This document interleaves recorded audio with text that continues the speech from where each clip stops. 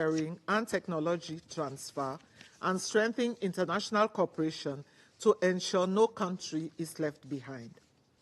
Fourth, the digital divide remains a critical challenge in our quest for equitable global governance. Many developing countries lack the infrastructure and resources to leverage technological advancement and digital transformation. Sierra Leone urges the international community to support initiatives that promote technological capacity building, digital inclusion, and fair access to global supply chains, ensuring that all nations can fully participate in the global economy. Mr. President, strengthening the role of the UN and Security Council requires unity, not division. We must set aside geopolitical rivalries and embrace dialogue, cooperation, and collective problem solving. Despite the varying socio-economic and political conditions of our countries, the scale and transnational nature of many global issues demand collective action. In these instances, multilateral frameworks are indispensable in preventing catastrophic consequences. The tools available to us have largely maintained a rules-based multilateral system. By improving these tools, we can better serve humanity. This includes strengthening resolution and peacekeeping mandates for clearer, more responsive and contextually relevant action, enhancing collaboration with regional entities to ensure faster and more agile responses to crises, promoting comprehensive peace and development strategies, and bolstering accountability mechanisms for human rights violations. In conclusion, Mr. President, Sierra Leone urges all member states to recommit to the core principles of the UN Charter and work towards a Security Council that is responsive, representative, and accountable to all nations. We reaffirm our unwavering commitment to multilateralism as the most effective framework to address global challenges. Sierra Leone stands ready to contribute to meaningful reforms that will enhance global governance, uphold the international rule of law, and promote a just, peaceful, and prosperous world for all.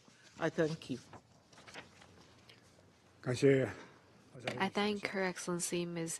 Alguini for her statement. Now I give the floor to the representative Guyana. Thank you, Mr. President, Your Excellency Foreign Minister Wang Yi, and welcome to the Security Council.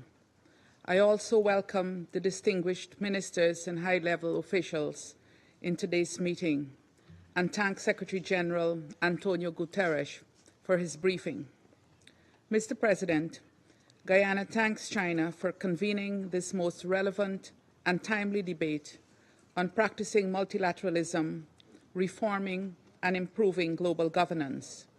It offers the opportunity not only for collective reflection, but perhaps more importantly, a frank discussion on how we rejuvenate multilateralism and address the deficits in global governance. Mr. President, there have been seminal moments in history where the world came together across geopolitical divides to put people and planet first. If we look at the driving factors of those moments, we will inevitably find that terrible events had, in each instance, reminded countries that multilateralism and international cooperation are the best mechanisms for addressing global challenges. The foremost example is the formation of the United Nations almost 80 years ago. On the heels of 2 world wars, world leaders joined hands with the aim of saving succeeding generations from the scourge of war and crafted the United Nations Charter as the blueprint. The Charter continues to provide a solid foundation for collective global action, grounded in the understanding that peace and security, development, and human rights are interdependent, and that respect for international law and justice are indispensable to achieving these objectives. So too is the need to ensure that solidarity, inclusion, and the objective of leaving no one behind are demonstrated by concrete action. Mr. President, Excellencies, it is the translation from commitments to action where multilateralism has largely not delivered in recent decades.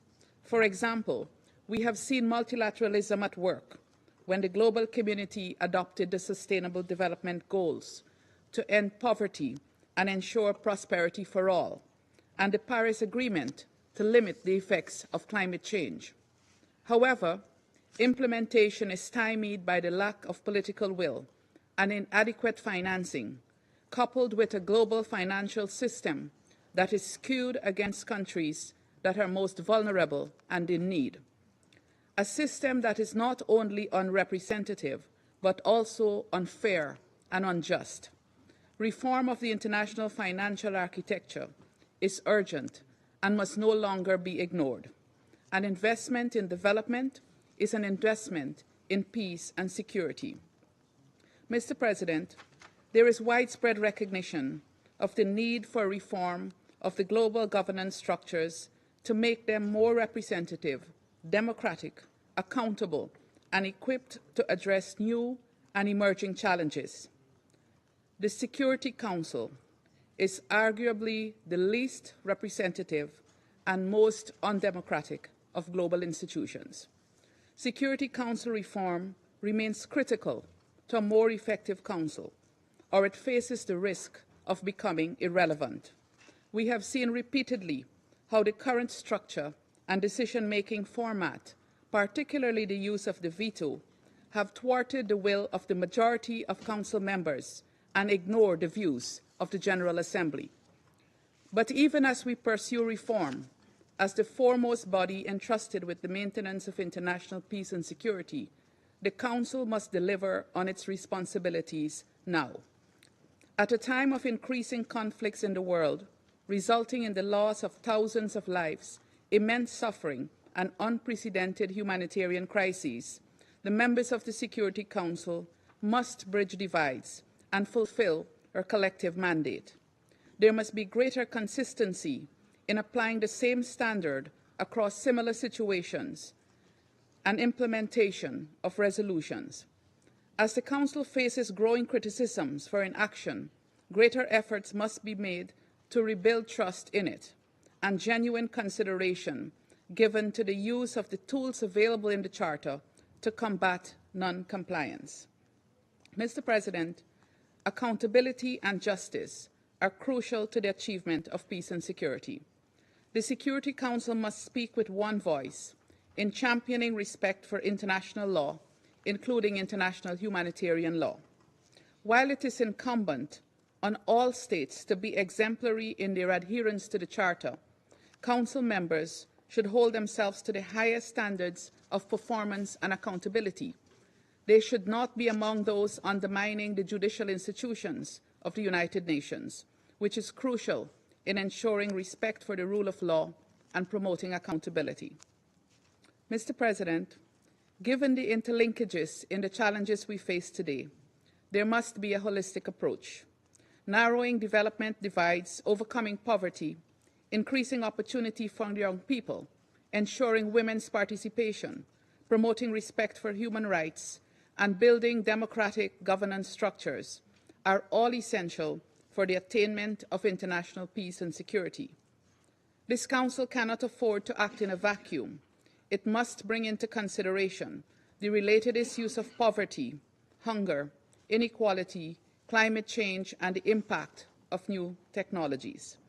In closing, Mr. President, last September, our heads of state and government took a definitive step with the adoption of the Pact for the Future, committing to protecting the needs and interests of present and future generations and transforming global governance. We must now, together, implement the actions outlined in the Pact, recognizing that no state can overcome the challenges we face on its own. It is global solidarity, supported by strong global governance structures and a requisite political will, which will help us to achieve a world that is peaceful, inclusive, sustainable, and prosperous. I thank you. 圭亚那代表的发言，下面我请丹麦代表发言。the representative of Guyana, and I now give the floor to today's debate. I also Denmark. thank the Secretary-General for his powerful words and his call to action. Mr. President, 80 years ago, from the ashes of two devastating world wars, the international community came together to establish the United Nations. The task was as momentous as it was visionary, to save succeeding generations from the scourge of war. It was a moment of hope in history, of unbridled optimism for humanity, for the promise of the Charter. Today, that promise remains as important as ever. Denmark is a founding member of this organization. Our belief remains as firm as it was 80 years ago, that many of our challenges are too great and too global for any nation, large or small, to face it alone. A strong and fair system, with the United Nations at its core and international law as its foundation, remains our best, indeed our only, option to address the multitude of threats and challenges we face. Mr. President, allow me to make 4 points. First, multilateralism works. For 8 decades, the United Nations has helped to prevent a third world war.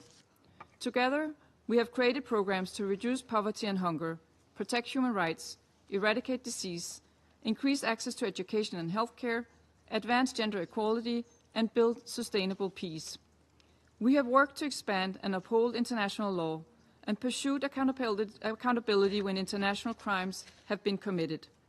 While much remains to be done, let me be clear. Denmark strongly supports this system and all that we have achieved, imperfect as it may be. Second, Mr. President, recent landmark agreements such as the Pact for the Future, the 2030 Agenda, and the Paris Agreement exemplify the potential of multilateralism at its best. But potential must be translated into impact. What is needed now is implementation. The Pact presents a bold vision for this multilateral system, including the Security Council. Around this table, it is our responsibility to act. We must not be afraid to rethink our tools, to adapt to changing realities. This is especially necessary for UN peace operations. Denmark firmly believes that UN peace operations remain indispensable for addressing conflicts and sustaining peace. For millions, the blue helmet represents hope in the darkest corners of conflict. But as the very nature of conflict evolves, so too must our response. To effectively address the complex security challenges of our time, more agile, adaptable, and responsive approaches are needed.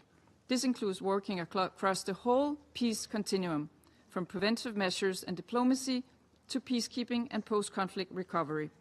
The Security Council should lead in advancing fresh thinking on how to ensure this. Mr. President, my third point. We cannot seriously tackle the issues facing multilateralism when the Security Council continues to operate in the reality of yesteryear. Excellencies, it is no longer 1945. The world needs a more representative Security Council, one which reflects the global diversity of the 21st century, one which addresses the historical injustice done to the African continent and ensures greater representation of developing countries across regions. As we push for fundamental reforms, we must also assess the actions and, tragically, inactions of the Council. Too often, this Council has been unable to alleviate immense suffering due to the veto. The veto should never stand in the way of action to prevent and end atrocity crimes. Fourth, Mr. President, underpinning all of these points, and indeed all of our collective action, must be an unwavering commitment to international law and the United Nations Charter. For Denmark as a small country, this is our guiding star. Respect for the basic purposes and principles of the United Nations, including sovereign equality, territorial integrity, and political independence for all states, is indispensable to the cause of peace. It is the foundation for a world in which might does not make right. As we uphold these principles, the respect for human rights and international humanitarian law must be at the core. We must end cycles of impunity and ensure accountability for victims and survivors of international crisis. This should be accompanied by efforts to identify and address the root causes of conflict. While states bear the primary responsibility to protect their populations from atrocities, this Council has an important role to play in ensuring timely and decisive international action. Mr. President, to conclude, Multilateralism is based on a fundamental willingness to work together, to understand the language, culture, and concern of others, and to find compromises. This is what the United Nations stand for. That is how we uphold the promise of the Charter. Count on Denmark's unwavering commitment to this goal. Thank you. I thank the representative of Denmark for the statement. Now I give the floor to the representative of the Republic of Korea. Thank you, Mr. President, for convening this important meeting. I thank the Secretary-General for sharing his valuable insights. As we celebrate the 80th anniversary of the United Nations this year, we stand at a crossroads, proud of our achievements to date, yet also confronted with doubts in our common belief in multilateralism. Since the adoption of the UN Charter, member states have worked together to lay the foundation for a world free from the scourge of war, a world grounded in fundamental human rights, the rule of law, and sustainable development. Yet today, the multilateral architecture we have built is under immense pressure. For 3 years, Ukraine has suffered the devastating consequences of a military aggression in flagrant violation of the UN Charter by a permanent member of the Security Council. In Gaza, despite the efforts of the Security Council to reach consensus over the past 15 months, it has struggled to produce meaningful impacts on the ground, as the actual ceasefire was made possible by a few critically involved parties. Africa is also suffering from multiple security crises, including in the Democratic Republic of the Congo, Sudan, and the Sahel. They have escalated opportunistically amid the weakening of effective UN peace operations and the UN sanctions, both of which are critical tools in the UN efforts to maintain peace and security. The staggering human death tolls in all of these conflicts also calls into question the UN's role in protecting civilians and alleviating humanitarian suffering. Against this backdrop of mounting frustration in multilateralism, let me highlight 3 points. First, we should reinvigorate the role of the United Nations that offers an enduring diplomatic space in shaping international views. It is extraordinary that 193 countries, with each of us at different stages of political and economic development, like-minded or even antagonistic, gather every day in this very building to discuss and try to solve current and future issues. This should not be taken for granted. Such a convening power of the United Nations is a driving engine of multilateralism, valuable to this very moment. For example, the adoption of the Pact for the Future last year, with its 56 action commitments, reaffirmed the international community's collective resolve for rejuvenated multilateralism. Second, the UN, particularly the Security Council, must become more creative and bolder. Though it may be difficult to avoid gridlock on issues where permanent members have divergent views, there are other areas that the Security Council can explore to fulfill its mandate and reinforce its institutional standing. For example, emerging security challenges must be given due attention, followed by more active deliberations. The rapid evolution of digital technologies, including artificial intelligence, has amplified global security risks, particularly when exploited by irresponsible actors such as North Korea. The proliferation of mis- and disinformation has further opened new platforms for manipulation, complicating tensions and conflicts. Likewise, climate change is intensifying global instability by heightening competition over resources. Geopolitical divides must not prevent us from addressing these urgent and new challenges. Third, we must defend and uphold the 3 pillars of the UN work, namely peace and security, development, and human rights. We believe that we simply cannot accomplish economic development and sustaining peace without justice, human rights, and democracy. Equally, without solid development, political democratization and human rights cannot fully flourish. something Korea has experienced firsthand in its own national development. In order to continuously support the virtuous cycle of the HDP nexus, we increased our ODA by 30% last year, which is 4 times the amount compared to 2010. The Peacebuilding Commission can play a crucial part in this regard with its unique advisory role that covers all 3 pillars. As the Security Council PBC informal coordinator, the Republic of Korea is committed to bringing greater coherence to both bodies. Mr. President, on a final note, the rise of the elected 10 members in the Security Council gives us a sense of inspiration and hope that they can take the lead when geopolitics divide the Council. In this vein, Security Council reform should be navigated in such a way that empowers more elected members, increasing the Council's accountability to the wider membership. Now, more than ever, global challenges require global cooperation. Korea remains steadfast in its commitment to strengthening multilateralism, and we will continue to work with all partners to this end. Thank you, Mr. President. I thank the representative of the Republic of Korea for the statement. Now give the floor to the representative of Panama. Gracias, señor presidente. Thank you, Mr. President. Panama thanks the People's Republic of China for convening us today to this high-level event, which invites us to reflect on the foundations of the United Nations, its purpose and its future in global governance. We further express our thanks for the important contribution made by the Secretary-General António Guterres. We extend a warm welcome to His Excellency Wang Yi, Minister of Foreign Affairs of the People's Republic of China, and likewise to the Ministers of State who are honoring us with their participation today. President, multilateralism is facing its most critical juncture since the foundation of the United Nations 80 years ago, born out of the ruins of a violent, devastating and cruel global conflict. The rationale that led to the establishment of the United Nations with its multilateralist structure to guarantee international peace and security offered a level of protection to small countries from the arbitrary impositions of the most powerful.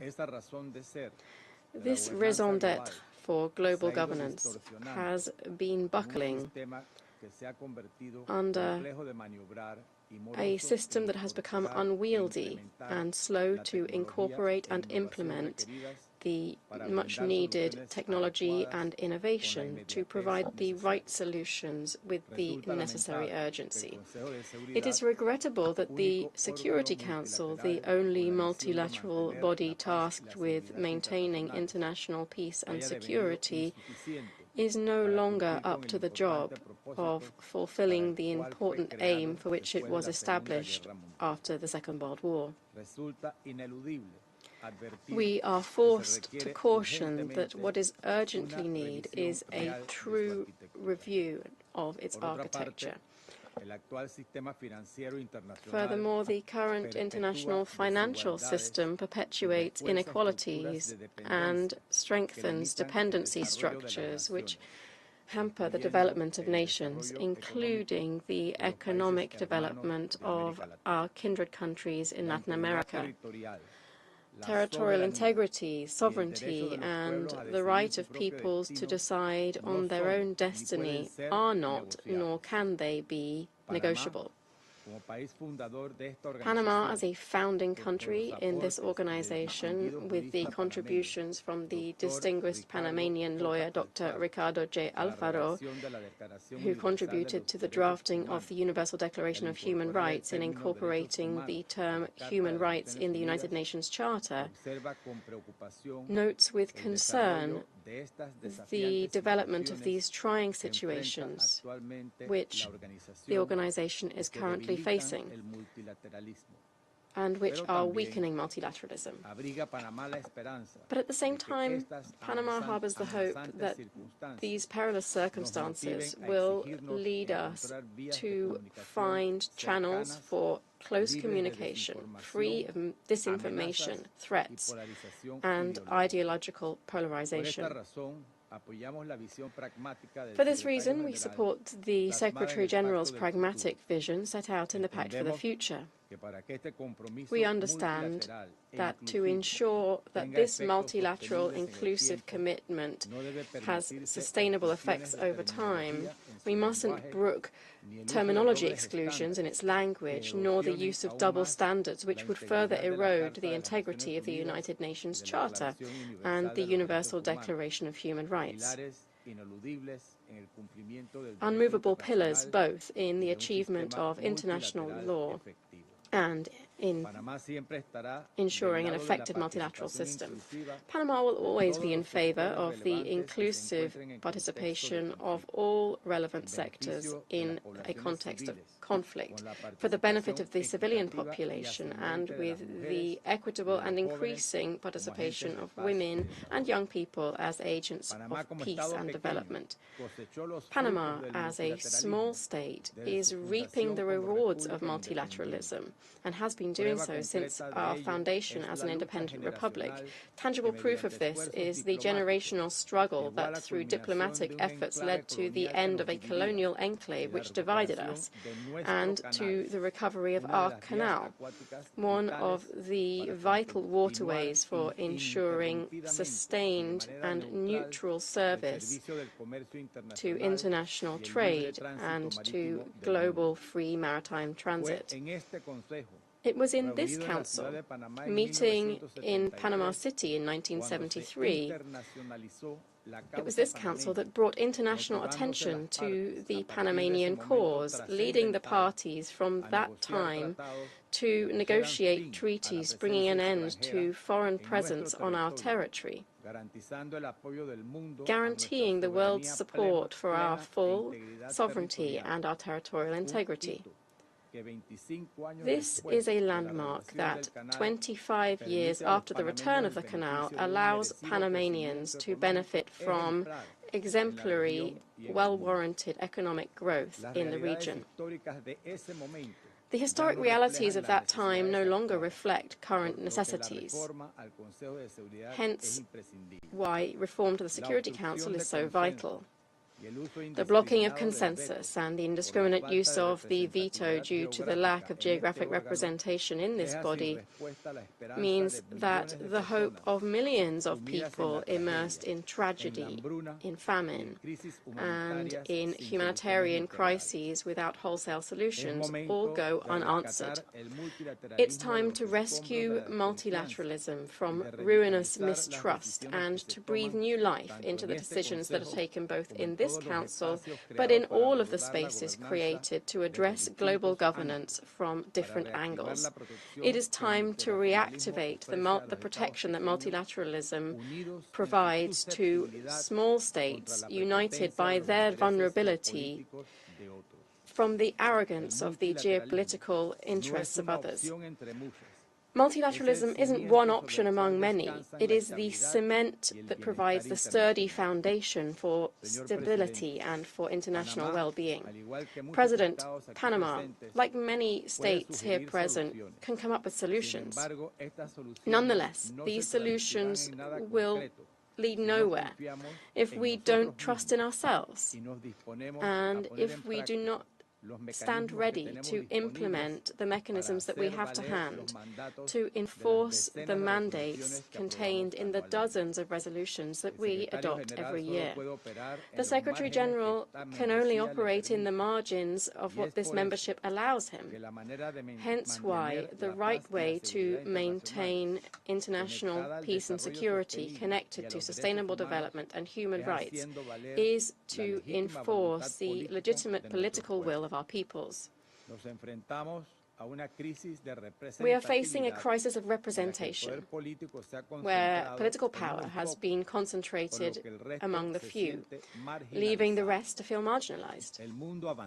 The world has moved forward, has moved on. It's our responsibility not only to keep pace, but also to get ahead to address that concern and the looming concerns with the emergence of artificial intelligence, cybersecurity threats, and disinformation intended to polarize us, just to cite a few challenges that we must face collectively.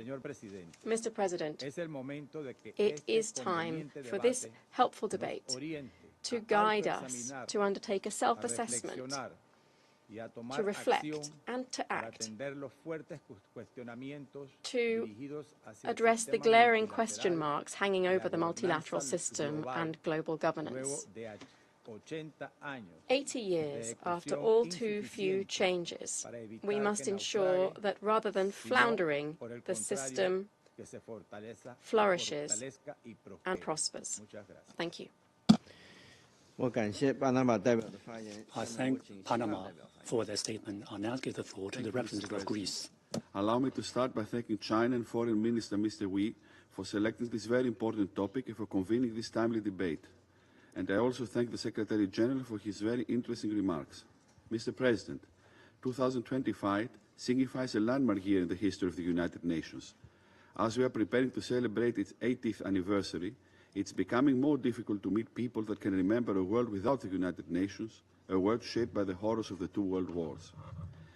Therefore, it is necessary to prevent, among future generations, the risk of oblivion of the devastation that preceded the creation of the organization through highlighting its accomplishments in the promotion of international peace and security, sustainable development, and the protection of human rights.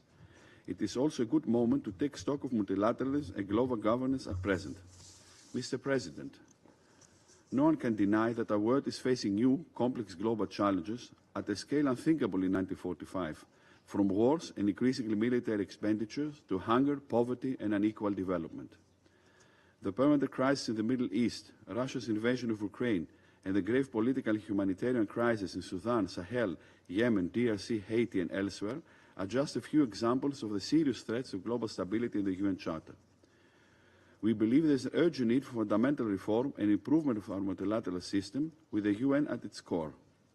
A crucial step towards this direction was made last September at the Summit of the Future, when the world leaders renewed the commitment to effective multilateralism by adopting the Pact of the Future and its annexes, the Global Digital Compact and the Declaration of Future Generation. Our Prime Minister has stated that the Pact of the Future, as a point of global consensus, is only a first step, but it's a necessary first step.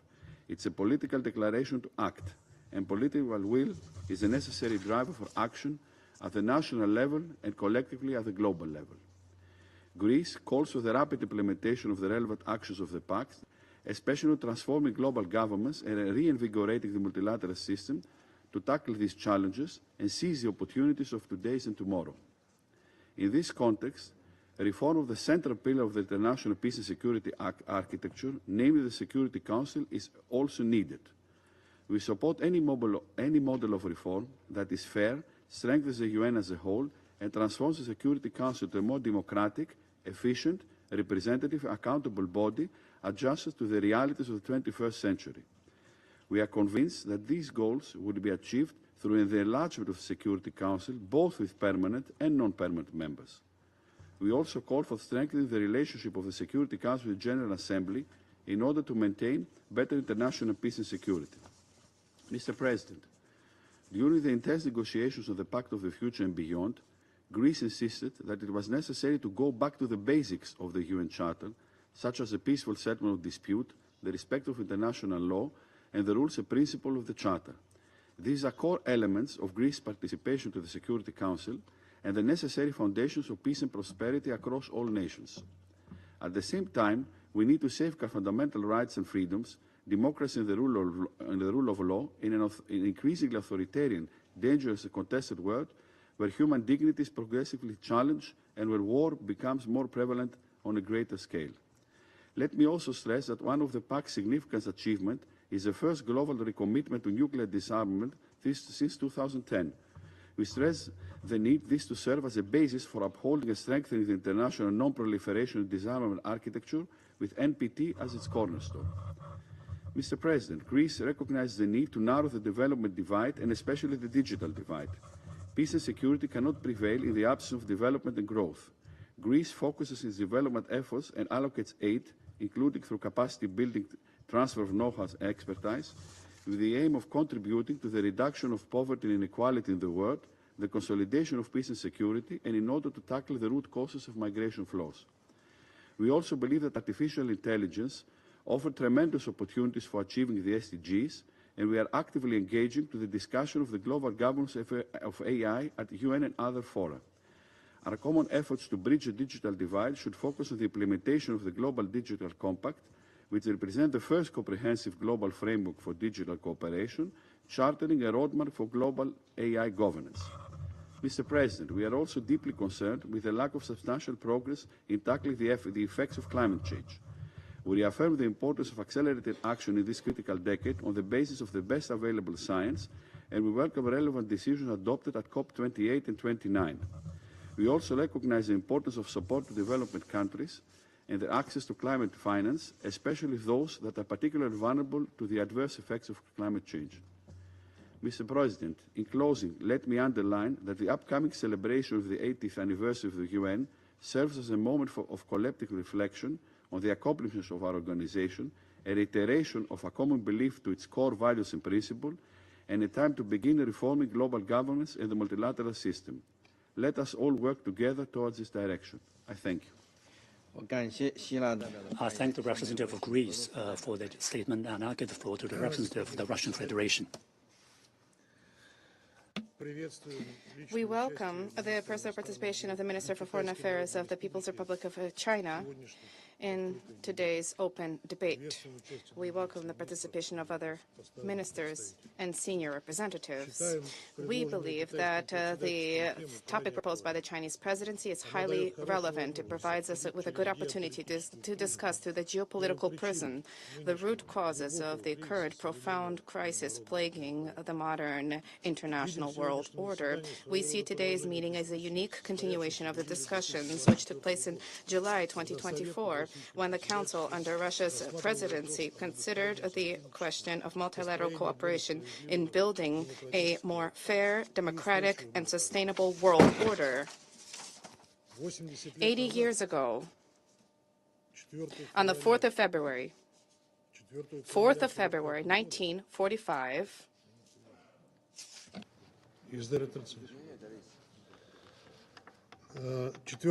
on the 4th of February, 1945, the Yalta Conference began. During this epochal meeting, the contours of the post-war world order were set out, at the heart of which was the United Nations.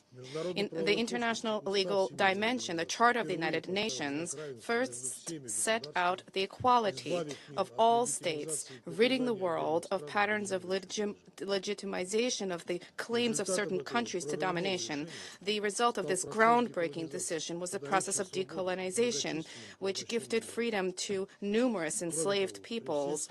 Furthermore, despite all of its strengths and weaknesses, which politicians and academics continue to debate, the United Nations as a whole fulfilled its founding purpose, namely preventing a new world war. However, today the world has come closer than ever before to a dangerous threshold. It is teetering on the brink of a direct military confrontation between nuclear powers. The West, operating through the rules-based order template, is agreeing to, in circumvention of the United Nations, decisions and key topics of the majority of countries, for the majority of countries, and subsequently portraying these solutions as universal solutions and imposing them on others. We therefore see a deliberate undermining of the authority of the United Nations and the primacy of international law in governing international relations. We are witnessing a broad application of the practice of unilateral coercive measures being imposed whenever supporters of methods of force in global politics do not manage to push through their desire desired outcome at the Security Council. An example of this is the situation in Iran. After the expiration of a number of restrictions in Resolution 2231 in October 2024, European countries failed to adopt practical measures to lift restrictions against Iran, extending them indefinitely at the national level. Let us recall that the only body authorized to impose sanctions is the Security Council. Any other measures are unlawful in nature. However, sanctions by the Council themselves are not etched in stone. As with any other instrument for the maintenance of international peace and security, the Council has a duty to proactively work to update them, to adapt them, to reflect new realities, and ensure their effective implementation. In this vein, it is clear that the current restrictions imposed against the DPRK is not helping to normalize the situation on the Korean Peninsula, and a major revision is long overdue. Failure to abide by the UN Charter and a reckless approach to Security Council resolutions on a number of acute international issues has now become the hallmark of the West. From the poorly hidden disclosures of many Western politicians and diplomats, we see that for their capitals, Security Councils are meaningless. They, with marked regularity, are not being implemented, or they are merely viewed as being non-binding. Behind these actions, there's a keen desire to preserve the neo-colonial system of exploitation, allowing its ruling elites and financial industrial capital to parasitically plunder the resources of developing countries. Russia has been undertaking efforts to advance anti-colonial and anti-neo-colonial agendas at the United Nations, including the adoption of the General Assembly thematic resolution in December 2024. In the context of efforts to resolve the Ukrainian crisis, it is becoming clear who genuinely advocates a more fair, equitable, more equal world, and who are living in the past and are striving at any cost to make their geopolitical agendas a reality. Any state claiming to act as a mediator and proposing peace initiatives must first and foremost clearly understand what caused this conflict. The root cause of this conflict is the disregard for the legitimate interests of the Russian Federation in the area of security, and an aspiration to inflict a geopolitical defeat on Russia, as well as failure by the regime which seized power following an institutional coup. The Kiev regime's failure to comply to respect the rights of the entire population of Ukraine, and the obligation of any normal government before all of its citizens. Alongside the achievement of the goals of the special military operation, Russia has been advocating the establishment of a system of indivisible and equal security in Eurasia, through which all states can be confident in their own security and will not attempt to uphold them at the expense of others' interests. The Russian president has advanced an initiative on this matter. It is in keeping with the ideas of many countries located on our shared continent. There is no doubt that a comprehensive approach to multilateralism hinges on the purposes and principles of the United Nations Charter.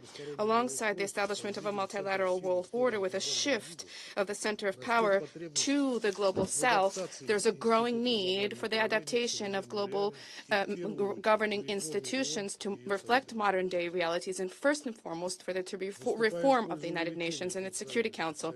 We advocate greater representation at the Security Council of African, Asian, and Latin American states. The unjustified domination at the Council of Western States as successors of colonial powers is a relic of the past. There have been tectonic shifts in the global economy. The share of BRICS countries in the global GDP is a little more than 37%, and has surpassed the share of countries of the G7, 29%. The reform of the global financial architecture needs to reflect these processes.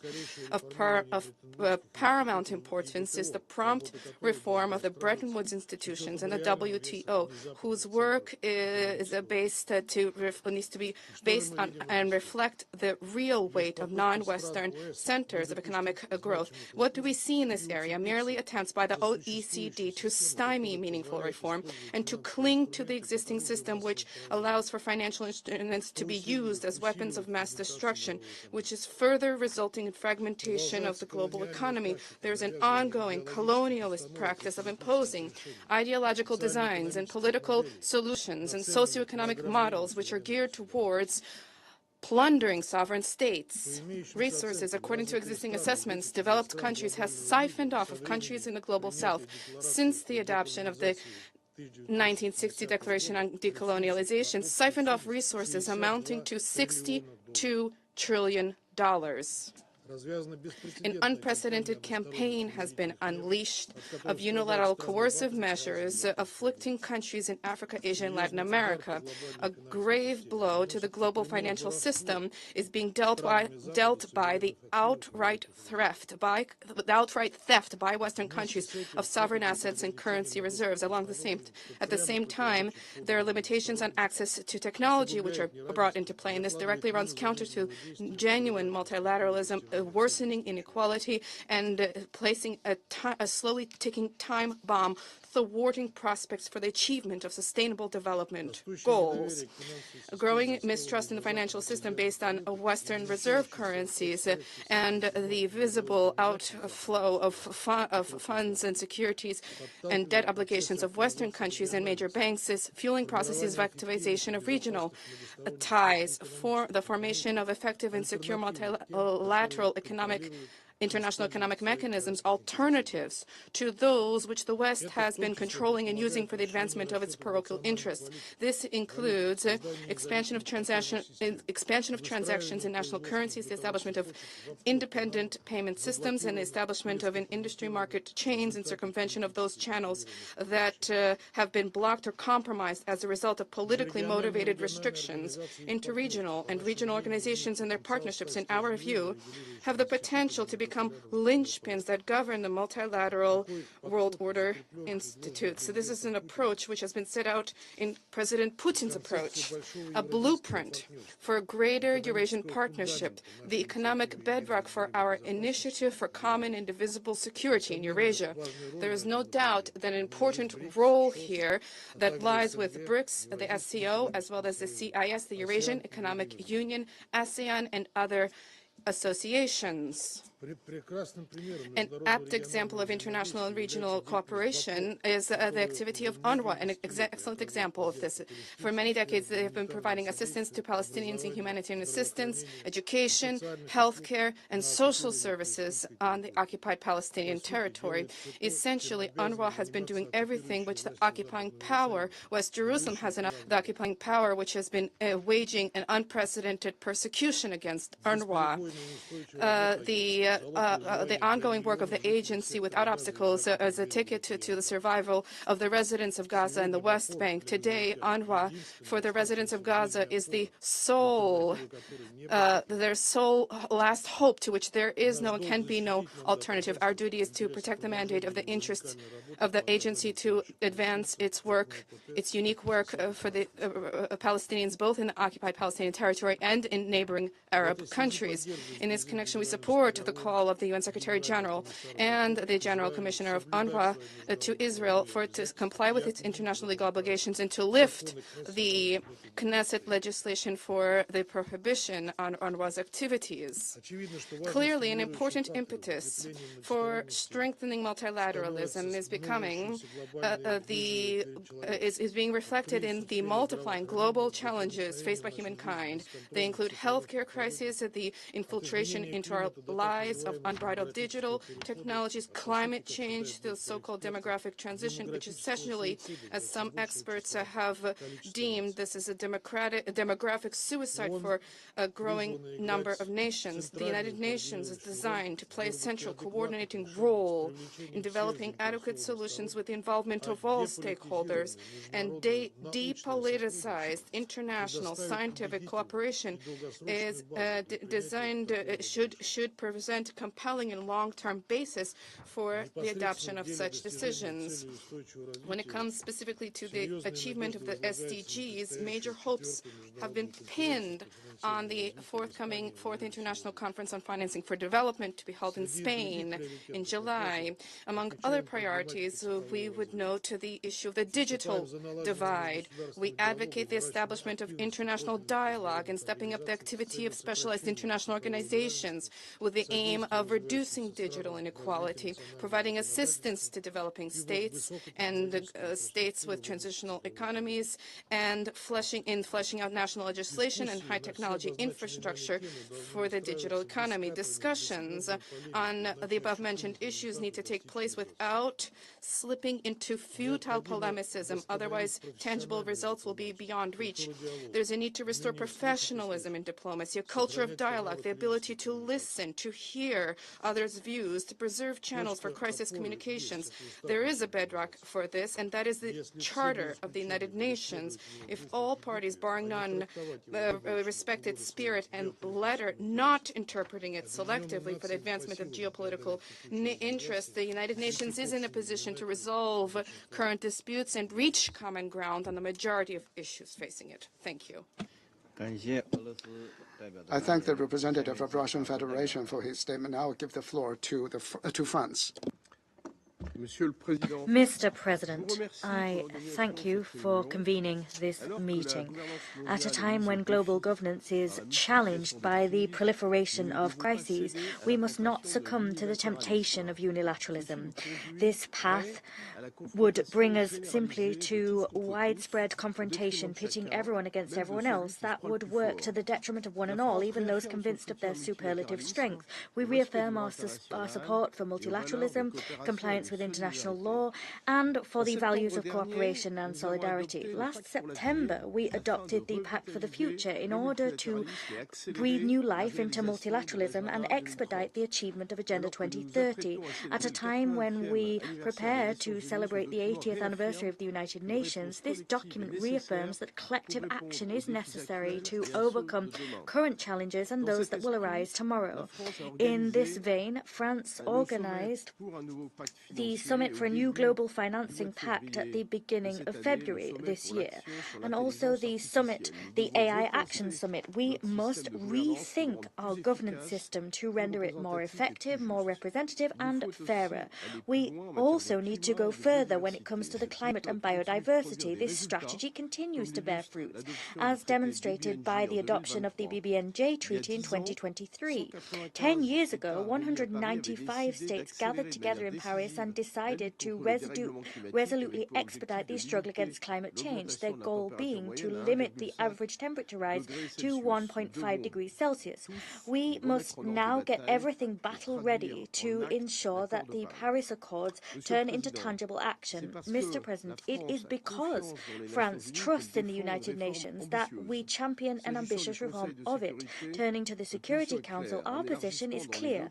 An expansion of the 2 membership categories in order to preserve its legitimacy is vital, as well as to increase its representativeness. It is illogical that Africa does not feature among permanent members. That must change. France has for 20 years stated, and this is set forth in the G4 model, that 2 African states must hold permanent seats. Here I reaffirm that their demand for veto power is legitimate. The Security Council must be able to take action and perform its role in terms of the maintenance of international peace and security. The international community has lofty expectations of the Security Council. For Palestine, for Ukraine, for Sudan, and for so many other regions in the world, we must do more. France believes that the veto power is not a privilege to be used at will, but rather a unique responsibility. It is with this in mind that France, since 2015, has, alongside Mexico, championed an initiative to suspend the use of the veto in situations of mass atrocities, that is, crimes of genocide, crimes against humanity, and war crimes on a large scale. 106 states have already extended their support to this initiative, and in the Pact for the Future, we have committed to stepping up our efforts on this matter. Let us prove ourselves worthy of expectations in this regard. Thank you.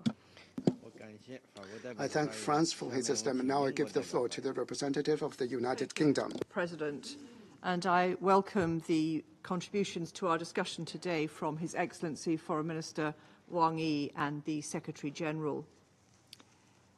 The United Kingdom remains deeply committed to the United Nations.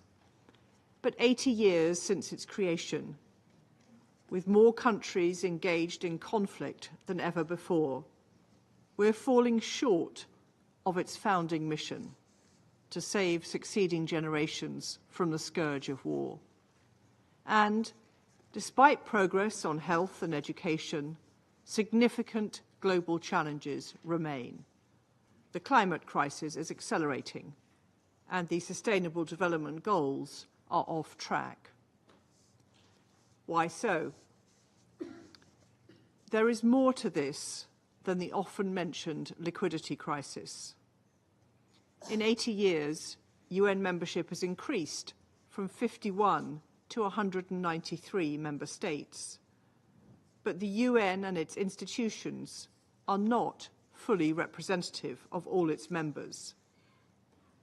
We now live in a multipolar world, not a bipolar or a unipolar one, and whose challenges, climate, pandemics, cybersecurity, are more transnational than national. As the Secretary-General reminded us, and so many speakers today have reiterated, the Pact of the Future demonstrated a clear desire and a clear commitment to reinvigorate the multilateral system, including through reforming the UN and the international financial system. Together, we need to redouble our efforts and find new ways to address emerging challenges. 2025, the UN's 80th anniversary and a year of key summits, is the first step on this path. Next month, we have the Commission on the Status of Women and the Beijing +30 meeting. In June, we have the UN Oceans Conference. In July, Financing for Development 4. And later in the year, we have the UN Social Summit and COP30 back in Brazil. Together, these summits seek to address our shared concerns. Their success is critical for progress and the UN's reputation as our multilateral home. Second, we need to use the UN more effectively to deliver international peace and security. Such progress must go hand in hand with upholding human rights. This starts, first and foremost, with the defence of the UN Charter, as colleagues have referenced. Nowhere is that more true today than in Ukraine, whose sovereignty and territorial integrity is under threat from Russian aggression. We must work to ensure that all UN tools, including its good offices, are used to deliver and advance peace. For example, Personal Envoy Lamamra has a crucial platform to bring together the warring parties in Sudan. We encourage reinvigorated momentum for mediation efforts, as well as renewed focus on prevention to reduce crises before they happen. This year's Peacebuilding Architecture Review is an important opportunity in this regard. We also need to refresh our peacekeeping approach to ensure missions are fit for purpose and defend UN peacekeepers wherever they serve. Attacks against them are unacceptable. And we honour in particular today MONUSCO peacekeepers who have fallen in defence of civilians in the DRC.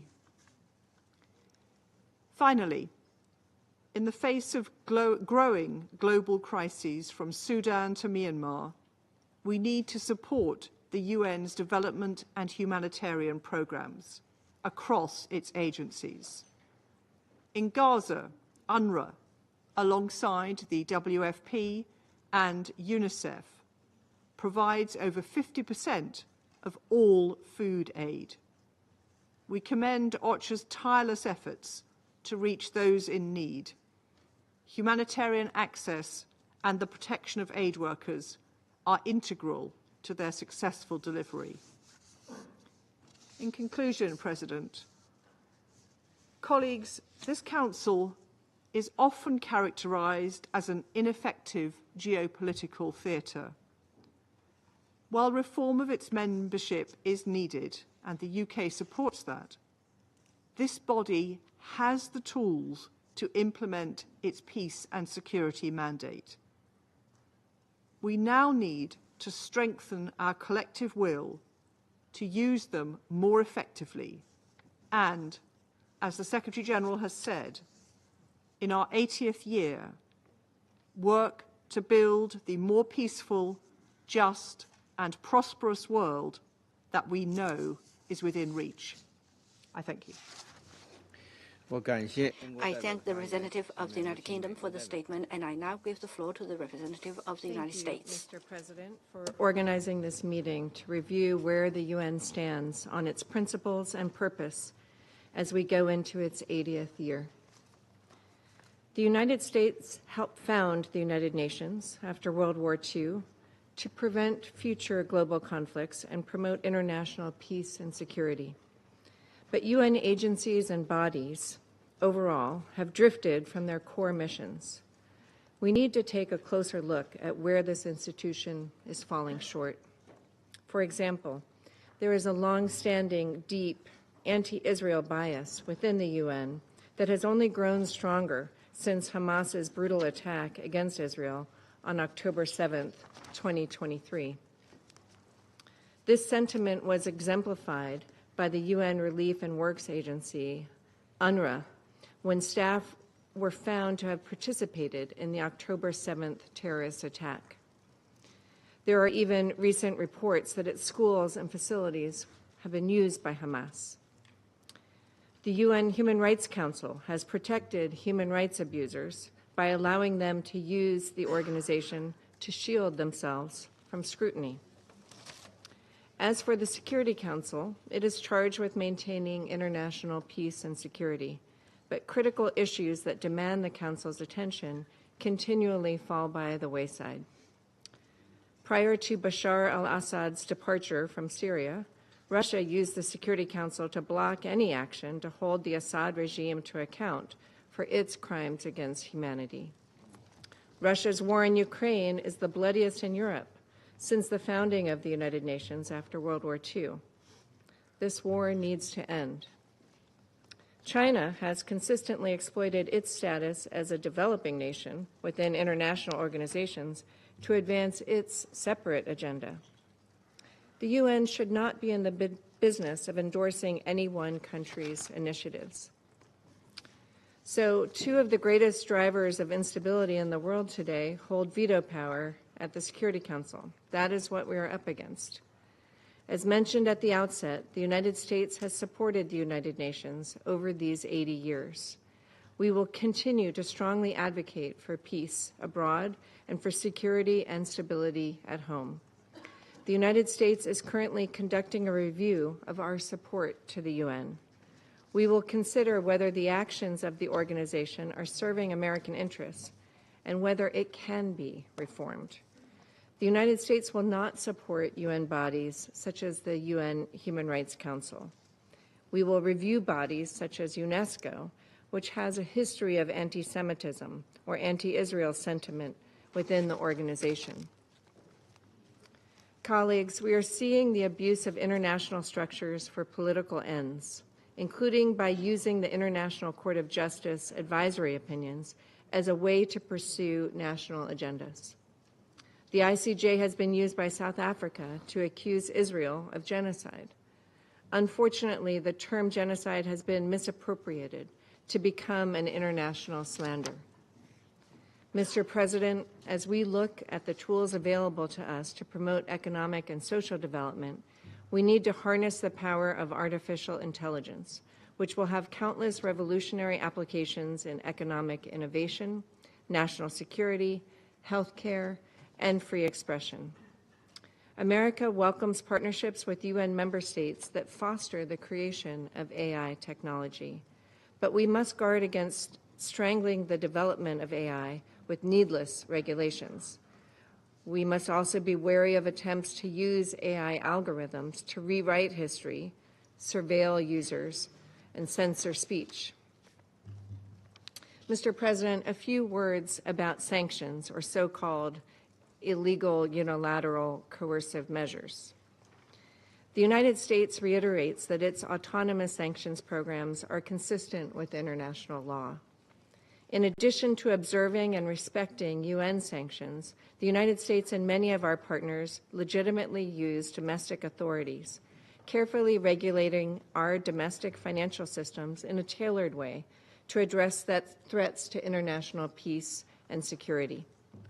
In doing so, we go to tremendous lengths to avoid humanitarian impacts or impacts on the flows of life-saving food and medicine to those in need.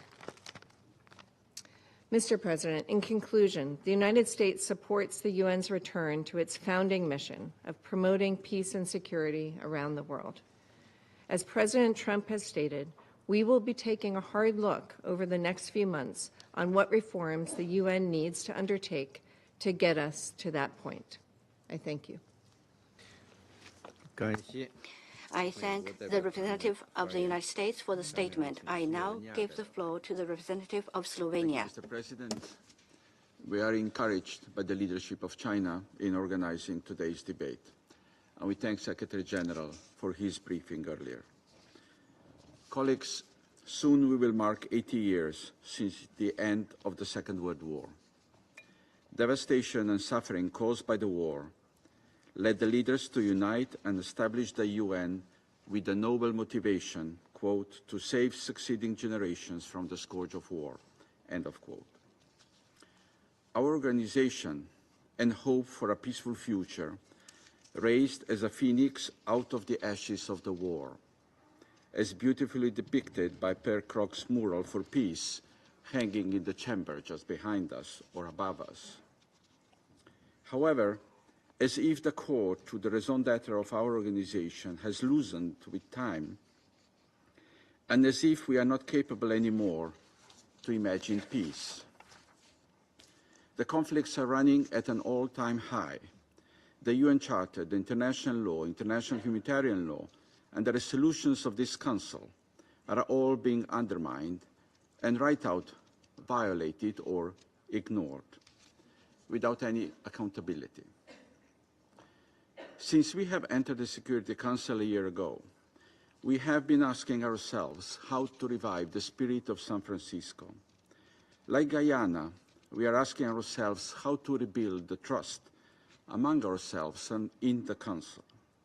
And like Sierra Leone, we are wondering how to reverse the erosion of international order based on international law and built around the organization. These questions led us to organize the Leadership for Peace open debate during the Security Council presidency in September last year.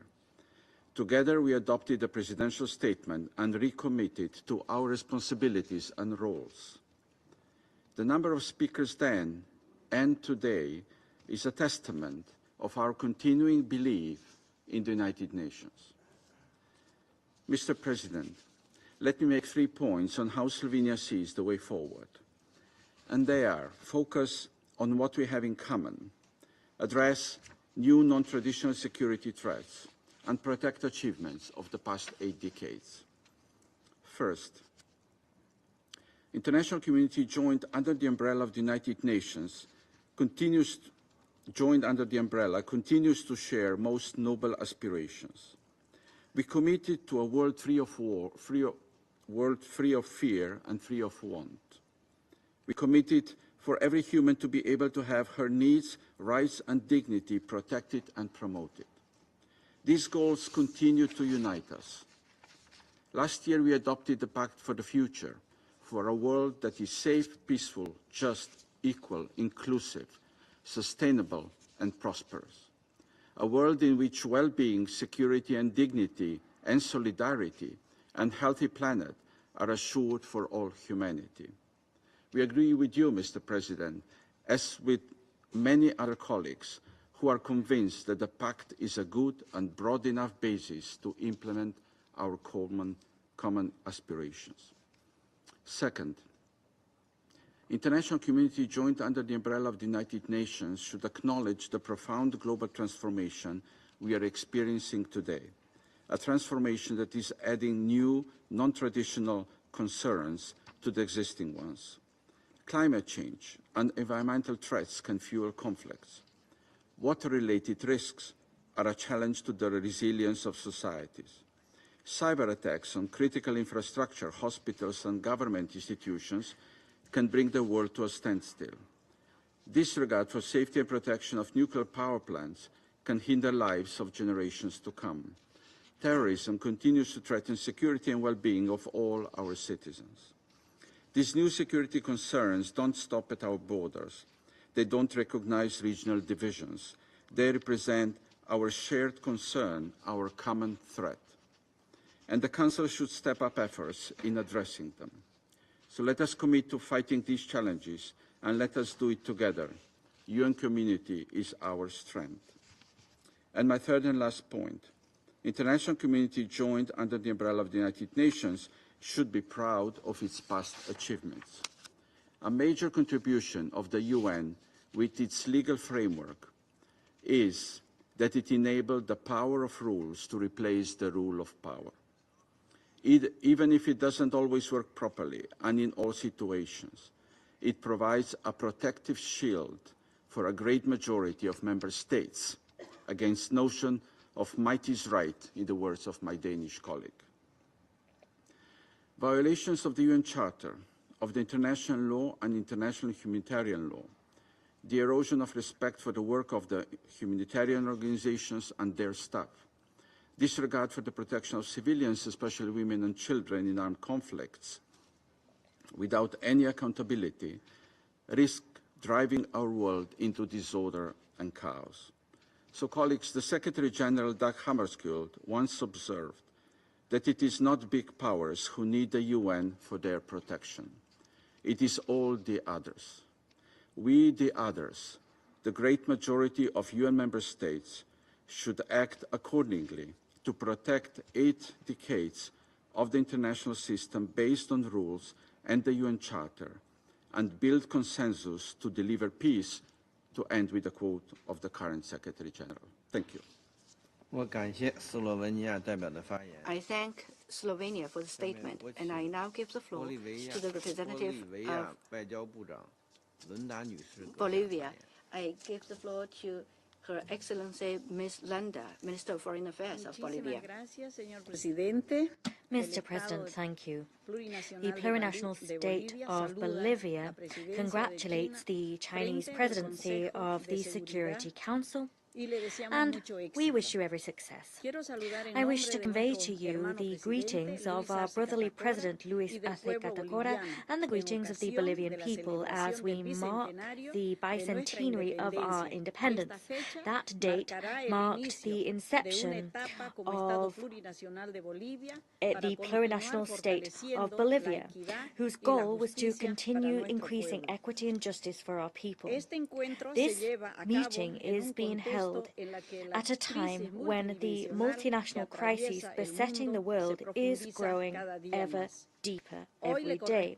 Today, it is incumbent upon the People's Republic of China to address this challenge in a global context marked by, 1, the worsening of the climate crisis. This climate crisis is seeing many countries facing the real risk of vanishing forevermore as a result of sea level rise. There is also global warming, which is worsening food insecurity.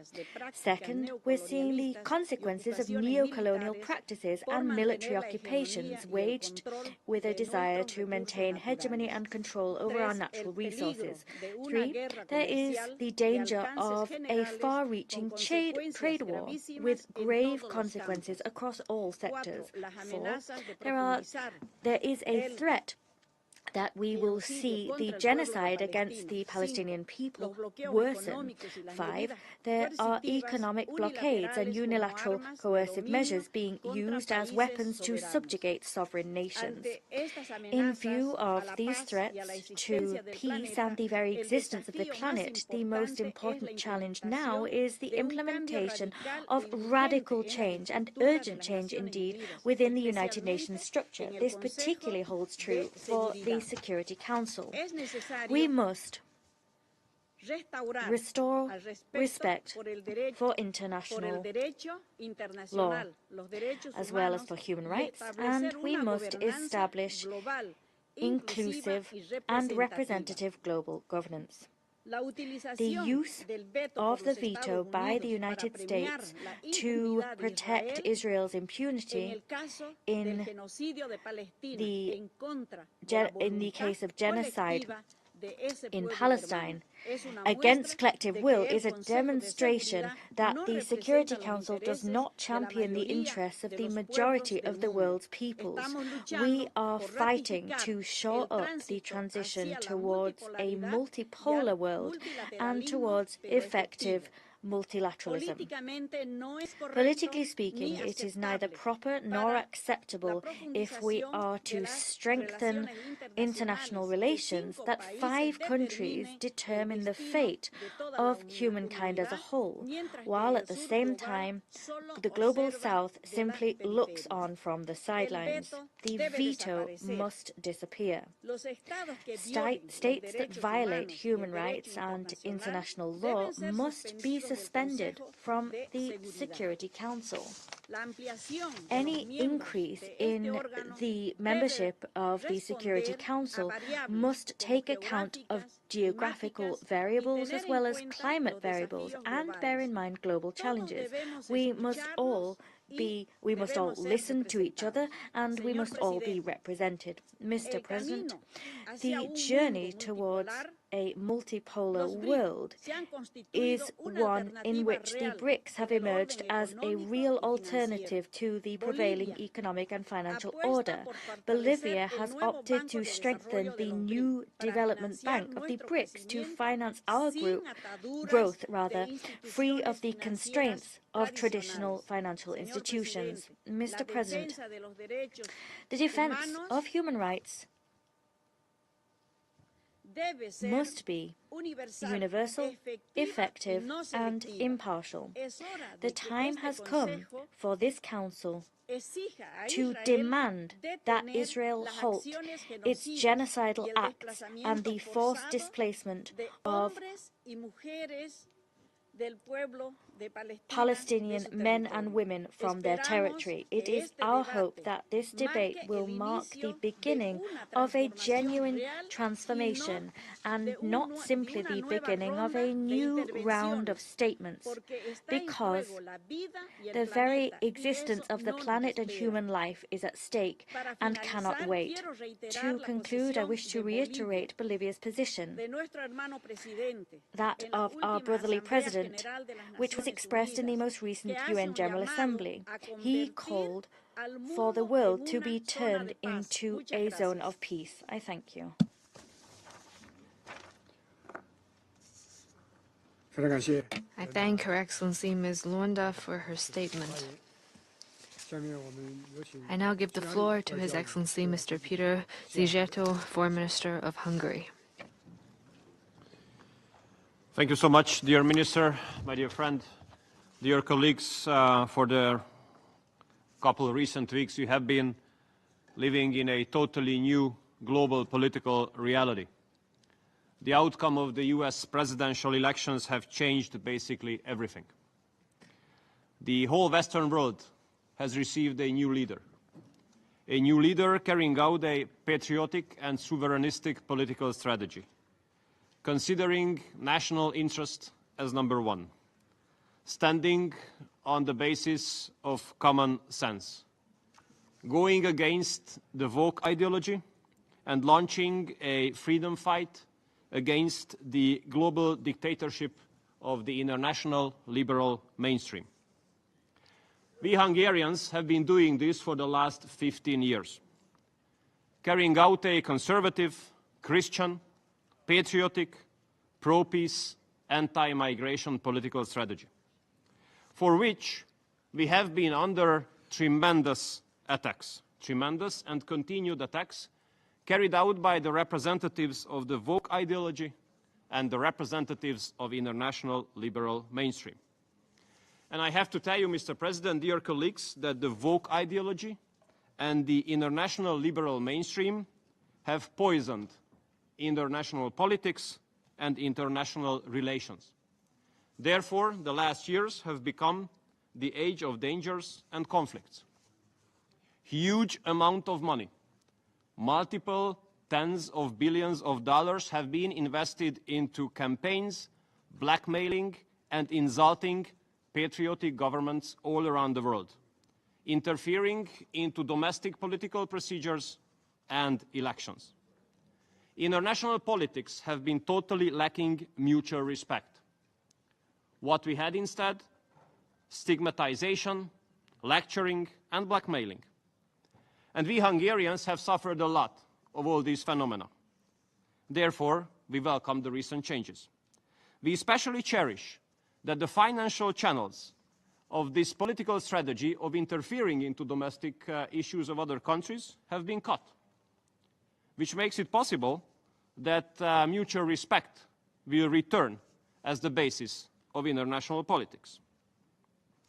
Mr. President, we Hungarians have been living in the neighborhood and the shadow of the war in Ukraine, which has put a lot of challenges ahead of us and caused a lot of harms and losses to our country.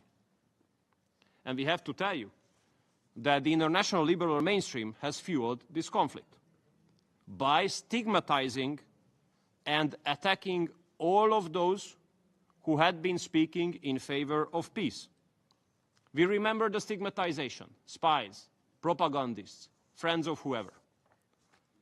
Therefore, a special appreciation should go to those countries who have kept the pro-peace camp alive regardless of the tough circumstances. And a very special appreciation should go to the People's Republic of China to establish the Friends of Group of Peace during the last General Assembly of the United Nations. And dear colleagues, the presidential elections in the US have brought tremendous changes in this case as well. A pro-peace president has been elected. Therefore, we have a bigger hope than ever for the peaceful resolution of the war in Ukraine. And we welcome that direct, highest possible level meetings have started today between the United States and the Russian Federation. We have been representing this position for 3 years, to keep the channels of communication open, to look for diplomatic solutions, to keep the ties with the Russian Federation. And for this, we had been under tremendous attacks in international politics. We had been saying that there's no solution on the battlefield. You have only dead people, casualties, and destroyment on the battlefield. The only solution comes around the negotiating table. And what is happening now shows that we were right. Although you might say the Hungarians are not right, but the Hungarians will be right for sure. And this has been shown by the recent developments.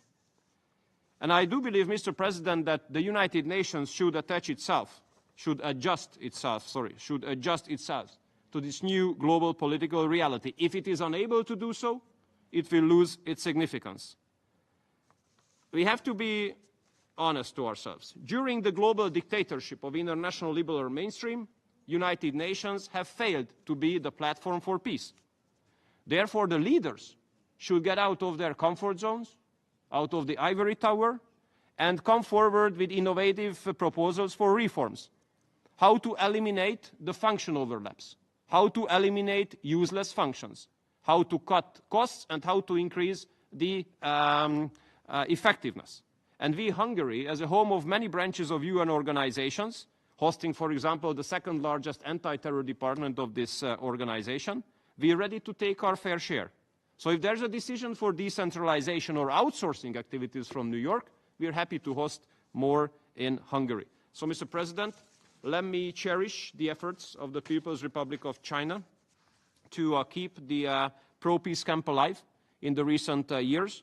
Now we hope that the activities of this camp will come to reality. We wish all the best for the United States and the Russian Federation for the direct negotiations. We hope that today's meeting succeeded well, and we hope for a successful summit sometimes in the near future. A good American-Russian relationship is good news to the world as well. And we, Mr. President, stand ready for the new age of global reality, and we are ready to take our fair share when it comes to making the world a better place again. Thank you so much.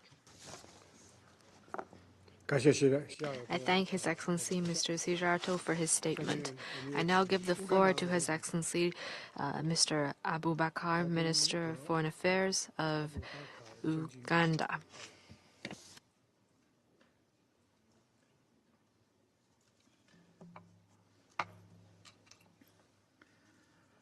Mr. President, members of the Council, invited guests, ladies and gentlemen.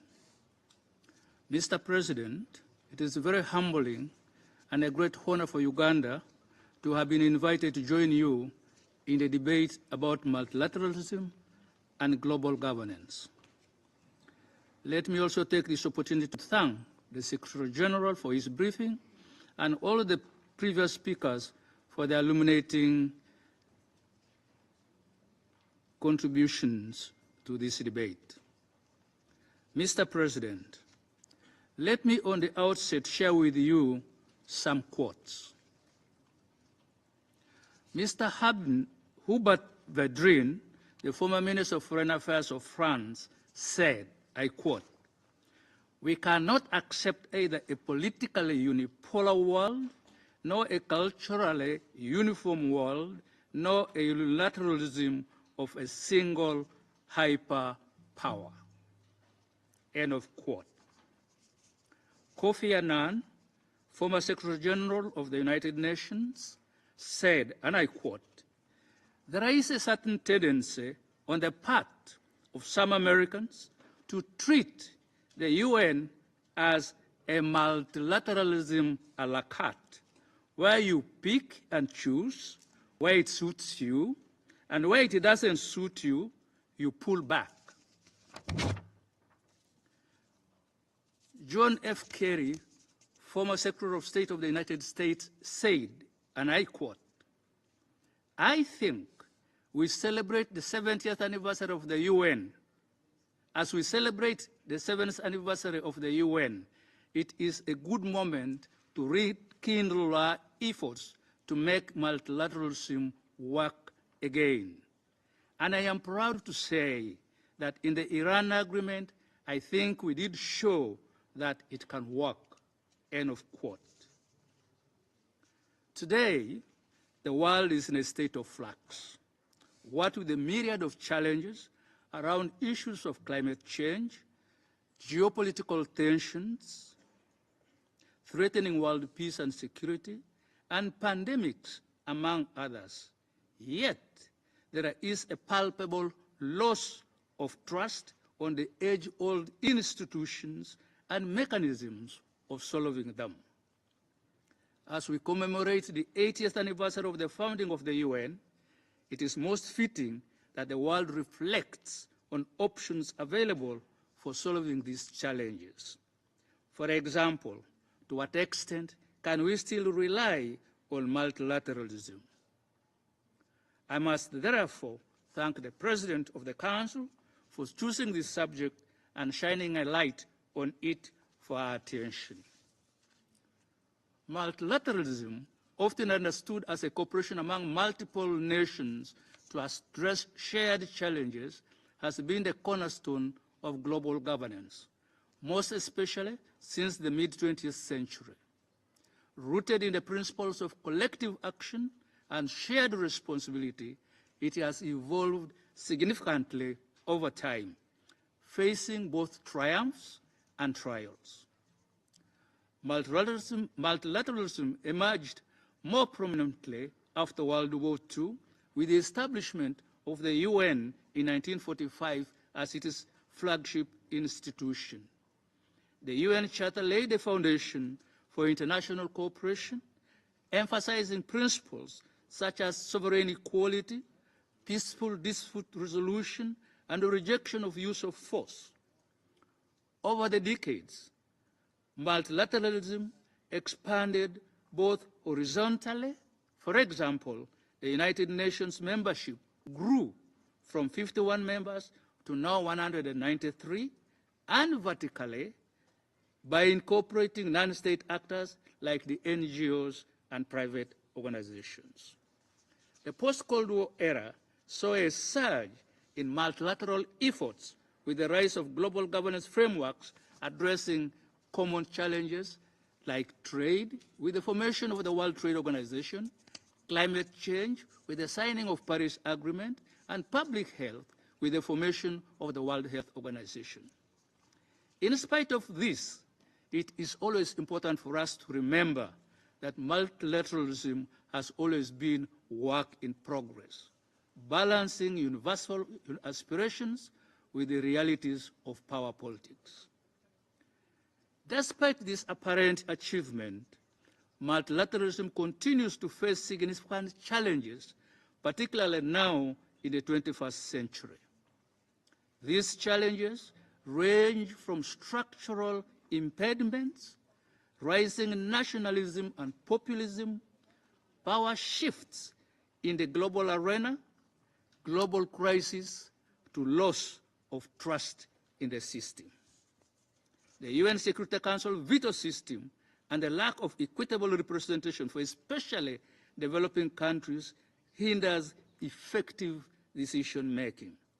Take, for example, the African continent, with a population of now more than 1.4 billion people, having no representation at the permanent seats category. Compare this with Europe, with a population of about 500 million people with 3 permanent seats. We could make the UN Security Council more representative and effective if we considered expanding both the permanent categories and the non-permanent categories, particularly by rectifying the injustices meted out to Africa and granting Africa 2 seats in the permanent category and 3 additional seats in the non-permanent category. Many world leaders have disavowed multilateral agreements, prioritizing unilateral actions instead. For example, when you withdraw from the Paris Climate Change Agreement or from the World Health Organization, you are effectively condemning multilateralism to doom. The 21st century is significantly different from the 20th century. Nations that didn't exist then are members of the UN now. Significant economic progress in a number of countries, particularly in the global south, now means power dynamics have shifted. The shift has major implications. Parallel structures have emerged, and Western domination of institutions is now challenged. The recent outbreak of COVID-19 significantly exposed limitations of the existing multilateral mechanism in coordinating global response. The above scenario have led to polarization and inequality, weakened trust in the multilateral institutions, making collective action more difficult. As John F. Kerry, whom I quoted earlier, did indicate, there is a need to rebuild trust and confidence in the global institutions. The picture I have painted above is rather depressing and fatalistic. However, you could examine ways and options to make multilateralism adapt to contemporary realities and become robust and effective in dealing with existing challenges. I would like to propose that we look at the following. 1, we must endeavor to introduce inclusive reforms. Efforts must be undertaken to modernize the UN, the World Trade Organization, and many other institutions so that they better reflect the current realities. These reforms should better reflect the priorities of the developing countries and ensure geographically diverse representation.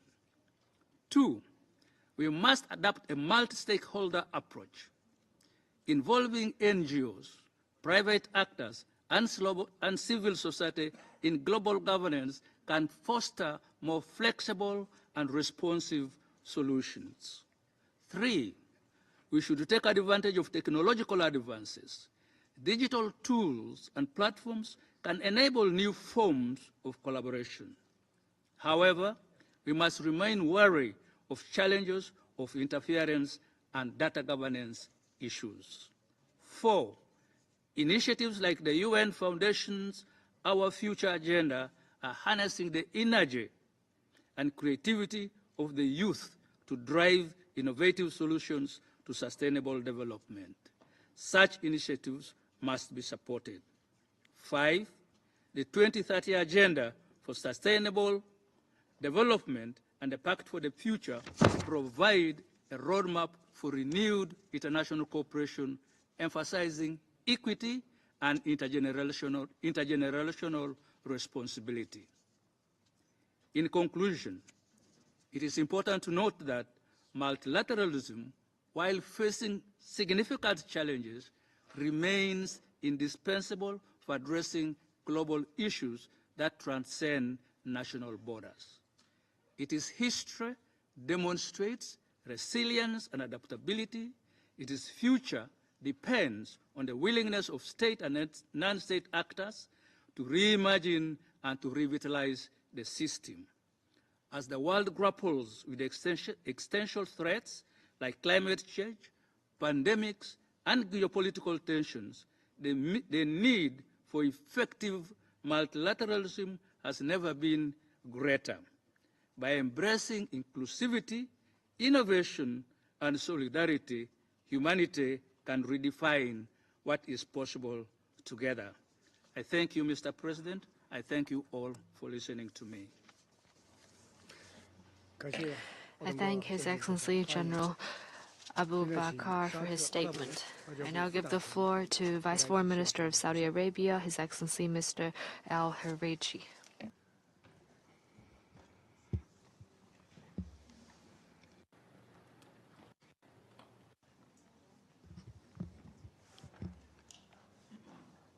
معالي السيد وانغ يي عضو المكتب السياسي اللجنة المركزية Mr. Wang Yi, member of the Political Bureau of the Central Committee of the Chinese Communist Party, Minister of Foreign Affairs of the People's Republic of China, the United Nations Secretary-General, Excellencies, distinguished delegates, may the peace, mercy and blessings of Allah be upon you. Allow me to begin by congratulating you on your presidency of the Council this month, and allow me to extend my sincere thanks for inviting us to this discussion to discuss ways to implement international multilateralism and reform global governance and its complementary mechanisms. Indeed, this meeting is being held among the most sensitive and delicate junctures, which leads us to identify the shortcomings that are preventing international multilateralism from fully playing its role. I must, of course, thank the Secretary-General for his valuable briefing and for the efforts that he is making constantly for international peace and security. Mr. President, in light of the changes that the world is undergoing, it has become necessary to move towards strengthening the ability of the international system to maintain international peace and security in accordance with the United Nations Charter. It goes without saying that the increasing challenges facing the international community and the current bloody incidents call for effective action and firm responses from the multilateral system, and particularly from the Security Council. which is responsible for acting neutrally and objectively on all issues on its agenda. The Kingdom of Saudi Arabia reaffirms the need to combine effectiveness on the one hand and multilateralism and equitable representation on the other hand in any serious effort to reform global governance. What we need is better representation of all of the regions of the world and greater participation from developing countries in adopting global agenda and in decision-making. We also need to guarantee that the United Nations action is truly effective in terms of maintaining international peace and security. It should do this by consolidating international cooperation, without which no single country can reach effective and successful solutions. In this context, the Kingdom of Saudi Arabia reaffirms that intergovernmental negotiations on reforming the multilateral system should be carried out through the General Assembly in accordance with Resolution 557/62 adopted by consensus. The arbitrary use of the right of veto and the issue of fair and equitable representation, as well as the issue of the expansion of the Security Council, are urgent matters that call for us to act seriously and objectively. We must, at the same time, ensure the equal representation of geographical and regional groups. Mr. President, we are currently witnessing an increasing crisis of confidence in the ability of the United Nations and its bodies, in particular the Security Council, to fully carry out their responsibilities in maintaining international peace and security and settle conflicts by peaceful means. This calls on us to assess the current situation and, in multilateral action, to find the best possible solutions for reform. It goes also without saying that the efforts of the Working Group on documentation and updating Note 507 on the Security Council's methods of work are a step in the right direction towards improving the Security Council's methods of work, particularly in light of the negative consequences of the use of veto on ensuring international peace and security. The unjustified use of the right of veto has proven that it in no way serves the cause of international peace and security. Rather, it contradicts the noble objectives and purposes of the United Nations Charter. The Kingdom of Saudi Arabia, with a view to ensuring that we can reach the noble aims of the United Nations, reiterates its call for a reform of the Security Council so that it can be more equitable and representative, to better represent today's realities, and so that it is up to the job of keeping pace with transformations within the international community. Reform is also called for to ensure that it is more efficient in how it achieves our common goals. To conclude, I trust that today's meeting will contribute to strengthening the role of the United Nations in international multilateral action and reforming global governance. Thank you. I thank His Excellency Mr. El-Hareji for his statement. I now give the floor to Vice Foreign Minister of Cuba, Mr. de Cosio.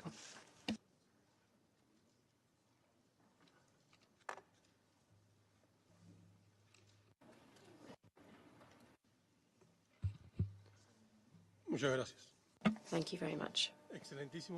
Your Excellency, Mr. Wang Yi, Minister of Foreign Affairs of the People's Republic of China and President of the Security Council. We support the statement delivered by the Bolivarian Republic of Venezuela on behalf of the Group of Friends in Defense of the United Nations Charter. We value highly the initiative of convening this open debate. We recognize China's relevant role in defending multilateralism, diplomacy, global development, and peace. As we approach the commemoration of the 80th anniversary of the United Nations, the world stands at a complex crossroads, characterized by serious and growing threats to international peace and security, and a gradual erosion of the foundations underpinning this very organization. Today's meeting invites us to reflect on its essential role in preserving international peace and security. We have witnessed the withdrawal of the greatest global power from international bodies, with utter contempt for their important work. We have witnessed the support and involvement of this great power with no ethical nor moral misgivings in the expansion of the genocide against the Palestinian people.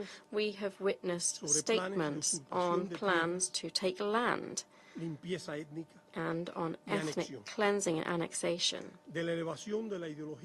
We have witnessed the heightening of the racist and supremacist ideology, the violation of environment agreements in the interest of transnational corporations, without a thought for the risks to the sustainability of life on our planet. In light of this challenging scenario, we reaffirm the importance of the role of the United Nations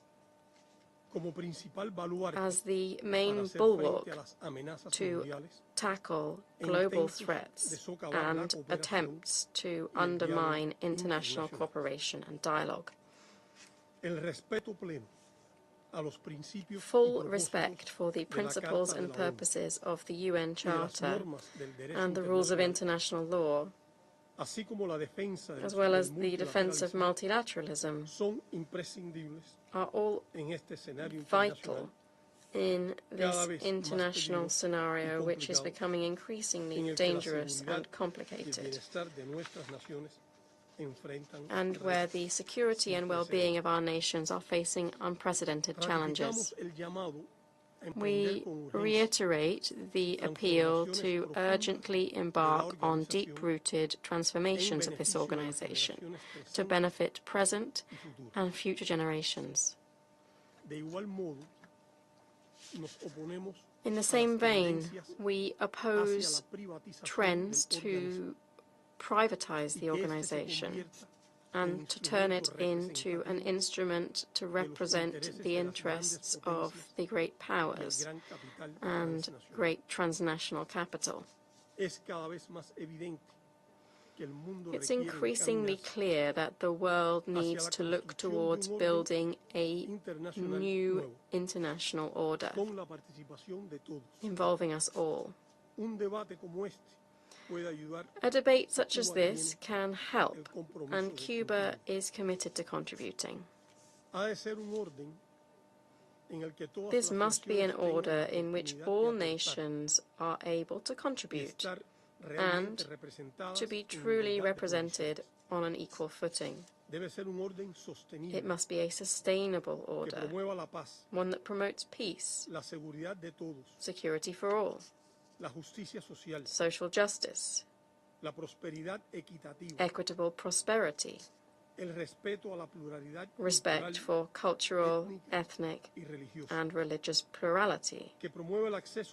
It must be an order that promotes democratic access to science and technology and to human rights for all, not only for the privileged elite. It must be an order based on solidarity, on cooperation, and on respect for the right of every country to choose its political, economic, and social system without foreign interference. The role of the General Assembly must be revitalized and strengthened without meddling from the Security Council in its work. It's urgent to reform the Security Council itself and to turn it into a truly transparent, inclusive, democratic and representative body that can effectively shoulder its responsibility of maintaining international peace and security, and that can act without double standards to preserve the credibility of the United Nations. Cuba's presence on the arbitrary United States list of states that allegedly sponsor terrorism, that government publishes as a coercive tool, is an act of aggression, an act that quite rightly triggers the rejection of the international community. It is a gross manipulation of the fight against terrorism. It's a way of attacking countries that it identifies as adversaries for the simple act of defending their sovereignty and their right to self-determination. It is further a blatant manifestation of the problems of the current international order. While unilateral coercive economic measures are persistently applied as a tool to achieve foreign policy goals, and while there is no let-up in punitive approaches to developing countries, we cannot talk about real and inclusive multilateralism for all. In Cuba, we have supported the global initiatives proposed by China. They are an expression of its determination to defend peace around the world, to defend dialogue and international cooperation, to defend equality among nations and peoples, to defend complementarity and the rejection of hegemonism and unilateral coercive measures.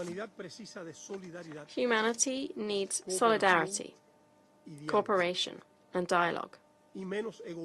It needs less egoism, imposition, and coercion. Humanity deserves steadfast and renewed commitment to multilateralism, to guarantee peaceful coexistence, to preserve international peace and security, and to find lasting solutions to systemic problems.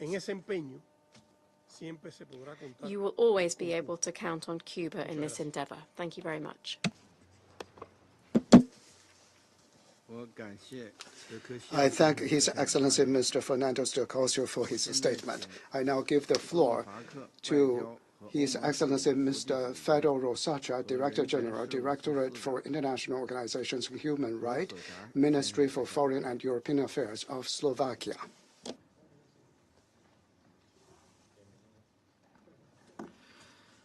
Mr. President, thank you for convening this open debate on the important issue of multilateralism and improving global governance. I would also like to thank Secretary-General Guterres for his statement to the Council. The theme of today's debate is of utmost relevance for all of us and all of our citizens. We all share a common interest in a workable international system, particularly in the context of international peace and security. And we all should continue to make every effort to further the peaceful purposes of the United Nations. Mr. President, before I start, I would like to align myself with the statement to be delivered by the European Union. I would like to add a few additional comments from a national perspective. The first point I would like to emphasize is that we are at a time of profound global transformation. The world today is becoming more multipolar and fragmented. However, this does not mean the world has to become less multilateral. To the contrary, global governance and cooperation must be the foundation for the changing world that brings new challenges but also offers new possibilities for collaboration. In any event, the United Nations role as the guarantor of international legal order and rule of law must not just be preserved, but actively strengthened in the future. The second point I would like to raise concerns the functioning of the Security Council in managing peace and security in today's world. The UN Charter specifies that the Council acts on behalf of all UN members. The Security Council must not be passive in the face of conflicts, crises, and atrocities. In a contemporary world, we need credible, timely, and decisive action by the Council in exercise of its primary responsibility under the UN Charter. No people should feel abandoned by the international community in this regard. Lastly, Mr. President, I want to speak about the critical importance of implementing the Pact for the Future, adopted at the United Nations by Member States last September. The Pact is the most comprehensive international agreement in years. Its adoption was an important success for multilateralism and the rules-based global order. The Pact is also a strong commitment on the part of the international community to reform the UN work on international peace and security. In order to make the most of this new impetus, we must now work together to turn ambitions of the Pact into concrete results and improvements. The Security Council too must play its part and act on the key action points proposed in the Pact that are of relevance to the Council and the international peace and security matters. I thank you very much for your attention. I thank His Excellency Mr. Rosacha for his statement. I now give the floor to Her Excellency Ms. Mariana Bacha, Deputy Minister of Foreign Affairs of Ukraine. Mr. President, Ukraine commends the initiative of the Presidency of China to hold this important debate and takes note of the briefers' presentations. As it rightly pointed out in the concept paper for this debate, our world has entered a new period of turbulence and changes. This means, in particular, that the foundations of multilateralism that was supposed to be the bedrock of the global security and stability are under immense strain. The Russian Federation's war of aggression against Ukraine is among the starkest manifestations of this crisis. The very institutions, first and foremost the UN, rooted in international law and designed to prevent such conflicts, unfortunately failed to stop the aggressor. It is true, as the concept note reminds, that thanks to the UN efforts, no new world war has happened. However, this offers little consolation to those Ukrainians whose towns have been completely destroyed, to the scale comparable to or even exceeding the devastation of the Second World War. This war is not only about Ukraine. This war is not only about Europe. The Russian Federation has turned food and energy into weapons, exacerbating global crisis. Its manipulation of energy supplies has destabilized markets far beyond Europe. Its nuclear threats undermine decades of non-proliferation efforts. This is a direct assault on global security and stability. Moreover, suffering, destruction, and casualties are not confined to Ukraine only.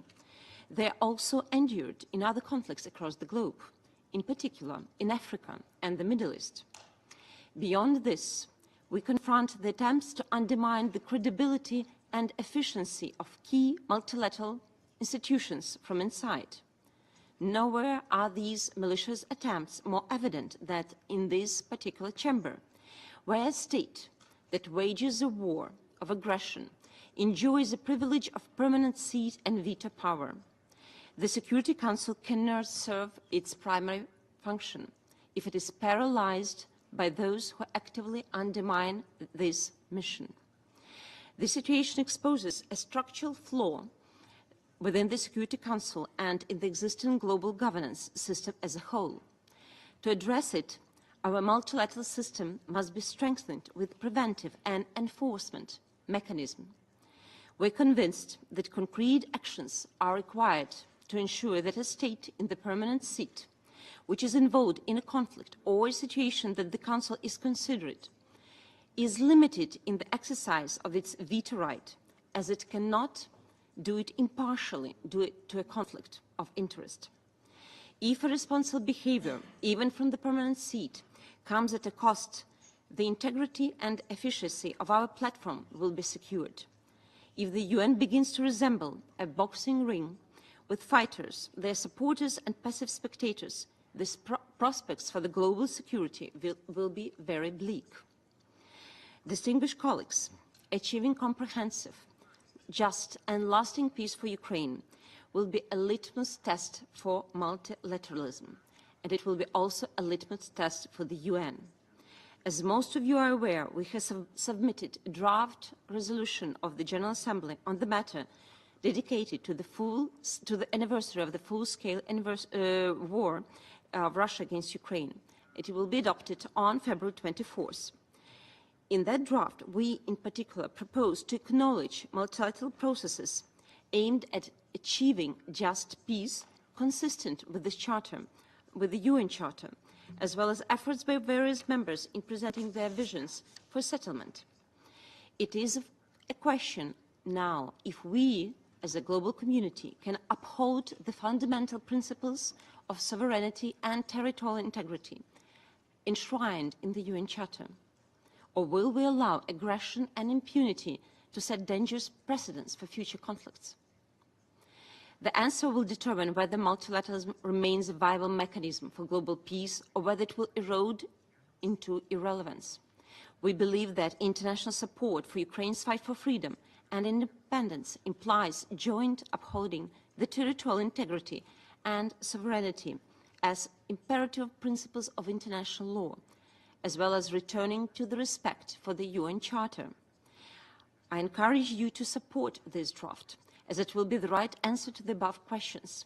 We are confident that support of Ukraine in a situation of illegal, unprovoked and unjustified Russia's war of aggression means support of the territorial integrity as a UN principle.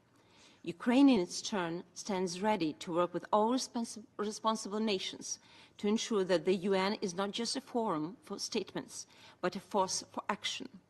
We urge this Council to rise to the challenge and take decisive steps forward, towards meaningful reform. The cost of inaction is too high. It's not just for Ukraine, but for the future of multilateralism and the international order itself. Thank you. I thank Her Excellency Ms. Becher for her statement.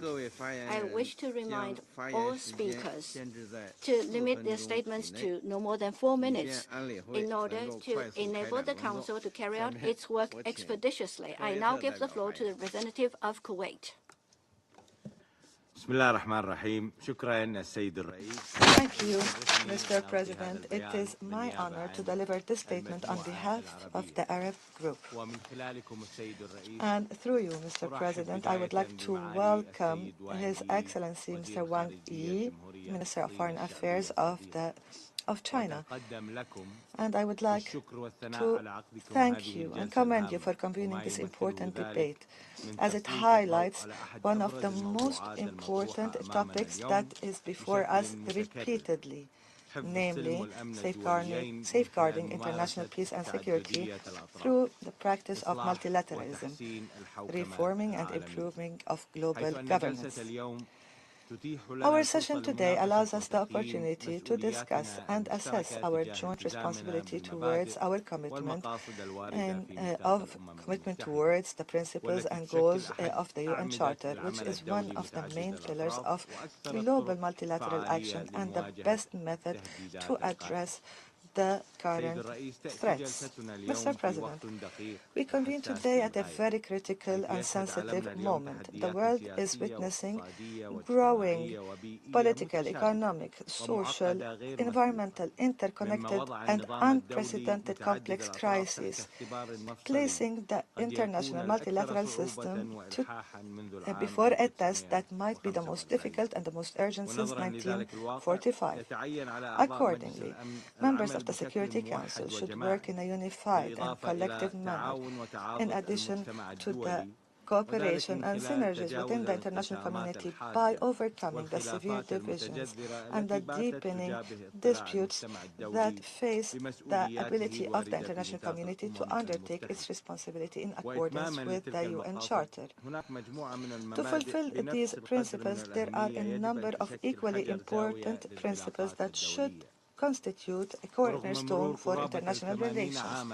Despite the fact that 80 years has passed since the adoption of the principles and ideas of the UN Charter, the Palestinian question remains the most prominent litmus test of the credibility and legitimacy of the UN Charter.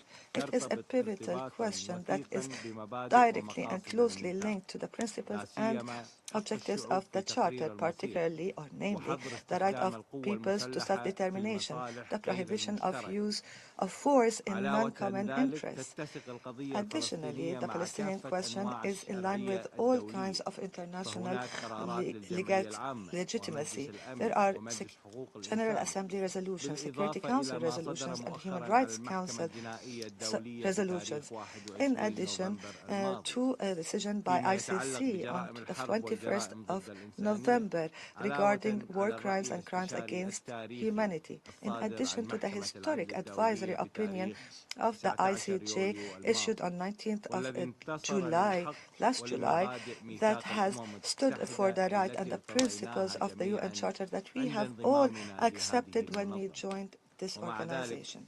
However, the occupation's continued violation of international laws and norms for decades without accountability sends a dangerous message that will be inherited by the future generations regarding the effectiveness and the capacity of the international system. We should note here that the UN was established in order to safeguard international peace and security, ensure the non-repetition of the mistakes of the past. Accordingly, and in this vein, we cannot disregard the systemic defiance to the Charter, in addition to the unilateral practices that violate all international laws and norms. As we see the occupying power insisting on its brutal attacks and its desperate dream by calling for the forced displacement of the Palestinian people, thus threatening regional stability and obstructing the efforts to achieve permanent peace. We reiterate the need for the Security Council to shoulder its responsibility to ensure the sustainability of the ceasefire agreement in line with its Resolution 2735, in addition to de-escalating tensions in the West Bank and the remaining occupied Palestinian territory, ensuring the protection of civilians, allowing the entry of humanitarian aid in a sustainable manner into Gaza Strip, and the resumption of the political and peace process to guarantee the right of Palestinian people to self-determination and establishment of its independent state on their national territory. We should not forget what we have witnessed last year, towards the end of last year, within the Israeli Knesset regarding the legislation that were endorsed to ban the work of UNRWA in the occupied Palestinian territory. This was a direct result of the absence of accountability for violating all international norms for more than 1 year. Everybody should be aware that this action is a clear violation of Article 95 of the UN Charter. Mr. President, instruments provided for within the UN Charter regarding safeguarding international peace and security are subjected to the unity and consensus of the Security Council members. Over the past years and decades, we saw the Council fail to shoulder its responsibility towards solving some of the crises as a result of the geopolitical divisions and the arbitrary use of the veto right. Accordingly, we call upon the Security Council to fulfill their responsibility. Membership comes with great responsibility.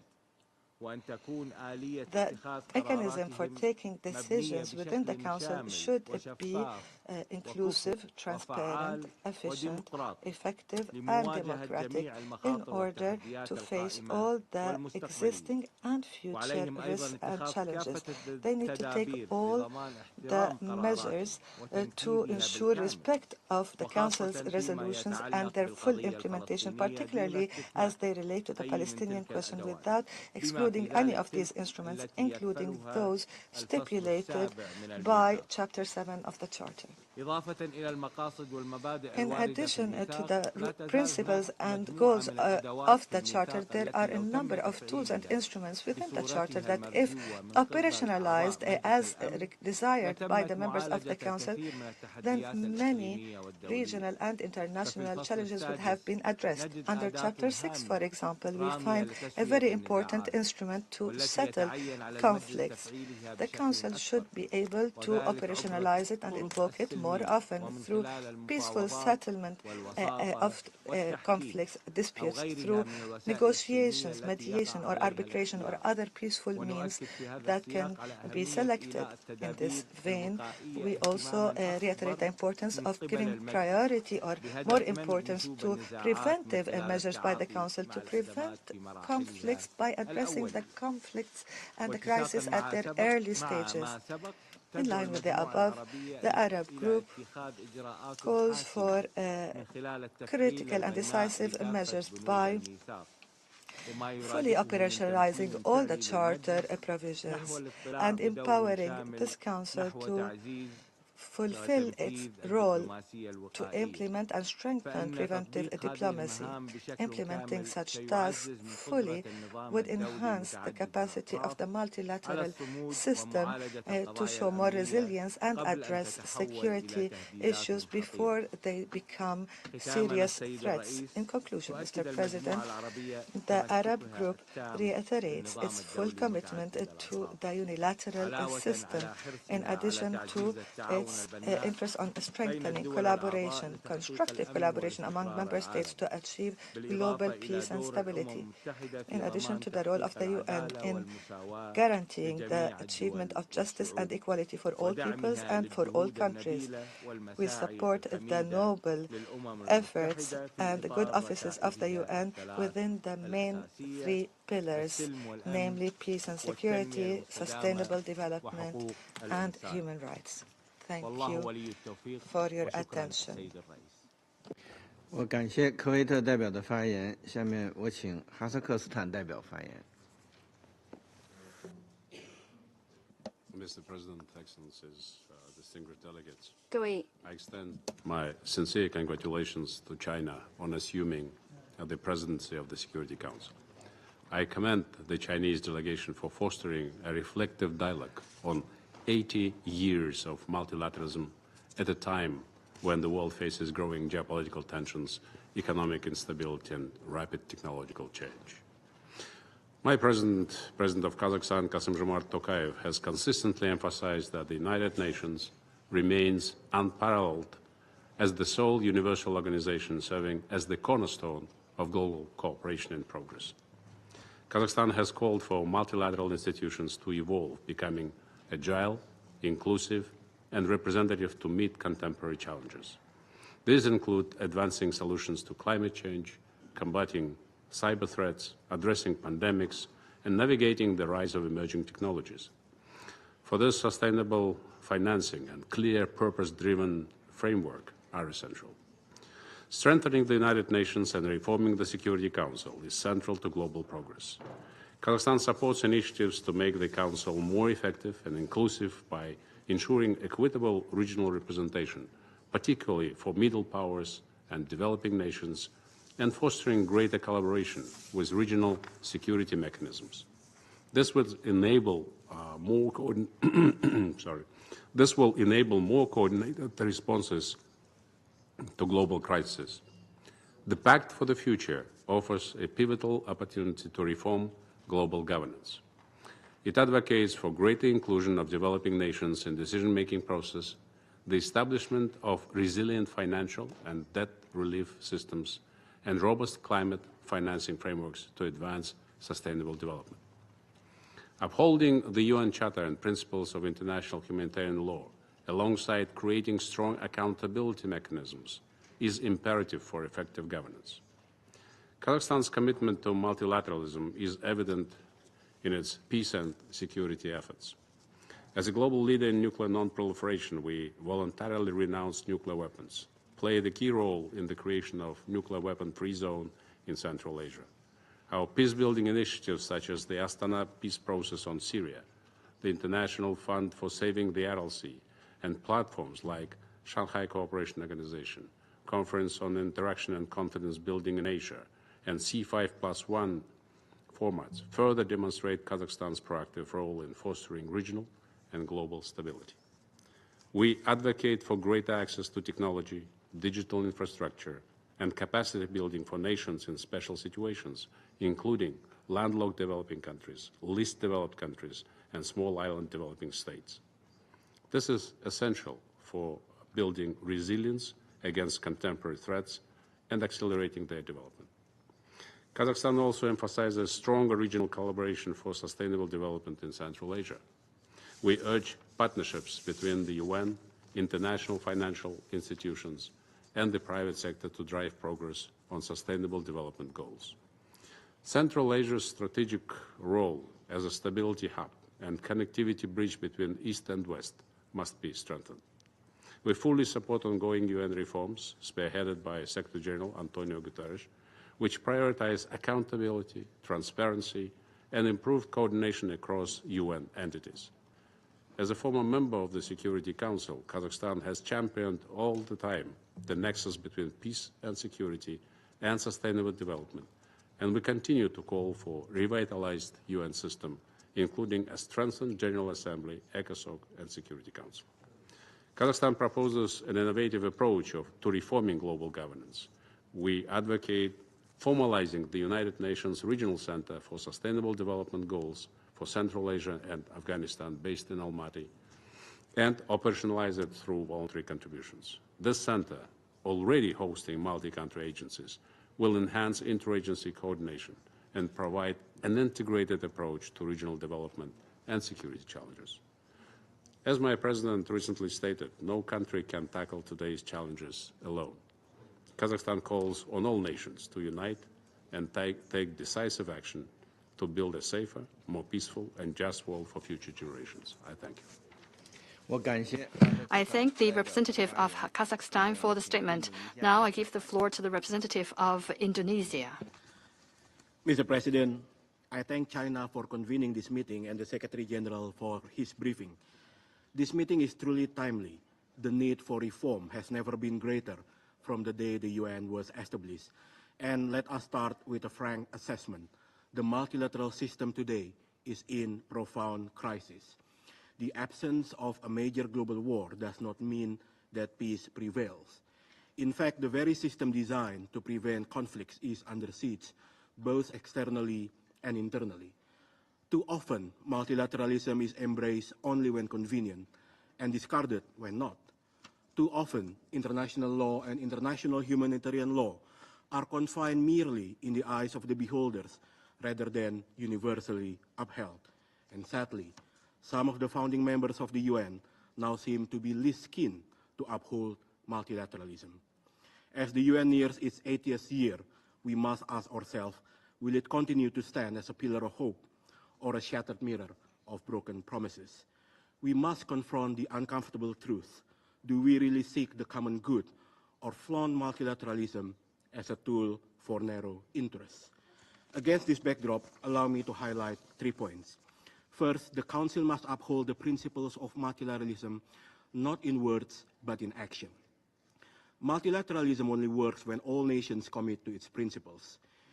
Yet the Council's failure in stopping humanitarian catastrophes from Gaza to Sudan, from Ukraine to Myanmar, expose a harsh reality. Selective multilateralism is no multilateralism at all. We must shift our paradigm from the pursuit of hegemony to one of collective peace and shared prosperity. This requires upholding the principles of inclusivity, equality, solidarity, and true partnership. Second, the Council must restore the sanctity of international law. Double standard and selective application of international law are increasingly becoming the new normal. This shall not continue to happen. It breeds cynicism, erodes trust in the multilateral system, tearing down the very foundation of global order. One of the core issues is whether the veto has been used to uphold or sidestep international law and international humanitarian law. Has the veto become part of the solution or part of the problem? Are there enough safeguards in place to ensure accountability, to ensure impunity is applied to all? There are indeed many pertinent questions. All demand answers. And this leads me to the third point. The Council must lead the way in reforming our multilateral system. The world is changing, conflicts are changing, and so must our approach. We must rethink outdated structures and address the imbalances in decision-making. Indonesia remains committed to advocating for a reformed Security Council that is more fit for purpose, more representative, and more effective in addressing the new realities. However, reform must not stop at the Council itself. To strengthen global responses, we must also improve how the Council connects with other UN bodies, including the complementarity authority of the General Assembly. Mr. President, the UN 80th anniversary is not a time for complacency. It is a call to urgent action. It is time for us to push for real and meaningful reform, including by implementing the Pact for the Future, so that the UN can remain relevant in the next 80 years ahead. Thank you. I thank the representative of Indonesia for the statement. Now I'll give the floor to the representative of Romania. Thank you very much, Mr. President, and I would also like to thank you for convening this meeting on such a topical issue. We strongly believe in the validity and long-standing value of the principles and purposes enshrined in the UN Charter for the rules-based order with the United Nations at its center. In the journey since the creation of the United Nations, the world has witnessed an ebb and flow of attempts to erode the multilateral system created in 1945. The fundamental values of the UN Charter and international law stood the test of time because they were created on strong foundations: the sovereign equality of states, mutual cooperation, the obligation to settle any dispute through peaceful means, not force, and the resort to independent international courts to interpret and apply international law. Our international system also stands on solid ground with checks and balances that make possible to move forward with the three pillars of the United Nations action. No system is perfect, and the UN is no exception. However, it is not outdated. We must continue to strive for a UN that is more inclusive and more responsive to the current needs and realities. That is the only way to achieve an effective multilateralism based on international law and with the UN at its center. Any adjustment must be rooted in a constructive approach, one that wants to build, not to destroy. And we must not shy away from further reforming this organization, adapting it to present and future challenges, as long as we remain committed to the values and principles that founded the United Nations decades ago. Two recent examples serve as an inspiration. We negotiated a new treaty to protect biodiversity in the high seas. Many states, including Romania, have signed this important treaty and are in the process of ratifying it. And we will soon start negotiations for the first UN Convention to prevent and punish crimes against humanity. And we entered these negotiations in good faith with the idea to improve them, not to revise the fundamental rules, but rather to consolidate the legal framework. Mr. President, despite a new surge of global discontent with the multilateral system, effective multilateralism is the answer to our challenges. This is the key lesson learned for the past 80 years. We have the mechanisms to maintain international peace and security, to pave the way for development, and to ensure the protection of human rights. Our leaders collectively reinforced this pledge in the Pact for the Future. And the Pact is the most compelling reflection of our continued and resolute trust in the multilateral system and the need to bolster our efforts to ensure the United Nations is adequately equipped to respond to the most pressing issues of global governance. Mr. President, practicing multilateralism is respecting international law and rejecting any violation of sacred principles such as sovereignty, independence, and territorial integrity. They remain at the core of any effort, and they are also reflected in the upcoming General Assembly resolution on advancing a comprehensive, just, and lasting peace in Ukraine. Irrespective of the color of the flag, out of all 193 member states that are hoisted outside the headquarters of the United Nations, any attempt to violate these principles cannot be endorsed as business as usual. We stand up in the defense of the UN Charter principles, and this is the legacy of our forefathers, and this is the legacy we are expected to pass to future generations. Thank you very much, Mr. President. I thank the representative of Romania for the statement. Now I give the floor to the representative of Austria.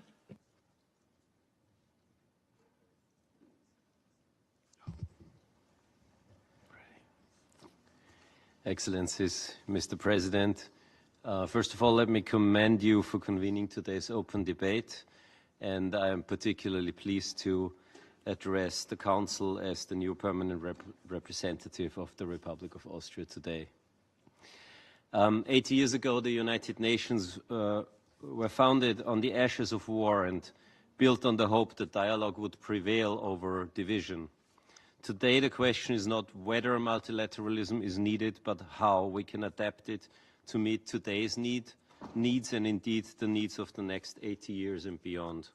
Against this backdrop, allow me to focus on three main issues today. First, our current multilateral system might not be perfect, but it remains our only and our best chance to address common concerns.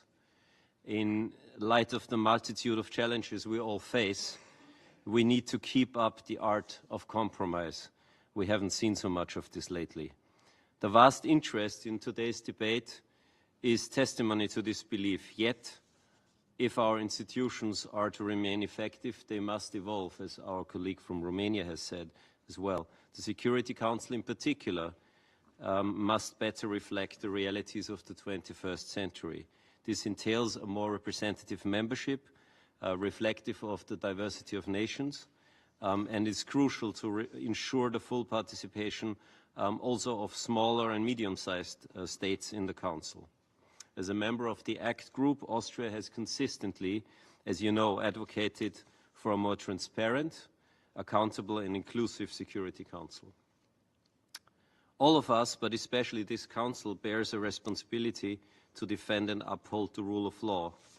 And I would like to emphasize it is our UN Charter, not the charter of a few, but it is our UN Charter, and it should serve as a universal yardstick that we all agreed to when joining the United Nations. Therefore, we encourage all states to support the ACT Code of Conduct. We call on the Council to advance reform by implementing the Pact for the Future's interim measures, including the implementation of Article 27.3 of the United Nations Charter, and welcome the positive impact of the veto initiative.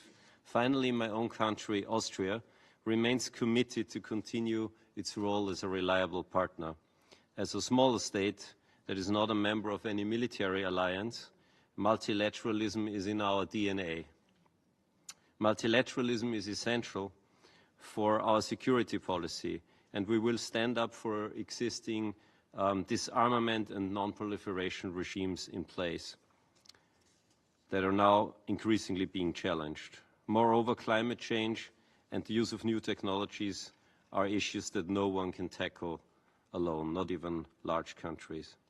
This is why Austria believes that institutions need to deliver to the people, and this is why we have been very much engaged in helping advance the dialogue on the reform of the Security Council. My predecessor was particularly active in this, as you know. Through a new model of networked multilateralism, we support efforts to enhance the effectiveness of UN peace operations. which we have promoted through a series of seminars, retreats, and roundtables, all in the spirit of advancing a real dialogue, together with the Department of Political and Peacebuilding Affairs and the Department of Peace Operations here at the HQ. Austria is fully committed to come to an end, Mr. President, to acting on these principles when it next has the honor to serve as a member of the Security Council, if indeed we're elected, and of course we hope for your support at the upcoming elections in 2026. Thank you very much. I thank the representative of Austria for their statement. Now I give the floor to the representative of New Zealand. I have the honour to deliver this statement on behalf of a group of 61 member states: Albania, Australia, Austria, Bahrain, Belgium, Bosnia and Herzegovina, Bulgaria, Cape Verde, Canada, Costa Rica, Croatia, Czechia, Denmark, Dominican Republic, Djibouti, Ecuador, El Salvador, Estonia, Fiji, Finland, Georgia, Germany, Guatemala, Jamaica, Jordan, Kuwait, Iceland, Ireland, Italy, Latvia, Liberia, Libya, Liechtenstein, Lithuania, Luxembourg, Maldives, Malta, Marshall Islands, Mexico, Moldova, Monaco, Netherlands, Norway, Palau, Poland, Portugal, Romania, Timor-Leste, Turkey, Samoa, San Marino, Singapore, Slovakia, Spain, St. Kitts and Nevis, St. Vincent and the Grenadines, Sweden, Switzerland, Qatar, Ukraine, and my own country, New Zealand. We welcome today's open debate as a timely opportunity to consider the central tenets of the United Nations as embodied in its charter: effective multilateralism, the maintenance of international law, and the rule of law. As my Austrian colleague said, founded in the ashes of World War II, the United Nations is fundamentally an international peace and security organisation, and it is this Council that has the primary responsibility in this regard. And yet, we are faced with a reality where the Council is increasingly unable to live up to this responsibility. Major crises and conflicts are too often met by inaction and paralysis. We have also continued to witness with alarming frequency the use of the veto, whereby the Council is prevented from taking effective action in line with its mandate. The application of the veto, not to mention those resolutions discarded due to the threat of a veto, undermines multilateral approaches. This favours contestation over cooperation on matters of international peace and security. Its effect is one of disillusionment and mistrust. President, despite their imperfections, we as a group remain committed to finding ways to contemporise our multilateral institutions so that they are best positioned to respond to the collective challenges we face, particularly as they relate to international peace and security. We are pleased that the Pact for the Future contains many elements that, when implemented, will better enable the Council to deliver on its mandate, a mandate that requires the Council to act on behalf of all of us. We have all agreed on the urgency of further and meaningful Security Council reform. The Pact calls for the full implementation of the Charter, highlighting Article 27.3, which obliges parties to a dispute to abstain from voting on relevant Chapter 6 resolutions. If any lack of clarity on the scope or definition of this clause is the reason this Charter obligation has not been honoured in full, it must be addressed as a matter of priority. Importantly, the Pact also includes language which aims to strengthen the relationship between this Council and the General Assembly. The General Assembly, where all 193 member states are represented, is the very embodiment of multilateralism. Under the Charter, the Security Council is afforded primary but not exclusive responsibility for international peace and security. Chapter 4 makes clear that the General Assembly too has a role and responsibility in this regard. The Pact is explicit on the ability of the Assembly to take action. General Assembly Resolutions 377 and 76/262 on the Emergency Special Session and the Veto Initiative, respectively, established important platforms for action in the General Assembly. President, the Pact also requires us to revitalise the General Assembly while we work in tandem to reform this Council. Our goal must be to ensure that the UN as a whole is able to act on matters of international peace and security, fulfil the mandate we have given it by signing the Charter, and deliver for the people we serve. The Council and Assembly must work more closely as envisaged in the Charter and in the spirit of multilateralism. The General Assembly must strengthen its peace and security role when the Council cannot act. The recently published Assembly for Peace Handbook, commissioned by the President of the General Assembly, outlines the breadth of precedent that the General Assembly can draw from in this respect. The Council, in turn, should increasingly recognise General Assembly action on matters of international peace and security and draw inspiration from General Assembly products and actions in the formulation of Council resolutions and products. Finally, delivering on our collective commitment to multilateralism and international rule of law hinges on the implementation of the commitments made at the United Nations. Thank you. I thank the representative of New Zealand. I now give the floor to the representative of the United Arab Emirates. Mr. President, I would like to begin by commending China for its leadership of the Security Council this month and by thanking Minister Wang for presiding over this important meeting this morning. I also thank Secretary-General Guterres for his contribution earlier today. Mr. President, since its founding 80 years ago, the United Nations has been the cornerstone of multilateralism, fostering international cooperation, development, peace, and security.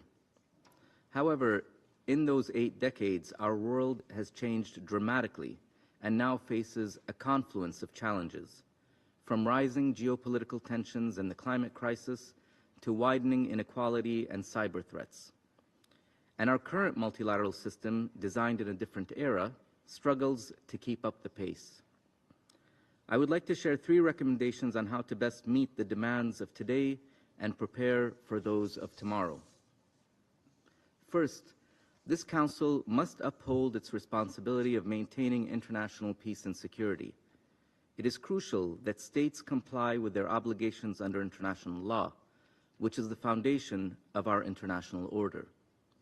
Nowhere is this more critical than in the Council's effort to maintain international peace and security, particularly through the universal application of the rules that govern armed conflict. When humanitarian assistance is obstructed during armed conflict and in violation of international law, the Council must not hesitate in calling out those responsible and take further action. The responsibility to maintain international peace and security also requires limiting the misuse of the veto, which undermines the Council's obligations under the UN Charter and paralyzes decision-making, especially in times of mass atrocities. Second, it is essential that we make serious progress on UN reform, one that will lead to a system that is more agile, more accountable, and more representative. The voices of the Global South and underrepresented groups in global institutions, including on this Council, must be represented and strengthened. Yet, geographical inclusion is not enough. In the multilateral system, it is crucial that women, who make up 50% of the world's population, are represented and participate fully, equally, and meaningfully. This includes electing the UN's first ever Madam Secretary-General. Third, as today's threats transcend national borders, so too must our solutions. Neither the next pandemic nor the ongoing climate crisis can be addressed through bilateral efforts alone. Equally, cyber threats and acts of terrorism know no borders. We need a strong and effective multilateral system with the UN at its core to address these challenges collectively. A system that leverages all tools available, such as emerging technologies, including artificial intelligence, as opportunities for peace, security, and sustainable development. A system that can deliver landmark achievements like COP28's UAE consensus, reminding us of what we can accomplish with the right combination of perseverance and political will. Mr. President, abandoning multilateralism in the pursuit of narrow interests will only exacerbate global challenges. As we look ahead to the next 80 years, let us renew our commitment to multilateralism, to the UN Charter, and to the principles upon which the UN was founded. This system remains our best tool for solving the threats ahead of us. And though these challenges may be great, our collective power is greater. Thank you, Mr. President. I thank the representative of UAE for their statement. I give the floor to the representative of Lithuania. Mr. President, we appreciate this timely opportunity to exchange views on multilateralism, which is the backbone of the United Nations.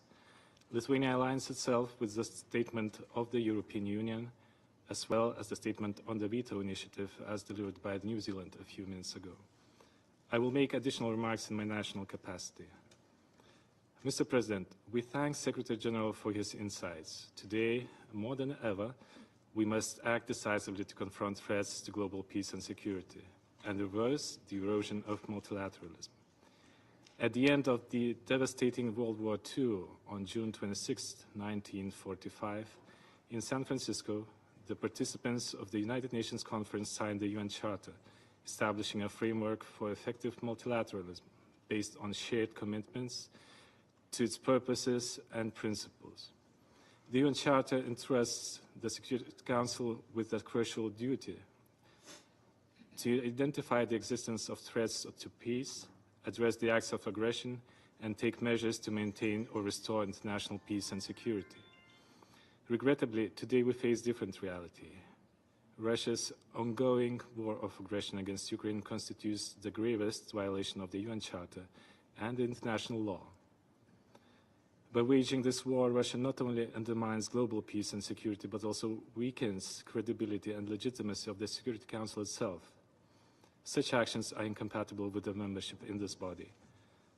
Russia further abuses its current position in the Security Council by involving states like Iran, DPRK, and Belarus as accomplices in its aggression. The transfer of weapons between DPRK and Russia and use of the DPRK's troops in Russia's war constitute major escalation with global consequences. By allowing Russia to perpetuate this aggression, the Security Council and the whole UN is being implicated in undermining its principles, upon which this organization and multilateralism itself are based. This dangerous precedent of lawlessness is already spreading across regions worldwide, where local actors in conflicts reject international law, resorting instead to brute force and conquest. Russia has directly and openly supported these violations, deploying mercenaries and spreading disinformation in Sahel, backing failing Assad regime in Syria, and undermining nuclear non-proliferation efforts towards DPRK and Iran. Lithuania invites all states to support the resolution on advancing a comprehensive, just and lasting peace in Ukraine that will be adopted by the General Assembly next Monday. A strong vote in favor of this resolution would demonstrate a genuine commitment to multilateralism and a collective resolve to uphold the international law and principles upon which the UN was founded. Mr. President, in the Pact of the Future, adopted last September by the heads of state and government of all UN member states, we pledged to live up to our foundational promise to protect succeeding generations from the scourge of war. We affirmed the vital importance of upholding international law, including the UN Charter, committing to peaceful dispute resolution, rejecting the threat or use of force or acts of aggression, respecting each other's sovereignty and territorial integrity, supporting the principles of political independence and self-determination, as well as strengthening accountability and ending impunity. This clear path forward, outlined through concrete actions, can only be realized through effective multilateral cooperation based on consensus of the shared objectives. We also agreed on transforming global governance by renewing commitment to multilateralism and international cooperation, guided by the UN Charter and the principles of trust, equity, solidarity, and universality. This includes a commitment to reform the Security Council to make it more representative, inclusive, transparent, efficient, effective, democratic, and accountable. In this regard, Lithuania steadfastly supports the Accountability, Coherence, and Transparency Code of Conduct and the France-Mexico initiative calling to limit the use of the veto, particularly in situations of mass atrocity. Lithuania also calls for adherence to paragraph 3 of Article 27 of the UN Charter, which constrains veto use by obliging a party to a dispute to abstain from voting. Selective application of the UN Charter undermines its integrity and should not be tolerated.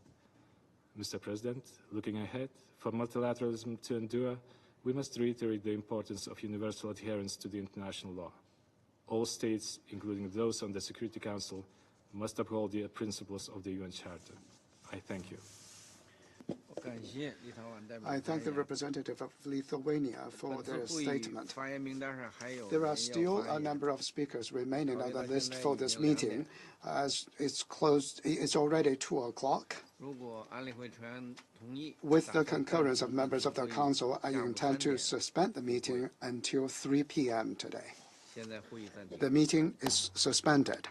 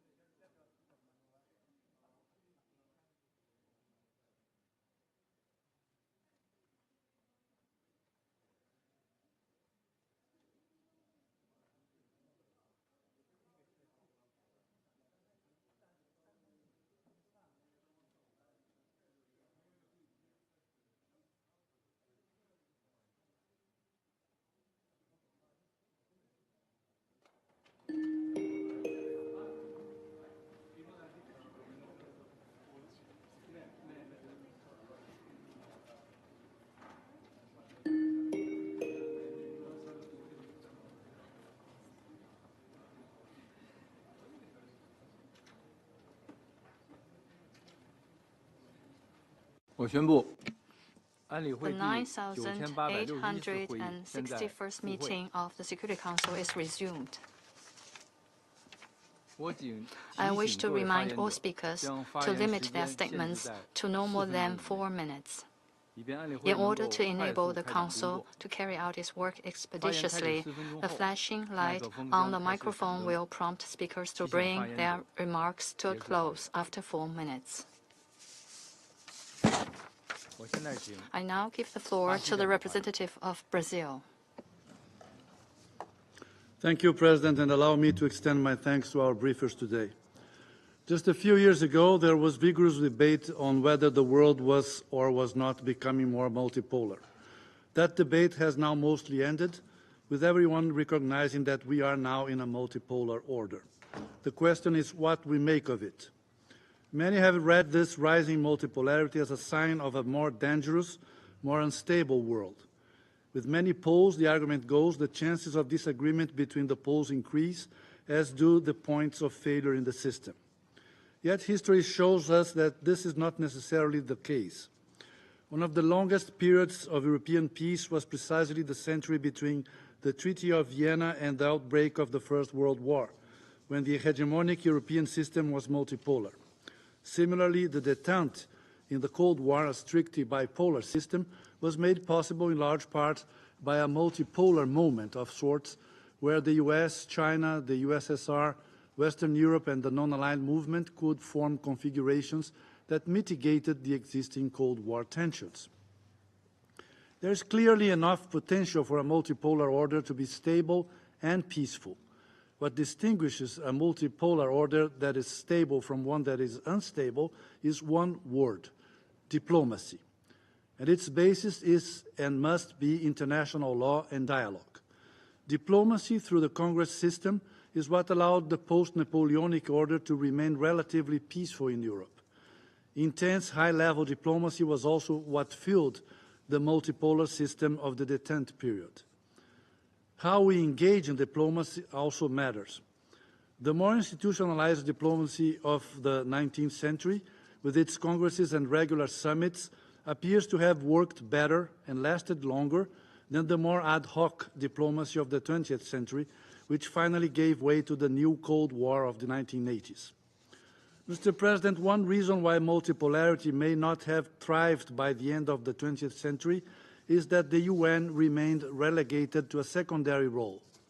It lacked a more solid institutional framework, which made it vulnerable to the shifting political winds of the following decade. Considering that a real multipolar system is taking shape, our challenge is to turn to the architecture of multipolarity. This means essentially making the UN fit for purpose and truly multilateral and multicultural. It also means leveraging other regional and plurilateral organizations that can work with the UN and taking into account the contribution of regional, sub-regional and bilateral arrangements to the prevention and peaceful resolution of disputes. For a stable and peaceful multilateral order, we envision a layered architecture with 3 tiers: a reformed UN, where all of the poles of the system are represented at its highest decision-making bodies, a network of strengthened cross-regional arrangements such as the G20 and the BRICS, which can help either with thematic areas or in deepening cooperation between its members and the international community as a whole, and finally a strong grounding in regional organizations. These organizations should be able to fluidly communicate both with each other and with the tiers above, bringing local expertise and helping to diffuse tensions before they escalate to the global level. Mr. President, we are currently witnessing a reshaping of the international order. This is a moment of acceleration of historical processes marked by significant instability and the gradual breakdown of the consensus within the collective security system that was established after the Cold War. In an environment marked by growing geopolitical rivalry, major powers have focused on enhancing their strategic capabilities, investing in advanced weaponry and military technologies, and in ensuring access to critical resources. These tendencies have impacted multilateralism as they deepen polarization and sideline important debates on global issues related to peace and sustainable development. We must reaffirm our commitment to the principles of the United Nations Charter, international law, and multilateralism, and to an international order that is beneficial for the whole international community. In 2024, Brazil chose the reform of global governance as one of our 3 priorities during the presidency of the G20. At the second foreign ministers meeting of the G20, open to all UN member states during the high-level week of the General Assembly in 2024, Brazil launched a call to action to promote the implementation through concrete actions of the global governance reform proposal, taking a step beyond the summit of the future.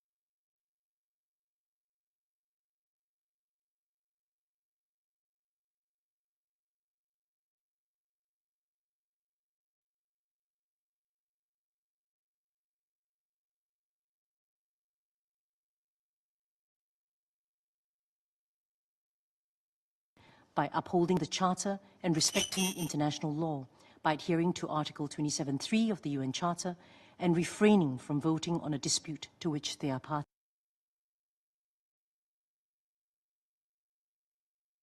Responsibility in the exercise of the veto. Third, a stronger and more responsive Security Council must be able to anticipate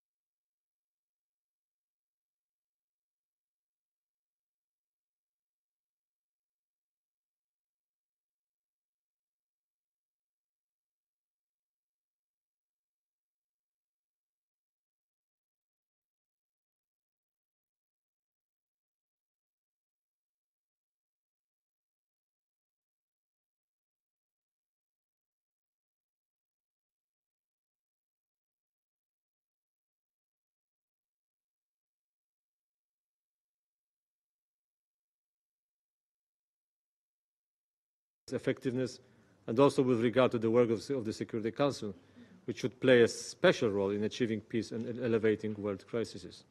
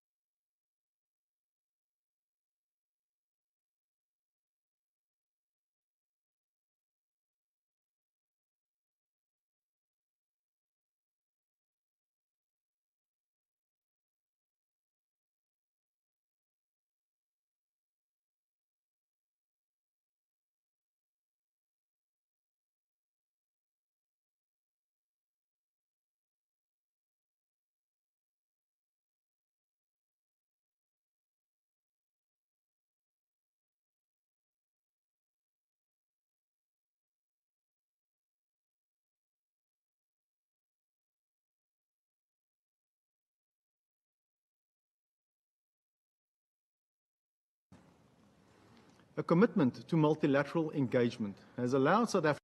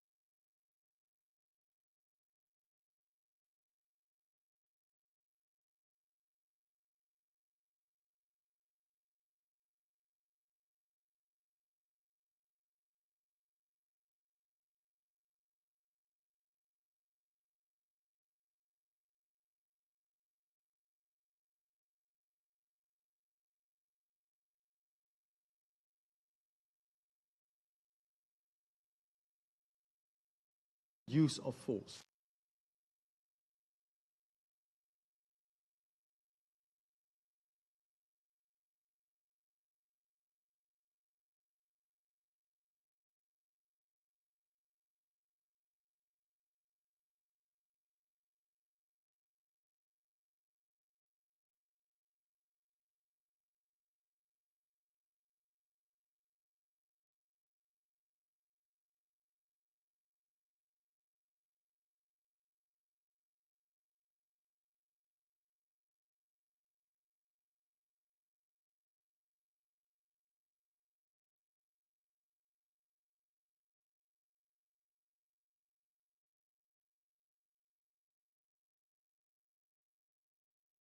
Member States consider the future of the Security Council. We should not forget that the conditions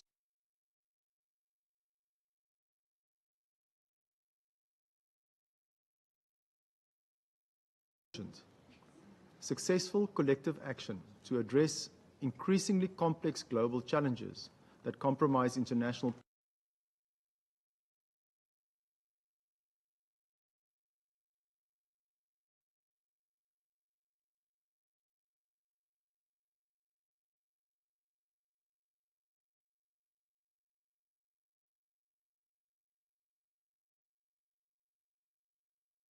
consistent commitment to international law and the UN Charter remains the best vehicle through which the international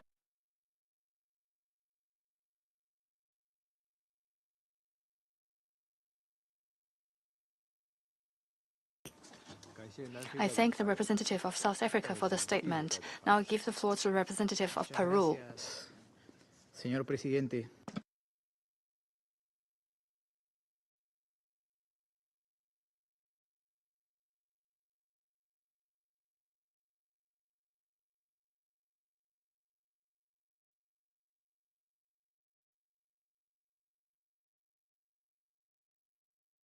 Respect for the freedom of peoples and in defense and in protection of human rights as established in the UN Charter.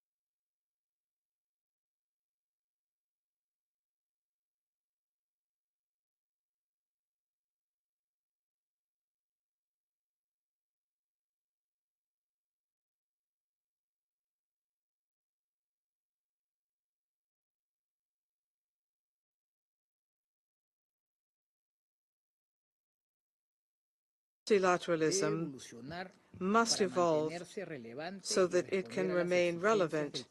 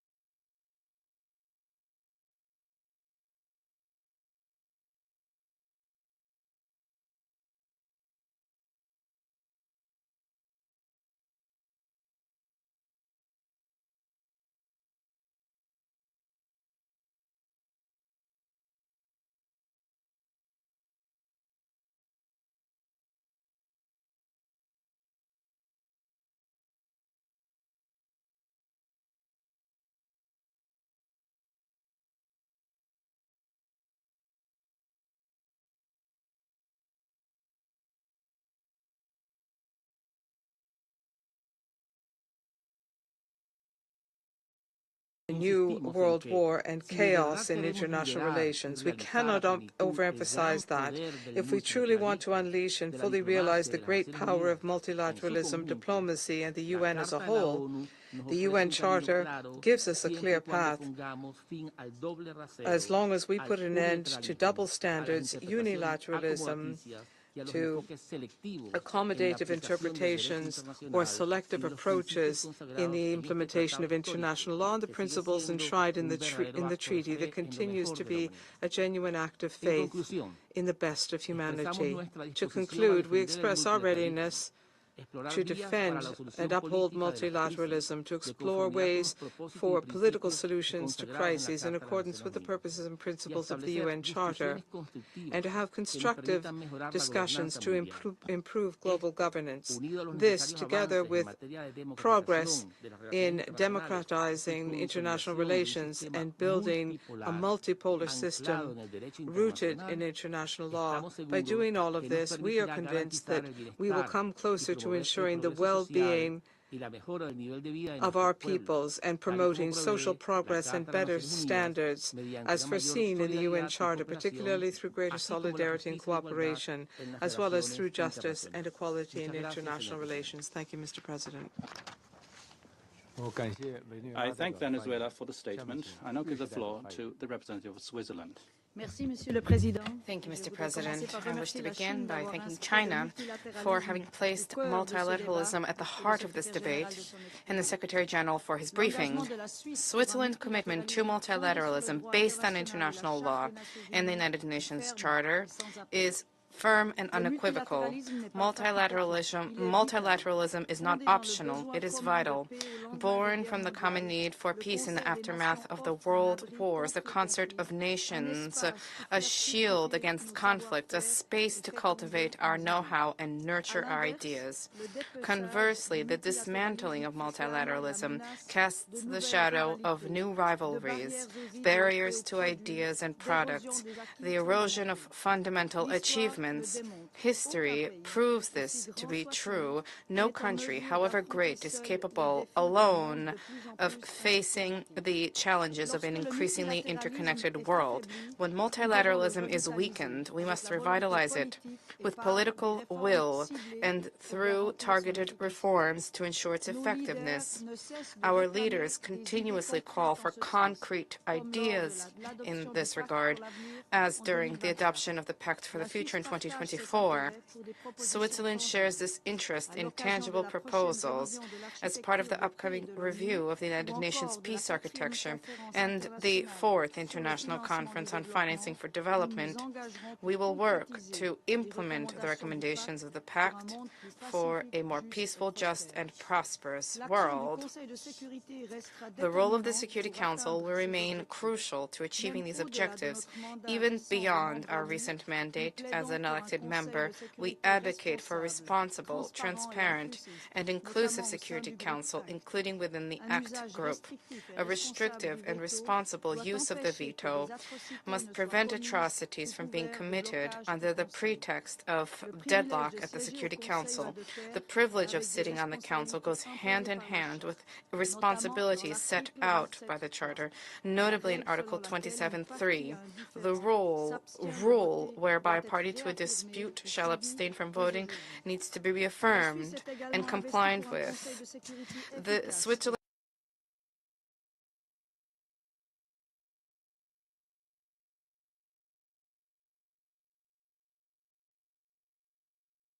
to humanity through the Presidential Declaration on the Impact of Scientific Developments on International Peace and Security, adopted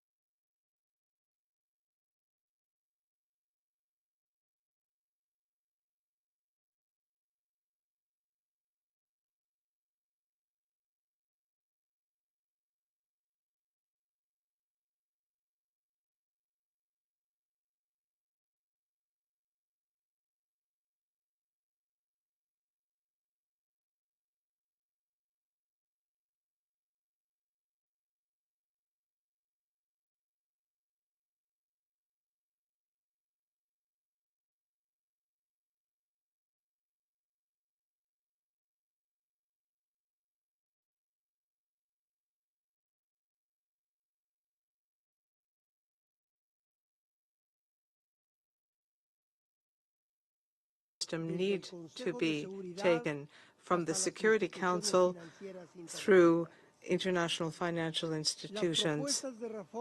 Proposed reforms must be proportionate to the enormous problems we are facing. We cannot replicate models which have proven to be limited.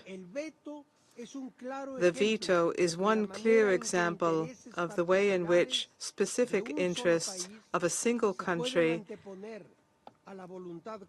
can stand in the face of the collective will of the international community. In calling for comprehensive reform of the Security Council, we will be making it more democratic rather than extending privileges to a handful of countries.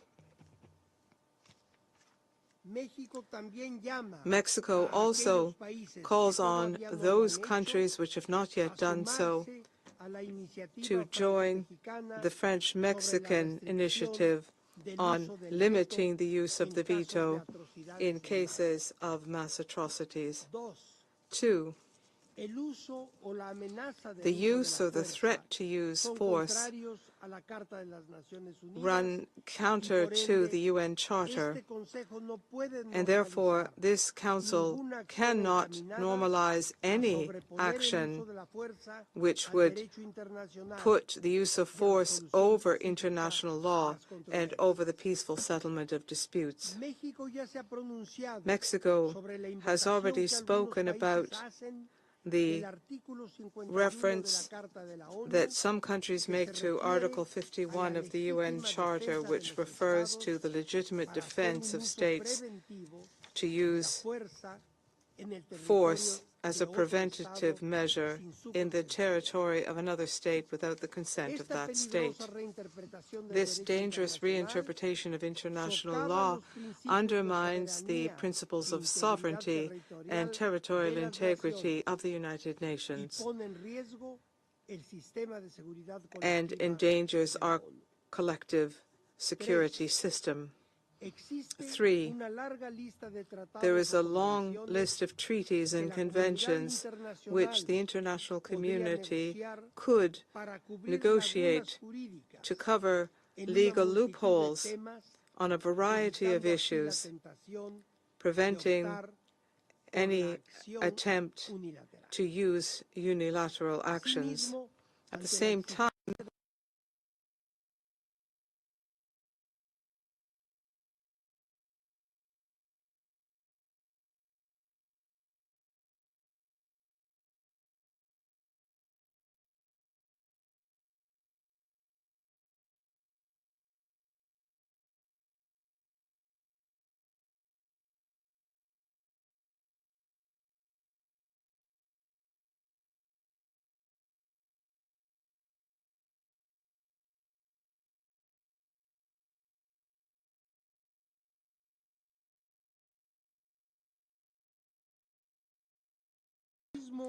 multilateralism is not just an option, it is a necessity to guarantee international peace and security. In difficult times, such as in the present circumstances, this is when multilateralism must shine.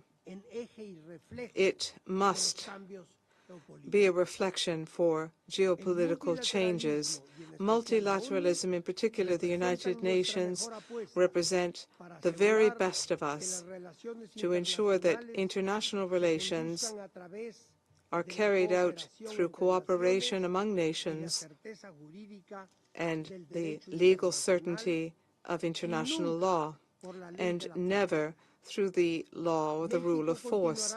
Mexico will continue to work to give multilateralism the relevance it needs so that we can restore trust that has been lost in recent years. Thank you very much, Mr. President.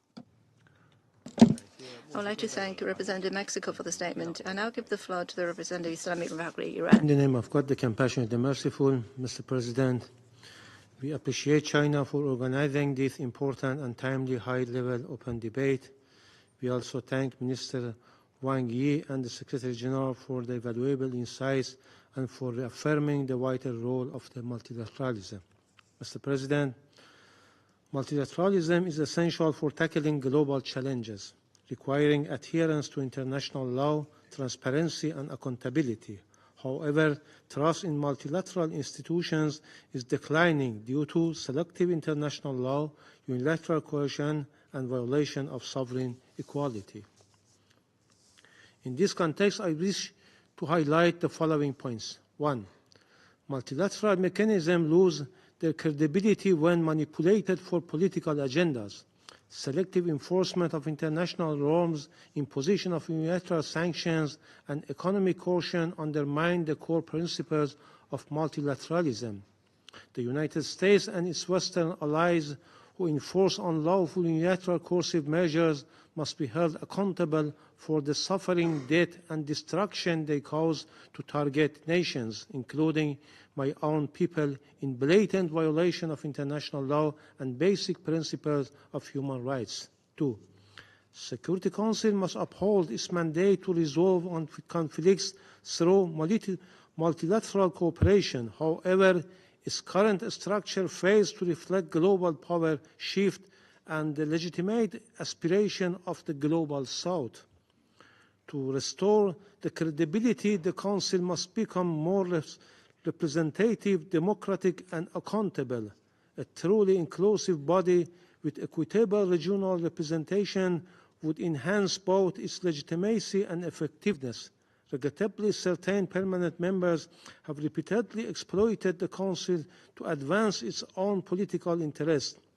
A glaring example is the United States' persistent use of its veto to shield Israel from accountability for its systematic violation of international law and the UN Charter, particularly its genocidal crimes against the Palestinian people and acts of aggression against other nations in the region. Gaza is the rightful land of the Palestinian people, and Iran strongly condemned the U.S. colonial plan to forcibly displace and uproot the Palestinians from their own land, a flagrant violation of international law and a grave assault on fundamental human rights. 3. Global financial systems shaped by outdated institutions must be restructured to ensure their fair participation for developing nations.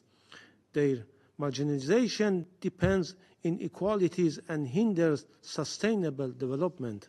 Mr. President, we face a critical choice: allow divisions and unilateralism to dictate global affairs, or reaffirm our commitment to a just, equitable, and rules-based international order upheld by the UN system. To do so, we must take decisive action. First, global governance must be built on open, fair, and transparent negotiations, ensuring disputes are resolved through diplomacy, not coercion. Second, the UN must ensure all nations have fair access to technology resources and trade, fostering sustainable growth for all. Third, closer collaboration between UN and regional organizations such as the African Union, Shanghai Cooperation Organization, and BRICS will reinforce collective security and economic resilience. As a founding member of the United Nations, the Islamic Republic of Iran once more reaffirms its sustained commitment to effective multilateralism grounded in international law and the principles of the United Nations Charter. I thank you. I thank Iran for the statement, and I'll give the floor to the representative of Nepal. Mr. President, I wish to congratulate the People's Republic of China on assuming the presidency of the Security Council and thank for convening this important debate. Mr. President, the essence of multilateralism is working together, sharing responsibilities, and recognizing that collective action is stronger than individual effort. There are numerous historical and contemporary examples which demonstrate that nations have repeatedly turned to multilateralism after other approaches couldn't succeed. We are confident that we need no more such experiment. Multilateralism is more important now than ever due to the interconnected nature of global challenges. Issues such as climate change, pandemics, economic instability, and inequality require collective action and cooperation among nations. The United Nations, as the world's most significant multilateral institution, embodies multilateralism through its structure, mission, and impact for 80 years. It was built on the aspirations of a war-ravaged world to secure peace, uphold international law, and promote shared prosperity. The United Nations continues to provide a platform for countries to work together, share resources, and find common solutions to these complex problems.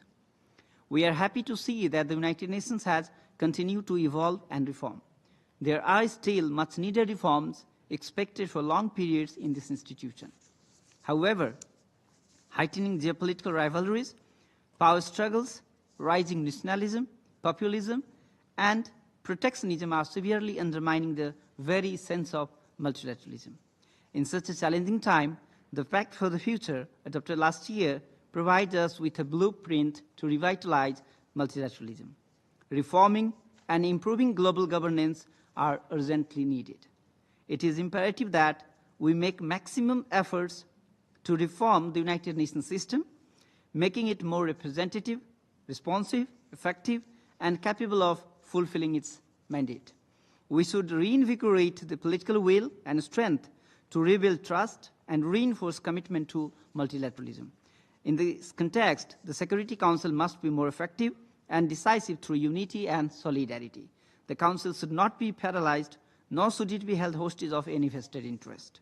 We must reaffirm the primacy of international law, ensuring its equal and consistent application to all nations, irrespective of power or influence. The selective application of international agreements and the failure to implement Security Council resolutions undermine global trust in multilateral institutions. I wish to emphasize that we must enhance and scale up our collective action to bridge the development divides and digital divides. Increasing representation for developing countries in global financial institutions is highly important.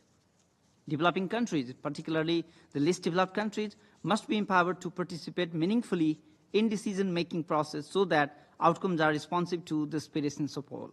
Inclusive global partnerships are essential to achieving the Sustainable Development Goals and fostering a just, equitable, and sustainable economic order. Mr. President, Nepal firmly believes in the indispensable role of multilateralism in ensuring international peace and security, realizing sustainable development, and promoting human rights. The UN Charter is the foundation of our international relations and foreign policy. We call for a renewed spirit of cooperation to uphold the UN Charter, strengthen multilateral institutions, and ensure that no nation is left behind. I would like to conclude by reiterating that the sky is vast enough for all birds to fly without collision. I thank you. I thank Nepal for the statement, and I'll give the floor to the representative of Kyrgyzstan. Dear President, I congratulate the People's Republic of China with the assumption of the presidency in the Council and wish our Chinese friends successful stewardship of the Council in the interest of international peace and security. We commend the Chinese presidency for convening today's open debate on such a highly relevant topic of the present time. Kyrgyzstan was admitted to the United Nations in 1992, shortly after declaration of national independence. Since then, Kyrgyzstan has been an exemplary member that is fully committed to own international obligations and to the international law and UN Charter. Kyrgyzstan has also chosen multilateralism as a key foreign policy priority and been pursuing multidimensional cooperation with the United Nations as well as with the fellow member states. Today, when we prepare to mark 80th anniversary of the United Nations, Kyrgyzstan voices full support for the organization and the Secretary-General, Mr. Guterres, for the dedicated service to maintain global security, address global social, economic, and climate challenges, and protect human rights and freedoms. Excellencies, we are meeting today at the turning point in modern history. The security crises in the Middle East, Africa, and Eastern Europe are pushing humanity closer to the brink of a new global conflict. We are already at the red line beyond which only more chaos in international affairs will likely ensue. In this regard, Kyrgyzstan calls for immediate detente of international tensions. What can the member states do to maintain international peace and security? First, the comprehensive multilateralism is the only way forward. All the member states shall faithfully and unambiguously implement the principles and provisions of international law to the UN Charter, as well as fulfill their obligations that UN membership entails. This is a guarantee for a secure future for humanity. Second, Security Council shall live up to the very cause it was established for and demonstrate a genuine leadership in maintenance of international peace and stability. The esteemed permanent members should listen to the opinion of the General Assembly and take decisions that meet the collective interest of the world community. Please, no more veto when it comes to stop wars and conflicts. Thirdly, the Security Council shall also live up to the spirit of the times and meet the requirements of the current realities of international life in order to be able to fulfill the functions and responsibilities assigned to the Council. In this regard, Kyrgyzstan also advocates for the qualitative and quantitative reform of the Council aimed to improving its working methods and expanding its membership, taking into account balanced regional representation. In particular, we believe that expansion of the Council composition would contribute towards achieving our common goal for a more inclusive, transparent, accountable, and effective Council in the 21st century. Kyrgyzstan fully subscribes to a view that some regions and groups of states remain underrepresented and even unrepresented in the Council. In this regard, Kyrgyzstan recognizes the legitimate aspiration of the African states for the enlarged membership in the Council. We share the respective vision of the African group on their enhanced representation in the Council. Kyrgyzstan notes with dismay that more than 50 small states have never served on the Council. In this regard, we welcome the tabled proposal that recognizes the need for resolving the question of representation of the small states and small island developing states in the Council. Kyrgyzstan is among those small states that have yet to serve on the Council. In this connection, we look forward to unanimous support from the fellow member states in redressing such a historical injustice and electing Kyrgyzstan as a non-permanent member of the United Nations Security Council in June 2026. I thank you for your kind attention.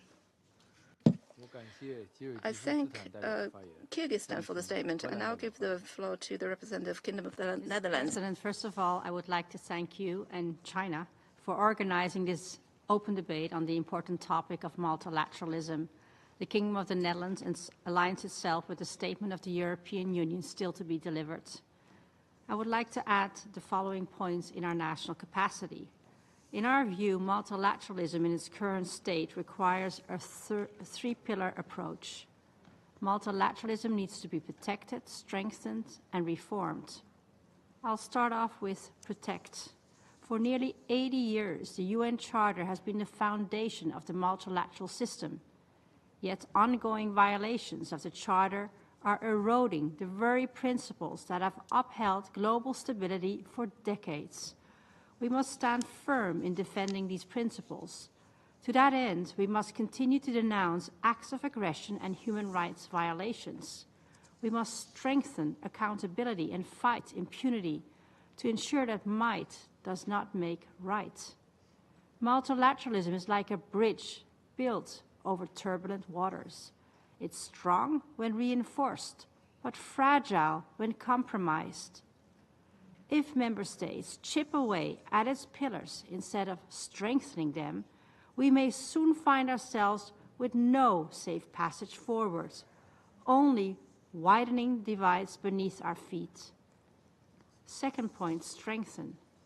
The United Nations is the most legitimate and universal forum to address global challenges, and it needs to be strengthened. This is why the Kingdom of the Netherlands remains strongly committed to a robust United Nations that is fit for purpose, serving our collective aims for peace and security, human rights and sustainable development. As a member of the Peacebuilding Commission in 2025-2026, we are dedicated to supporting the UN's efforts towards sustainable peace. Effective cooperation between the Security Council and the Peacebuilding Commission is essential.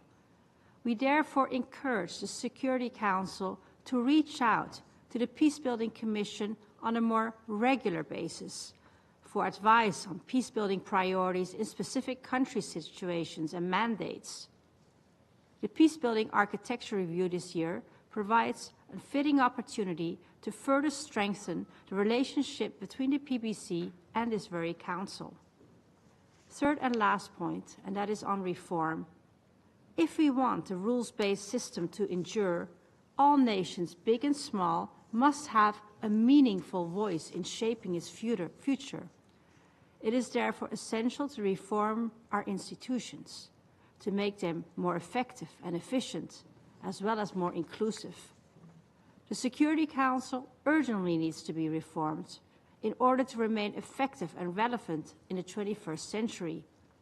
It's important to remember that membership of the Security Council is not merely a privilege. It comes with profound responsibilities. The Kingdom of the Netherlands supports a limited expansion of both non-permanent and permanent seat categories. We are supportive of proposals that lead to a better geographical representation, especially from Africa. The 4th International Conference on Financing for Development also provides opportunities to further enhance the international financial architecture, building on what has been achieved so far. The Kingdom of the Netherlands will constructively engage in these discussions. In conclusion, Mr. President, the UN Charter underpins and facilitates international order. That came about with hard-learned lessons from history. Let us together safeguard this cornerstone of our shared values, so that generations to come can inherit a world where peace is not just a hope, but a reality. Thank you. I thank the representative of the Netherlands for the statement. I give the floor to the representative of Spain. Mr. President, in a few months, we will commemorate the 80th anniversary of the United Nations. The fundamental pillar of norms-based multilateral system, which has been an irreplaceable forum for the equitable participation of all countries in the global decision-making process. In these times of existential challenges facing humanity, the United Nations has been our collective compass so that together we can face the threats and the challenges and opportunities of the current world. However, multilateralism faces unprecedented crisis of credibility. The proliferation of protracted conflicts, the resurgence of unilateralism and skepticism in public opinion have brought the effectiveness of this system into question. We note with concern attacks against the UN, such as disinformation campaigns about its actions. This endangers the well-being and assistance to millions of people who receive humanitarian aid and basic services.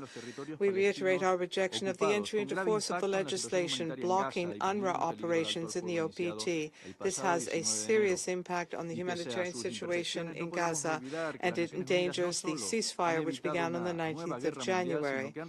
Despite its imperfections, we cannot forget that the UN has been able to avoid and prevent a world war.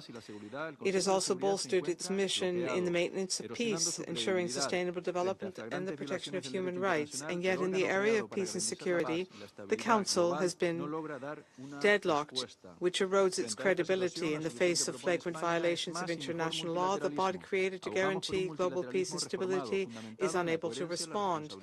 In the face of this situation, Spain is proposing greater and more multilateralism, reformed multilateralism based on consistency, responsibility and solidarity. We cannot allow international law to be applied selectively according to strategic interests. We must condemn violations of international law regardless of where they occur and who commits them, in Ukraine, in Gaza or in other parts of the globe. In the face of these violations, we call for accountability through mechanisms of justice, reparations, and deterrence.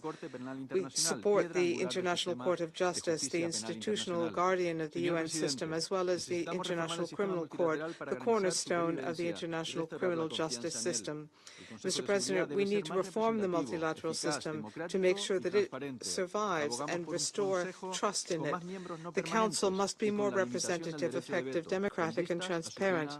We call for a Council with more non-permanent members and limits on the right to veto with its ultimate abolition. We must fully comply with commitments to Agenda 2030, the Paris Agreement, and the Universal Declaration of Human Rights. Next June, Spain will host in the city of Seville the 4th International Conference on Financing for Development, an opportunity to renew the agenda of financing, responding to demands of developing countries, reaffirming the relevance of this multilateral system as the right mechanism for solving crises. Mr. President, the assessment of these 80 years of multilateralism and the norms-based international system is positive. We must not retreat. We support renewed, coherent, and responsible multilateralism. Thank you. I thank the representative of Spain for the statement. I give the floor to the representative of Germany. Thank you, Mr. President, for convening this most timely and extremely relevant meeting today. I align myself with the statement to be delivered by the EU and by New Zealand, already delivered on behalf of a group of countries. Colleagues, Germany remains firmly convinced of the United Nations mission and mandate. We are also convinced of its ability to reform. These convictions have only grown stronger after Germany had the honor to co-facilitate the negotiations leading to the Pact for the Future, together with our esteemed partner and friend Namibia and with the support of so many in this room. By showing the readiness to compromise, we, the UN member states, agreed on a blueprint for what we jointly need to tackle and how we jointly need to adapt this organization. 5 months on, we cannot afford to lose any more time. We must take action now. And I would like to highlight 3 areas where Germany steps in to support the multilateral system with the United Nations at its core. First, the future of peacekeeping. UN peacekeeping remains as relevant as ever in times of conflict and war, but we need to adapt peacekeeping to ensure that it can rise to current and future challenges. This objective will be at the center of this year's peacekeeping ministerial taking place in Berlin in May. Second, the Pact clearly calls for more efficient conflict prevention. As chair of the Peacebuilding Commission, I will both strengthen the PBC's role as a bridge builder in the UN system and further foster its function as an inclusive platform for meaningful exchanges on conflict prevention. We are looking forward to building stronger linkages between the PBC and the Security Council.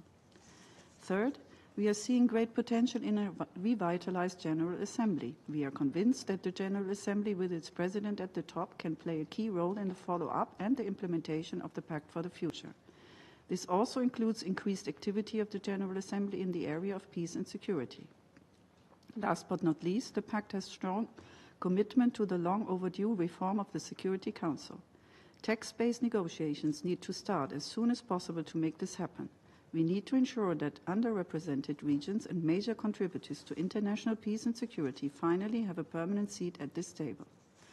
Colleagues, we have the opportunity, we have a blueprint, and we have excellent people to make the UN better and more functional.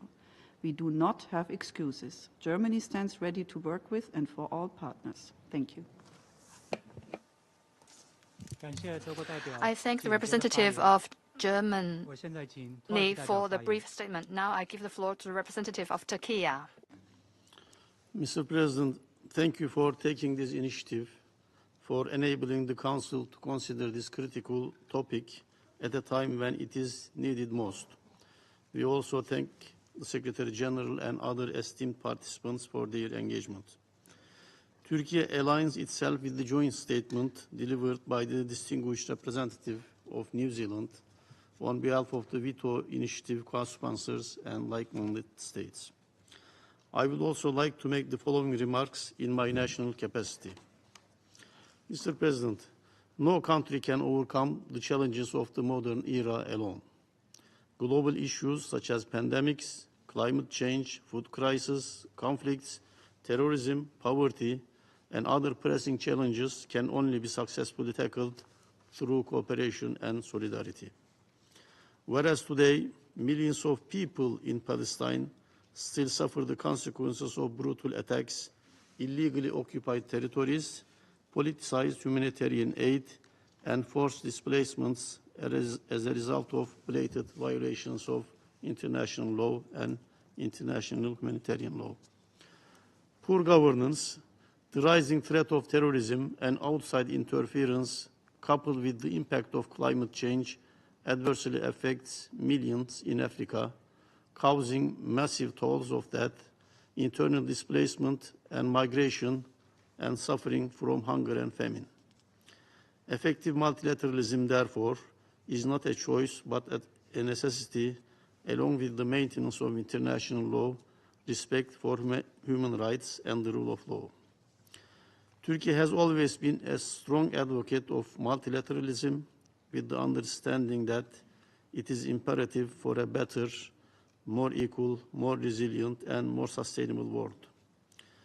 United Nations has maintained its central role at the heart of multilateralism for nearly 80 years. Despite its flaws and need for reform, the UN has no alternative. It is the only intergovernmental global platform where all states are represented on the basis of sovereign equality and are able to make their voices heard. Rebuilding trust, developing partnerships, and agreeing on common solutions should be our shared priorities. The Summit of the Future provided a crucial opportunity to reaffirm our commitment to multilateralism and cooperative global governance in shaping a brighter, more equitable future. The pact comprises an ambitious set of actions setting forth the beginning of a long process. This course will hopefully make the UN more relevant and fit to face complex challenges of our century. We have to devise new methods to increase the constructive, preventive, and remedial role of the UN based on mutual trust and cooperation. In this regard, we must reform the Security Council into a more democratic, representative, transparent, effective, and accountable body. The reform must address the shortcomings of the Council rather than consolidating the already existing ones. On this note, we cannot allow the IGN process to be derailed by short-sighted ambitions or separate tracks. Reinforcing the inclusiveness and effectiveness of the international financial system should also be prioritized. Enhancing the representation and voice of emerging economies and developing countries in decision-making in international financial institutions is imperative.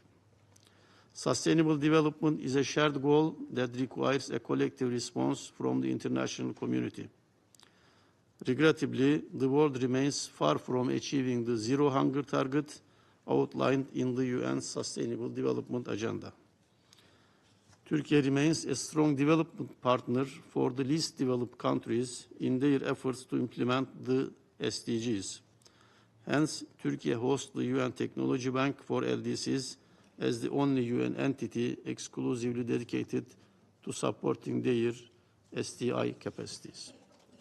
Mr. President, as the most democratic and representative body of the UN, the General Assembly is well positioned to play an increasingly important role on global matters.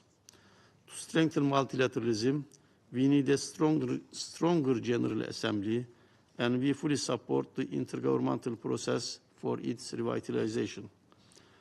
Our efforts for a true and effective multilateralism must be centered upon the spirit and letter of the UN Charter, the purposes and principles enshrined in the resilient and visionary Charter must remain our guideline in the path forward. Thank you. I thank the representative of Turkey for the statement. Now I give the floor to the representative of India. Mr. President, we congratulate you on the assumption of the presidency of the Council and appreciate the initiative in organizing today's open debate. A theme that stands pronounced in today's open debate is a call for reformed multilateralism. While many of the speakers have already highlighted the dire need for reforms, I'm confident that several others would also follow suit. This is a clear testimony to the need for reviewing and redesigning the 80-year-old architecture of this August Forum in order to make it fit for purpose. At a time when the world is increasingly expressing concerns about the ability of the United Nations to deliver effectively on pressing global issues, reforms are not a choice anymore, but an imperative. In this backdrop, I would like to highlight 7 specific points. First, India has been consistent, categorical, and a major voice with regard to underscoring the need for reforms. I would like to quote Prime Minister Modi, who mentioned in his remarks at the Summit for the Future in September 2024 that reforms is the key to relevance. Second, original structures and frameworks of the UN represent a different period in history. Our world has transformed and the UN needs to change with the times. It has to be reflective of the current global order rather than 1945. Third, addressing the historical injustice to Africa has to be a central element of the reforms. To this end, India has always been supportive of the common African position. In this context, I would also urge those member states whose support to Africa has been limited to pro forma statements to clearly articulate their position on expansion in the permanent category, which is where Africa is not represented. Fourth, the Global South cannot continue to be shortchanged. India and major players in other parts of the world deserve their due representation in the structures of the United Nations. As regards the Security Council, this translates to permanent category membership. Fifth, 3 fundamental principles are essential to the success of Security Council reforms: increase in membership of both the permanent and non-permanent categories, commencement of text-based negotiations, and linking ambitious timelines with concrete outcomes. Sixth, those opposed to expansion of permanent category are status quoists with a narrow focus. Their approach is non-progressive in nature, and this can no longer be accepted. Finally, beyond the Security Council, the preeminent position of the United Nations General Assembly as a primary policy-making and representative organ of the United Nations is to be respected both in letter and spirit. I would like to emphasize that India is firmly committed to the cause of reforms, and we will work closely with our friends and partners. We call on all member states to also join this endeavor for reformed multilateralism. Mr. President, beyond the focus of today's debate, the Deputy Prime Minister and Minister of Foreign Affairs of Pakistan, Mr. Mohammad Ishaq Dar, has referred to an integral and inalienable part of India, the Union Territory of Jammu and Kashmir, in his remarks. I would like to reaffirm that Jammu and Kashmir has been, is, and will always be an integral and inalienable part of India. In fact, it is Pakistan that is an illegal occupation of parts of Jammu and Kashmir. Pakistan's campaigns of misinformation and disinformation, of lies and falsehood, do not change facts on the ground. The people of Jammu and Kashmir have only last year taken part in a successful election and have voted in large numbers to choose their government.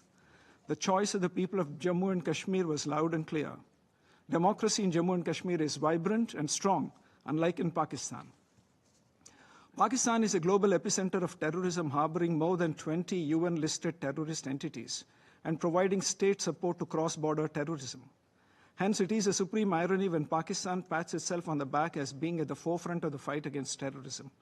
India has been a victim of the acts of terror perpetrated by this country through terror groups such as Jaish-e-Mohammed and Harkatul Mujahideen, among dozens of others.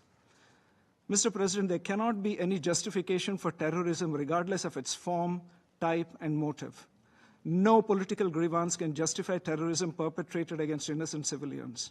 This august body can make no distinction between good and bad terrorists, and I request the Deputy Prime Minister and Foreign Minister of Pakistan to take note of it and not further waste the time of the Council in this regard. I thank you, Mr. President. I thank the representative of India for the statement. I give the floor to the representative of the Philippines. Thank you, Mr. President. Excellencies, colleagues, 80 years ago, we were among the few hopeful representatives from some 50 countries gathered in San Francisco in late spring that took part in the drafting and signing of the charter which created the United Nations.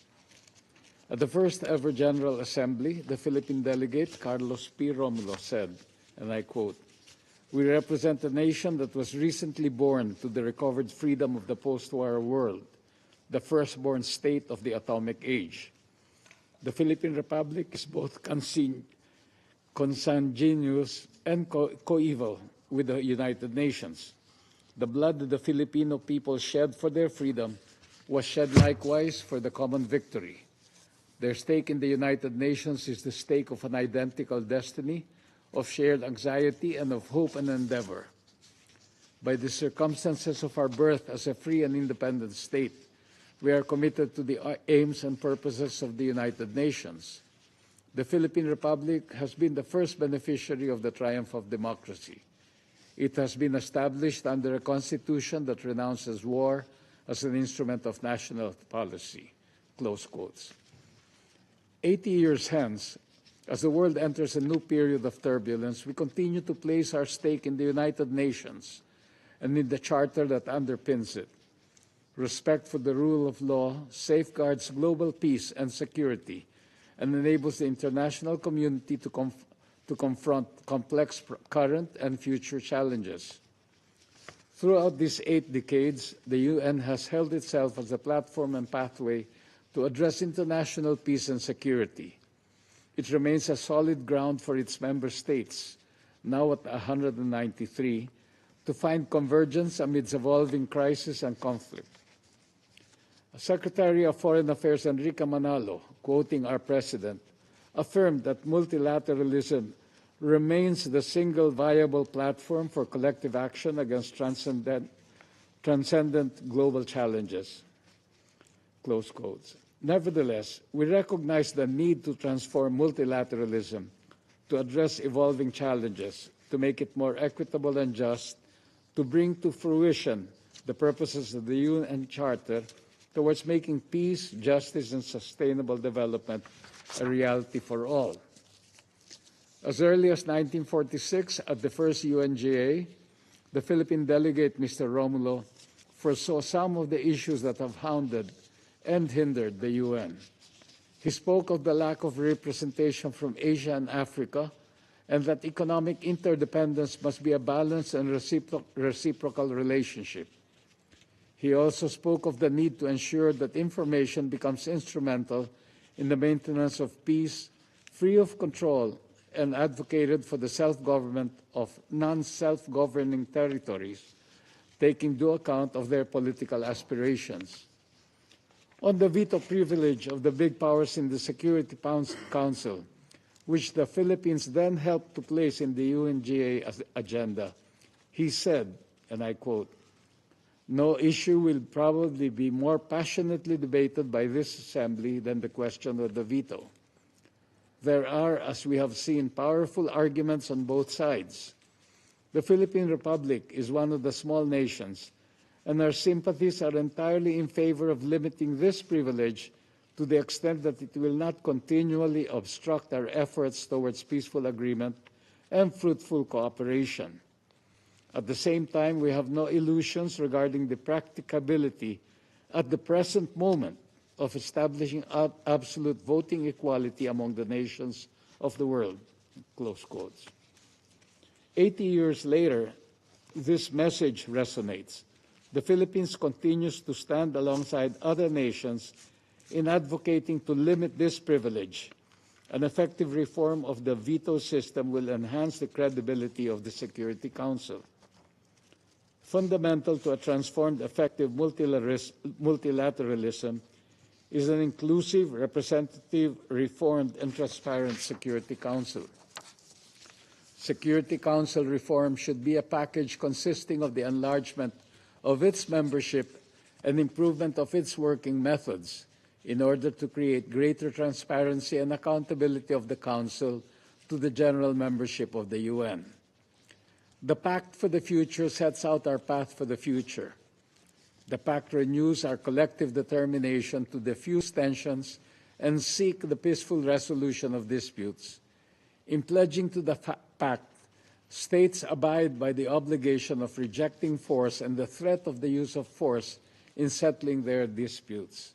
This is the essence of the 1982 Manila Declaration on the Peaceful Settlement of International Disputes. We must act on our common resolve to make the multilateral system, with the UN at its center, effective and capable. Multilateralism flourishes on the grounds of a rules-based order that provides conditions for trust, solidarity, equity, and peace. We must ensure meaningful participation of all member states, particularly developing states, in global decision-making. This is enabled by bridging development divides, including through a transformed international financial architecture and enhanced access to innovation and to science and technology. We must deliver on the Addis Ababa Action Agenda and lose no time to implement the Global Digital Compact. The Philippines is committed to this pact and to strengthening the United Nations' role in addressing today's complex crisis, including the emerging threats in the digital, geopolitical, outer space, and maritime domains. Excellencies and colleagues, throughout our 80 years of membership in the United Nations, we have a track record of being a dependable partner, pathfinder, and peacemaker in world affairs. I thank you. I thank the Philippines for the statement. I now give the floor to the delegation, head of the delegation, Mr. Lambrinidis, for making a statement. I have the honor to speak on behalf of the European Union and EU member states. And from the outset, let me thank the Chinese presidency of the Council for convening this important meeting. The candidate countries North Macedonia, Montenegro, Albania, Ukraine, the Republic of Moldova, Bosnia and Herzegovina, as well as Monaco and San Marino, aligned themselves with this statement. Colleagues, this year we mark the 80th anniversary of the United Nations, the cornerstone of the rules-based and multilateral system, providing an irreplaceable forum for equal participation in decision-making for all member states, and allowing us to address today's existential challenges and opportunities facing humanity together.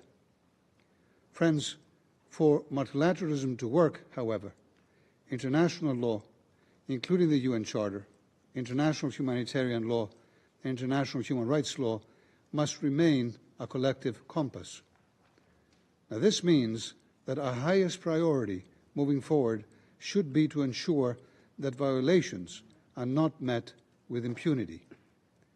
The devastating impact of these violations is evident across regions and countries, from Russia's war of aggression against Ukraine to the Middle East, from Afghanistan to Myanmar, and from DRC, Sudan, the Sahel, and the Horn of Africa to Haiti. Today, dear friends, almost 3 years since the beginning of Russia's full-scale invasion, the European Union reiterates its resolute condemnation of what constitutes a manifest violation of the UN Charter. We reaffirm our continued support for Ukraine's independence, sovereignty, and territorial integrity as the UN Charter commands, within its internationally recognized borders. This war of aggression has had global consequences, affecting almost every country in the world, including consequences on food and energy security, disproportionately affecting those in the most vulnerable situations. Now more than ever, we must oppose a world where might makes right, in Ukraine as in every other place in the world. Mr. President, a commitment to accountability might also be our best hope to prevent such crimes in the future. If we cannot stop them, and unfortunately we have not been able to stop many of them in recent years, at least let us try to prevent them in the future. The international criminal justice system, in particular the International Criminal Court, is of paramount importance to ensure accountability for atrocity crimes and for delivering justice to victims. The ICC should be able to independently carry out its mandate to fight impunity. Mr. President, we welcome the fact that the concept note for this meeting points out new security threats, including those related to climate change and cybersecurity. We can tackle these issues, but we can only tackle them together. The UN remains a compass, but as any institution, it must evolve with the times rather than keep reflecting the world of the past. In spite of all ongoing divisions and crises, there are signs of hope that effective multilateralism is possible. The adoption of the Pact of the Future, as many mentioned in this room, and the long, thorny, but ultimately constructive process leading to its adoption demonstrated that we can work together and achieve results. It shows that even under difficult circumstances, UN members can agree on a broad set of actions, including sustainable development, international financial architecture reform, digital cooperation, youth and future generations, peace building, human rights, and for the first time, concrete commitments towards UN Security Council reform. We need to revitalize the UN by implementing our commitments in the Pact of the Future, by implementing our commitments to the Pact of the Future. The EU supports comprehensive reform of the UN Security Council to make it more effective, inclusive, transparent, democratic, and accountable to better reflect today's realities, by strengthening the voice of underrepresented regions, especially Africa. The world needs a Security Council capable of fulfilling its mandate and delivering, including by full adherence to Article 27(3) of the UN Charter, constraining veto use by obliging a party to a dispute to abstain from voting. The current political momentum around reform, notably of the international financial architecture, must also be translated into concrete and implementable deliverables. We look forward to working constructively together towards the 4th International Conference on Financing for Development in Seville later this year. We are ready to engage with our partners on issues related to financing of the SDGs, implementing effectively the EU's Global Gateway flagship Sustainable Development Initiative, encouraging resource mobilization, and promoting sustainable financing for environmentally responsible and socially inclusive development plans. This year, Mr. President, also provides additional opportunities to further improve the multilateral system. Look at peace and security, the Peace-Building Architecture Review, the Review of Peace Operations, 25th anniversary of Women, Peace and Security, 20th anniversary of the Responsibility to Protect, as well as 10th anniversary of the Youth, Peace and Security Agenda, provide a unique chance to tackle challenges to peace and security in an inclusive and in a comprehensive manner. Colleagues, we are acutely aware that efficient functioning cannot be ensured without proper financing. The European Union's member states are collectively the largest and most reliable financial contributors to the UN system, paying in full, paying on time, paying without conditions. We contribute over 22% to the regular UN budget, 22%, 21% to peacekeeping operations, and we provide more than one-third of voluntary contributions. Together with the member states, the EU collectively provides 41% of global official development assistance, 41%, by far the largest contributors and partners around the world. We listen to the needs around the world, and we are committed to delivering. But we cannot do it alone. And we also need to support the UN in achieving much better efficiencies in delivering its mandate, our mandate, on the ground. Dear colleagues, 80 years ago, the principles and purposes of the UN were enshrined in the Charter. 80 years later, we can say that despite its imperfections, the United Nations remains the greatest global endeavor for preserving peace, paving the way for development, upholding human rights, and addressing existential crises such as climate change. It is our daily responsibility, so we feel at the European Union, to make this endeavor a reality. Thank you. I thank Mr. Lambrinidis for his statement. I give the floor to Zimbabwe. Thank you, Mr. President. We appreciate your delegation for convening this crucial session and congratulate you on assuming the Security Council presidency for February 2025. We also thank His Excellency Wang Yi and the Secretary-General for their seminal insights. Excellencies, the preamble of the United Nations Charter begins with these immortal words: "We, the peoples of the United Nations, determined to save succeeding generations from the scourge of war."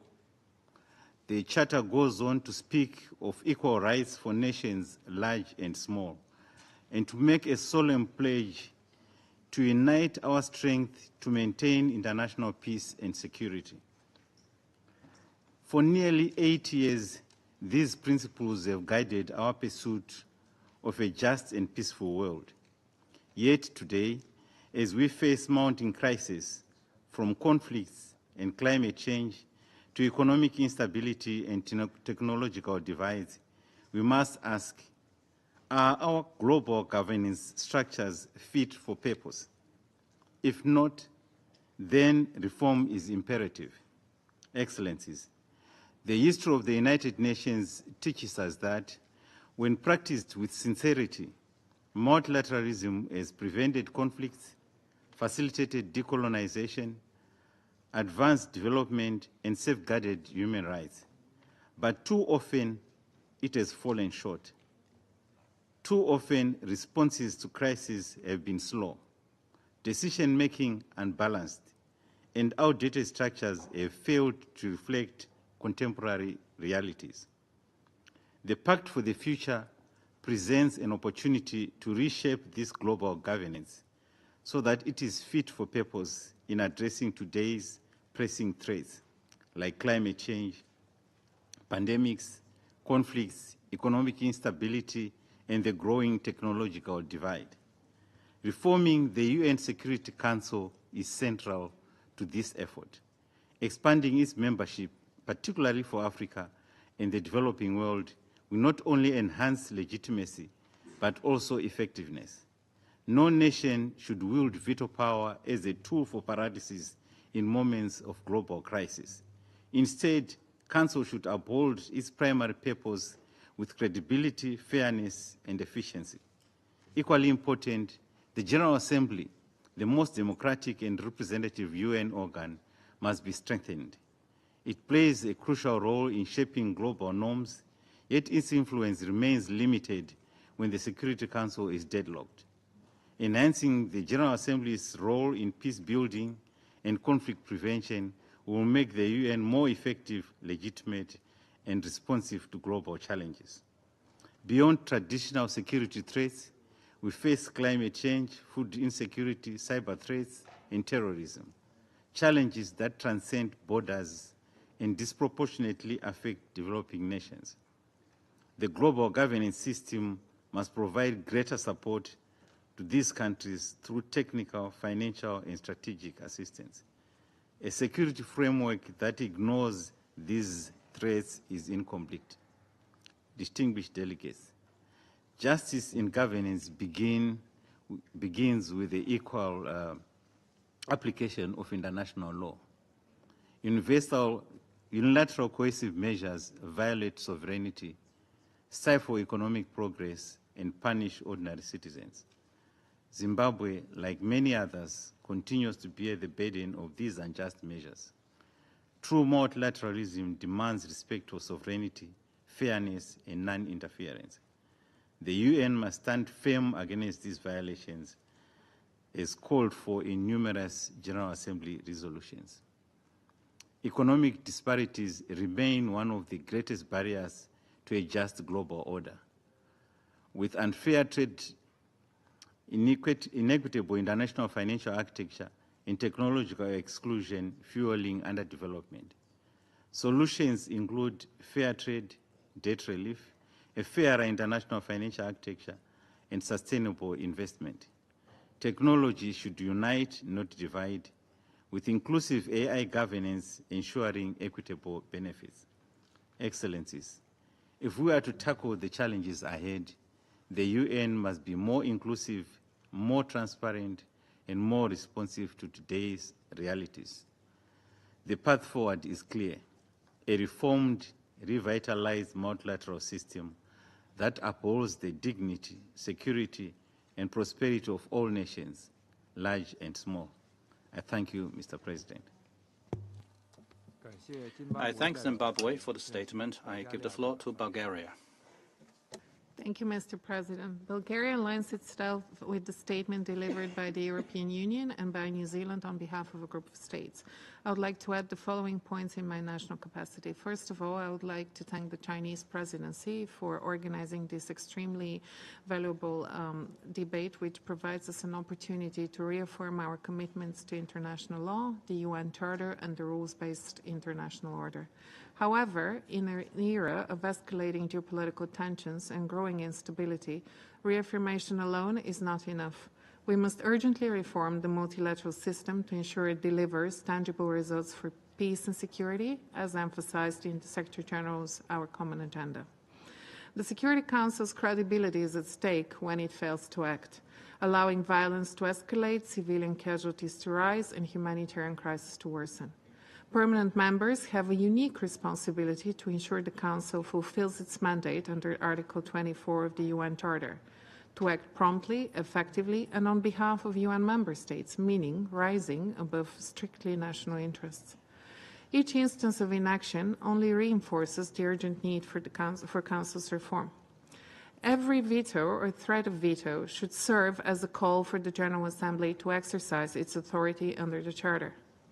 The Assembly for Peace Digital Handbook, referenced by many today, highlights how the General Assembly has taken decisive actions when the Security Council has failed to do so. A strong, engaged General Assembly is essential for renewed multilateralism, as outlined in the Pact of the Future. The General Assembly must continue to assert its role, as it did by the adoption of the resolution of the so-called resolution veto initiative, ensuring the Charter is upheld in full and, where necessary, clarifying its provisions, including those concerning the use of the veto, and in particular Article 27.3. A robust framework is needed to prevent Security Council members from acting solely in their national interest and to the detriment of international peace and security. The debate on strengthening multilateralism must continue alongside our efforts to uphold the rule of law, ensuring accountability and protect all human rights for all. Equally vital are reforms that accelerate the SDG implementation, address global inequalities, and enhance government structures.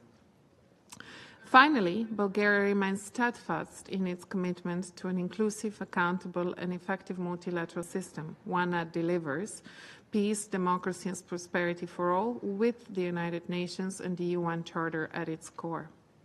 This can only be achieved through genuine partnerships, mutual respect, and strict adherence to the rules and principles that sustain international cooperation. Thank you. I thank Bulgaria for the statement. I now give the floor to Portugal. Thank you, Mr. President. Portugal aligns with the EU statement and with the joint statement by New Zealand on behalf of 61 countries. We thank China for convening this important debate and the Secretary-General for his insightful remarks. Mr. President, multilateralism is at the core of Portugal's foreign policy, a principle, an objective and practice that defines our engagement. We stand for a rules-based multilateral system, grounded in international law and the three pillars of the UN Charter, advancing peace, human rights and sustainable development.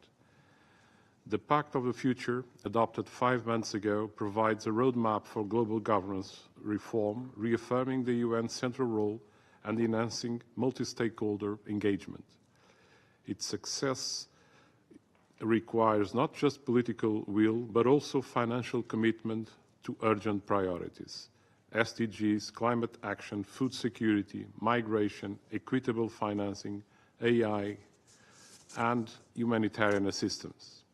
This cannot be achieved through unilateral actions that bypass multilateral institutions. The new Agenda for Peace, which inspired Chapter 2 of the Pact, reinforced the global consensus on the strengthening the UN's role in preventive diplomacy. The credibility of the Security Council depends on the addressing threat multipliers: climate change, sea level rise, poverty, and social exclusion, with full integration of women and youth into the peace continuum. The pact also advanced Security Council reform, promoting representation, inclusivity, transparency, efficiency, democracy, and accountability.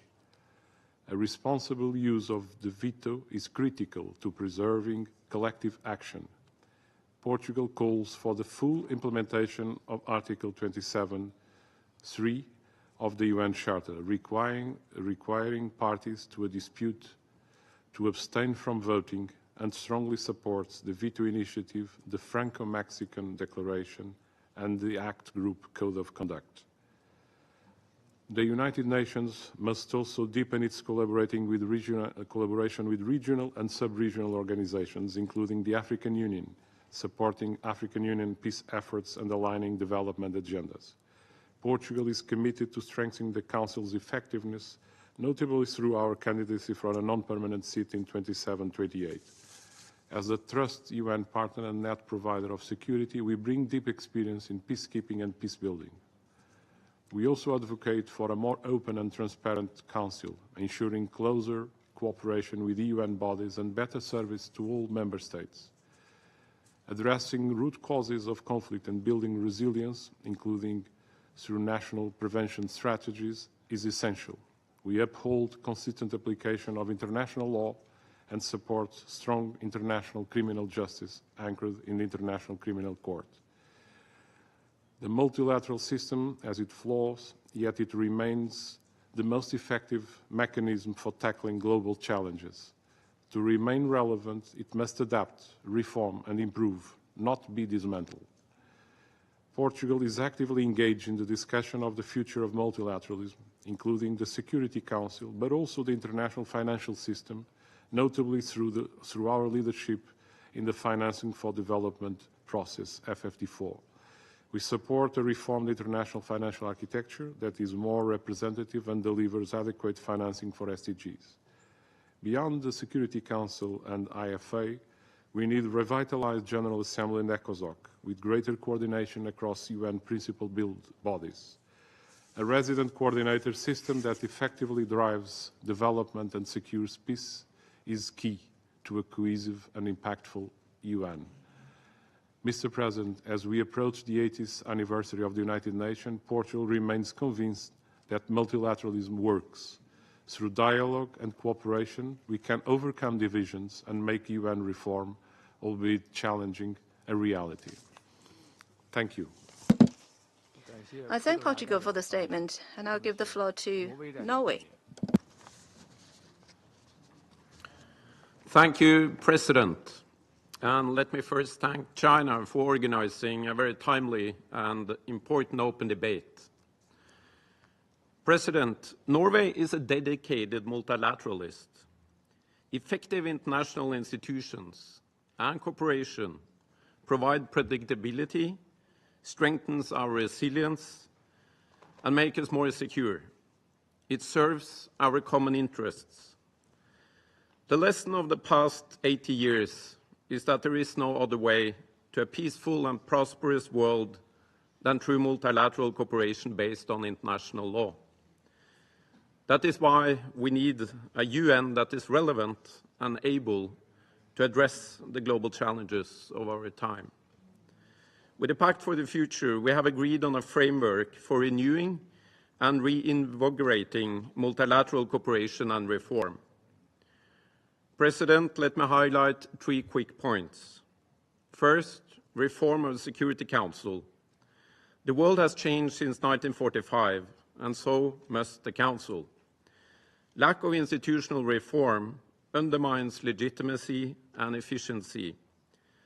The inability of the Council to act in many of today's most serious conflicts exacerbates this. Norway supports a reform that makes the Council more representative and more efficient. Both permanent and elected seats should be expanded and the historical injustice to Africa addressed. The use of the veto should be limited rather than expanded. The frequent use of the veto has paralyzed the Council, undermining its credibility. In line with the Pact for the Future, we particularly need to discuss how to ensure the consistent application of Article 27.3 of the Charter. No state should vote in its own case. Secondly, the rule of law. Through generations of careful deliberations and negotiations, we have developed a corpus of international law, not least the UN Charter, that is a foundation of a peaceful relations between states. Through the UN, we also established the other key principles that codify international humanitarian law as well as international human rights law, including women's rights. We must be consistent in the application of the rules. We must avoid double standards. We must treat similar cases similarly, irrespective of the context. We must speak out if our adversaries violate these rules, and we must speak out if our friends violate them. We must support and protect the institutions that uphold the law, including the International Court of Justice and the International Criminal Court. And we must fight impunity, and we must be able to hold perpetrators to account. Thirdly, financial governance reform. Increasing inequality creates poverty, erodes trust, and leads to populism and extremism within countries. Increasing inequality between countries undermines global trust, hence also the efficiency of the multilateral system. The Pact for the Future rightly addresses the need to increase financing for sustainable development, provide sufficient and timely debt relief to countries in distress, to reform the international financial architecture, and to promote more inclusive and effective international tax cooperation. President, Norway will continue to advance global governance reform to ensure that the UN remains relevant and able to fulfill its mandate as stated in the Charter. That is to address the global challenges of our time, more specifically to maintain international peace and security, to uphold human rights, and to advance sustainable development, namely the three main pillars of the UN Charter. I thank you, President. I thank Norway for the statement, and I'll give the floor to Dominican Republic. Thank you very much, Mr. President. Distinguished members of the Security Council, Excellencies, dear friends. When this organization was established, we lived in a different world. Only great visionaries and science fiction writers could have imagined globalization, the technological revolution, the rise of emerging markets, the green revolution, major demographic changes, and even the Cold War and the fallout of that war. These major trends have changed the world. And it would seem for this organization that despite everything that has been done by this organization over the past 80 years, it has been difficult for it to keep pace and adapt to these new times.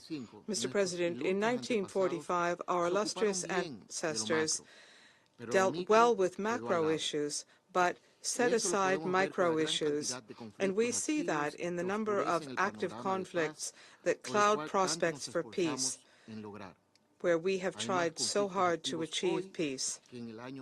There are more active conflicts today than there were in 1946.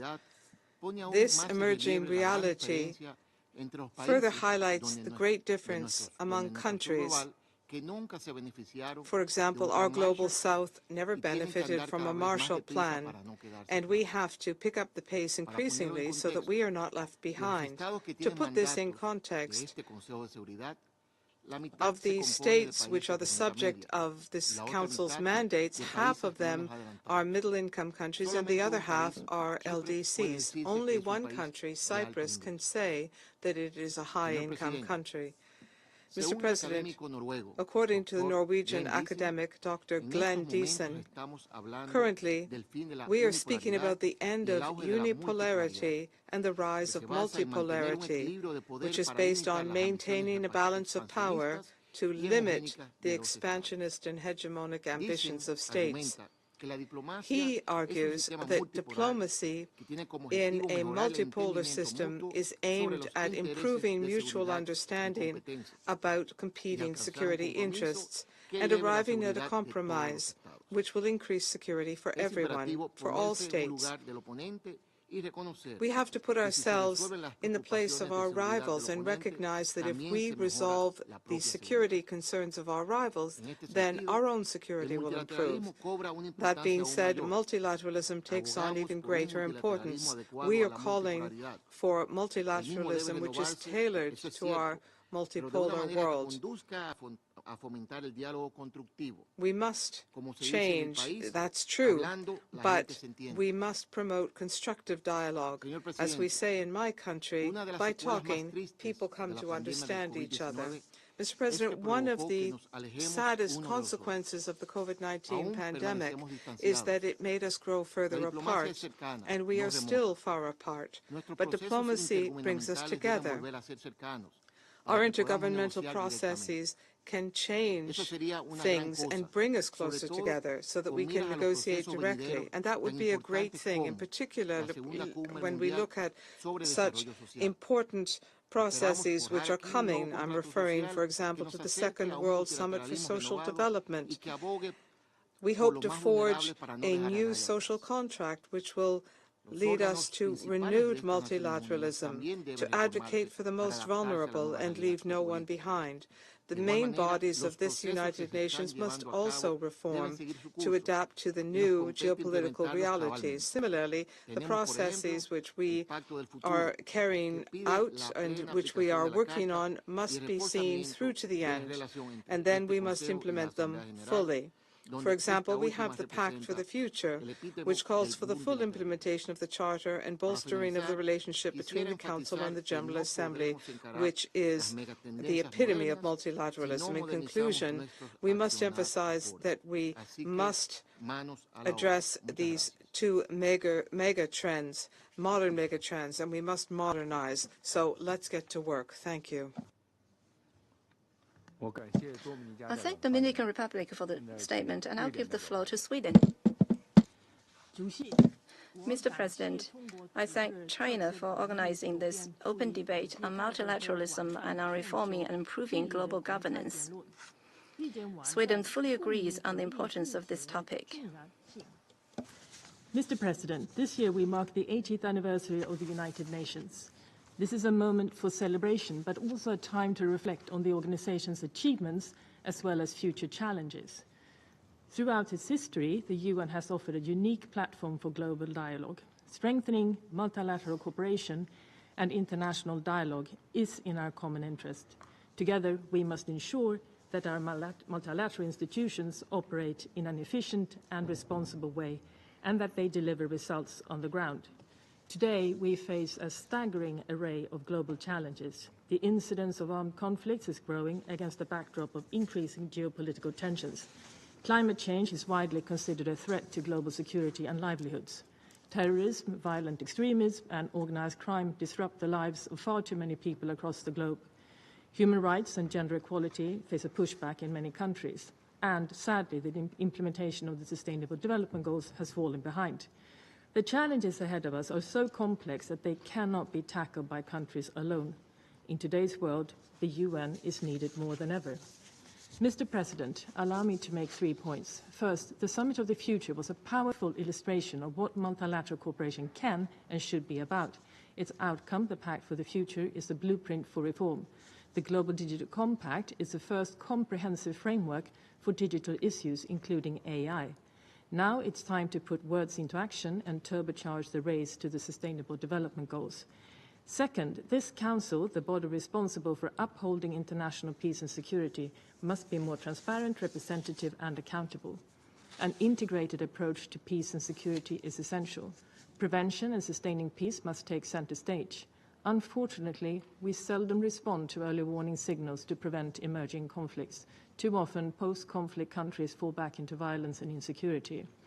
We must work across the 3 pillars of the UN: sustainable development, peace and security, and human rights to deliver early and decisive action.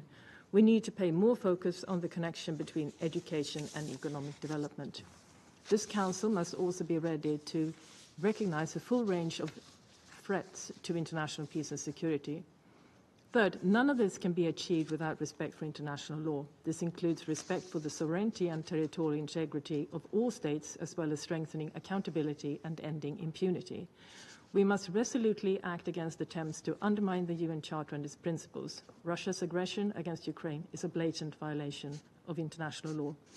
We must reaffirm our support to the international justice system. We must guarantee the independence and fully respect the integrity of the International Court of Justice and the International Criminal Court.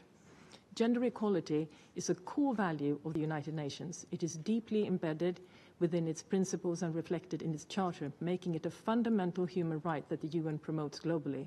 The current undermining of gender equality in many countries is deeply worrying.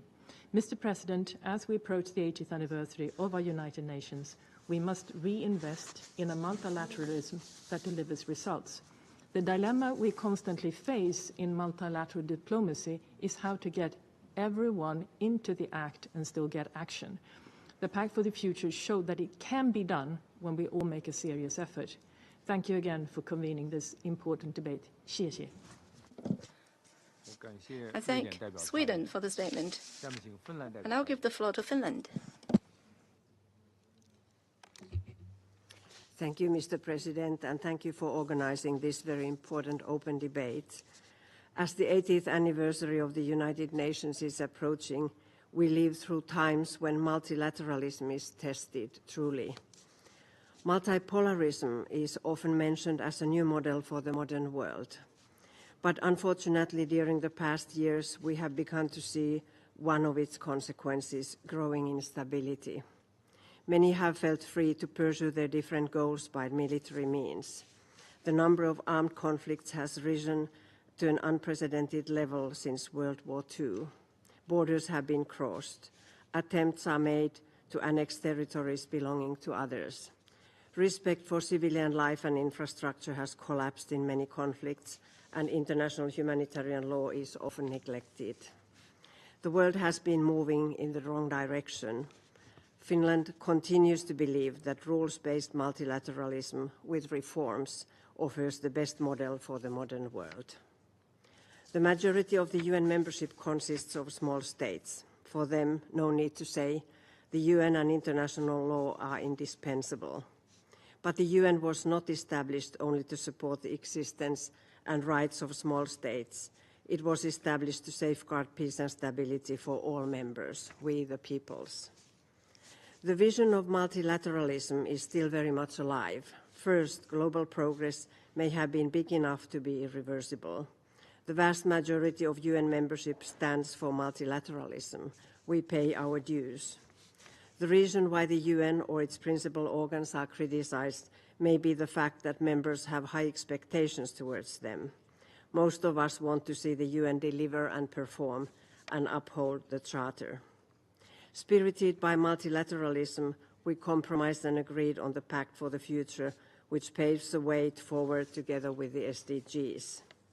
Today, many have commented the importance of implementing them. 2015 was a very challenging year, but also a flagship year with major multilateral achievements, Paris Agreement, Agenda 2030, and the Addis Ababa Action Agenda, all three highly relevant even today. Second, the UN system is not perfect and it definitely needs reforms and modernization. Its organs need to function efficiently and better focus on solving major problems instead of being sidelined. And the UN membership has evolved remarkably in 80 years.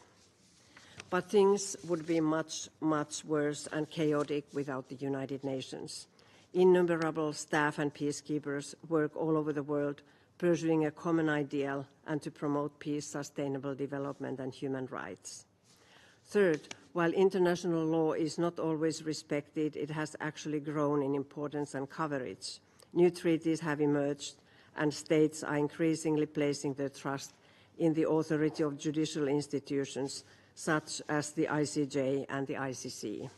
And fourth, multilateralism works and progresses regionally, which in turn supports the UN. Many regional institutions have proven successful. Take the EU, which has guaranteed peace and well-being among its membership after a very troubled history and grown into the biggest global development financier. Or take the African Union or important regional institutions in Asia and Latin America. UN bashing has become popular, and no doubt this seems to be a dark hour for multilateralism. But the need for a multilateral system based on international law has not gone away. The need has grown. The UN can only be successful if we respect it, use it, and turn the UN into a modern and efficient organization capable of standing for the Charter and our common ideals. Mr. President, does the UN need substantive reforms? Yes, it does. Can we afford sidelining the UN? No, we can't. Thank you very much. I thank the representative of Finland for the statement. The representative of Pakistan asked for the floor for the to make a further statement. I give him the floor. My delegation has been compelled to take the floor to respond to the statement made by the Indian delegate. No amount of fabrication or obfuscation can change the legal, political, and historical reality. Jammu and Kashmir never was nor is a so-called integral part of India. Jammu and Kashmir is an internationally recognized disputed territory. You just need to consult the UN's official maps to establish the fact. India is in its forcible occupation of parts of Jammu and Kashmir in contravention of multiple resolutions of the UN Security Council, which reaffirm the final disposition of Jammu and Kashmir will be decided by its people through a UN-supervised plebiscite, that is, through the exercise of right of self-determination of the Kashmiri people. This inalienable right, brazenly denied by India for over 7 decades, in gross violation of international law and the resolutions of this body, is among the most fundamental rights of peoples, an erga omnes right which cannot be rescinded by unilateral actions. Kashmir is being held by India through brutal suppression of its people by an occupation army of 900,000 troops. Since 5th August 2019, building on its illegal and unilateral steps to consolidate its occupation of Jammu and Kashmir, India has undertaken demographic engineering to dispossess and disempower the Muslim majority of the occupied territory in grave breach of the 4th Geneva Convention. Neither force nor fraud will succeed in extinguishing the Kashmiris' quest for freedom and self-determination. Mr. President, UNSC Resolutions 91 and 122 clearly stipulate that no unilateral measures, including any sham elections under foreign occupation, constitute a final disposition of Jammu and Kashmir. Rather than misleading the international community and becoming blinded by hubris, India should implement its international obligation to allow the Kashmiris to exercise their right to self-determination in accordance with the UN Security Council resolutions. Mr. President, we also heard the Indian delegate raising the bogey of terrorism to divert attention and diplomatic point scoring. It is most ironic that India, which is committing the worst form of state terrorism in occupied Jammu and Kashmir, is portraying itself as a victim. It is a familiar ploy of all occupiers and colonizers to paint legitimate struggles for freedom and liberation as terrorism. Instead of maligning others for terrorism, India should sincerely reflect on its own campaign of orchestrating targeted assassinations, subversion, and terrorism in foreign countries. It is India which supports and finances terrorism against Pakistan by using its proxies such as Tehreek-e-Taliban Pakistan, Majid Brigade, and Baloch Liberation Army. The country is insensitive to the tragic human dimension of terrorism. For a country that has been called out for running a global terrorism syndicate, no low is too low for India. The franchise of Indian state terrorism has gone from regional to global, reaching North American shores. I thank you. 我感谢巴基斯坦代表的发言。 I thank the representative of Pakistan for his statement. 本次会议发言名单上还有 There are still a number of speakers remaining on my list for this meeting. I intend, with the concurrence of members of the Council, to suspend the meeting until the afternoon of Thursday, which is the 20th. The meeting is suspended.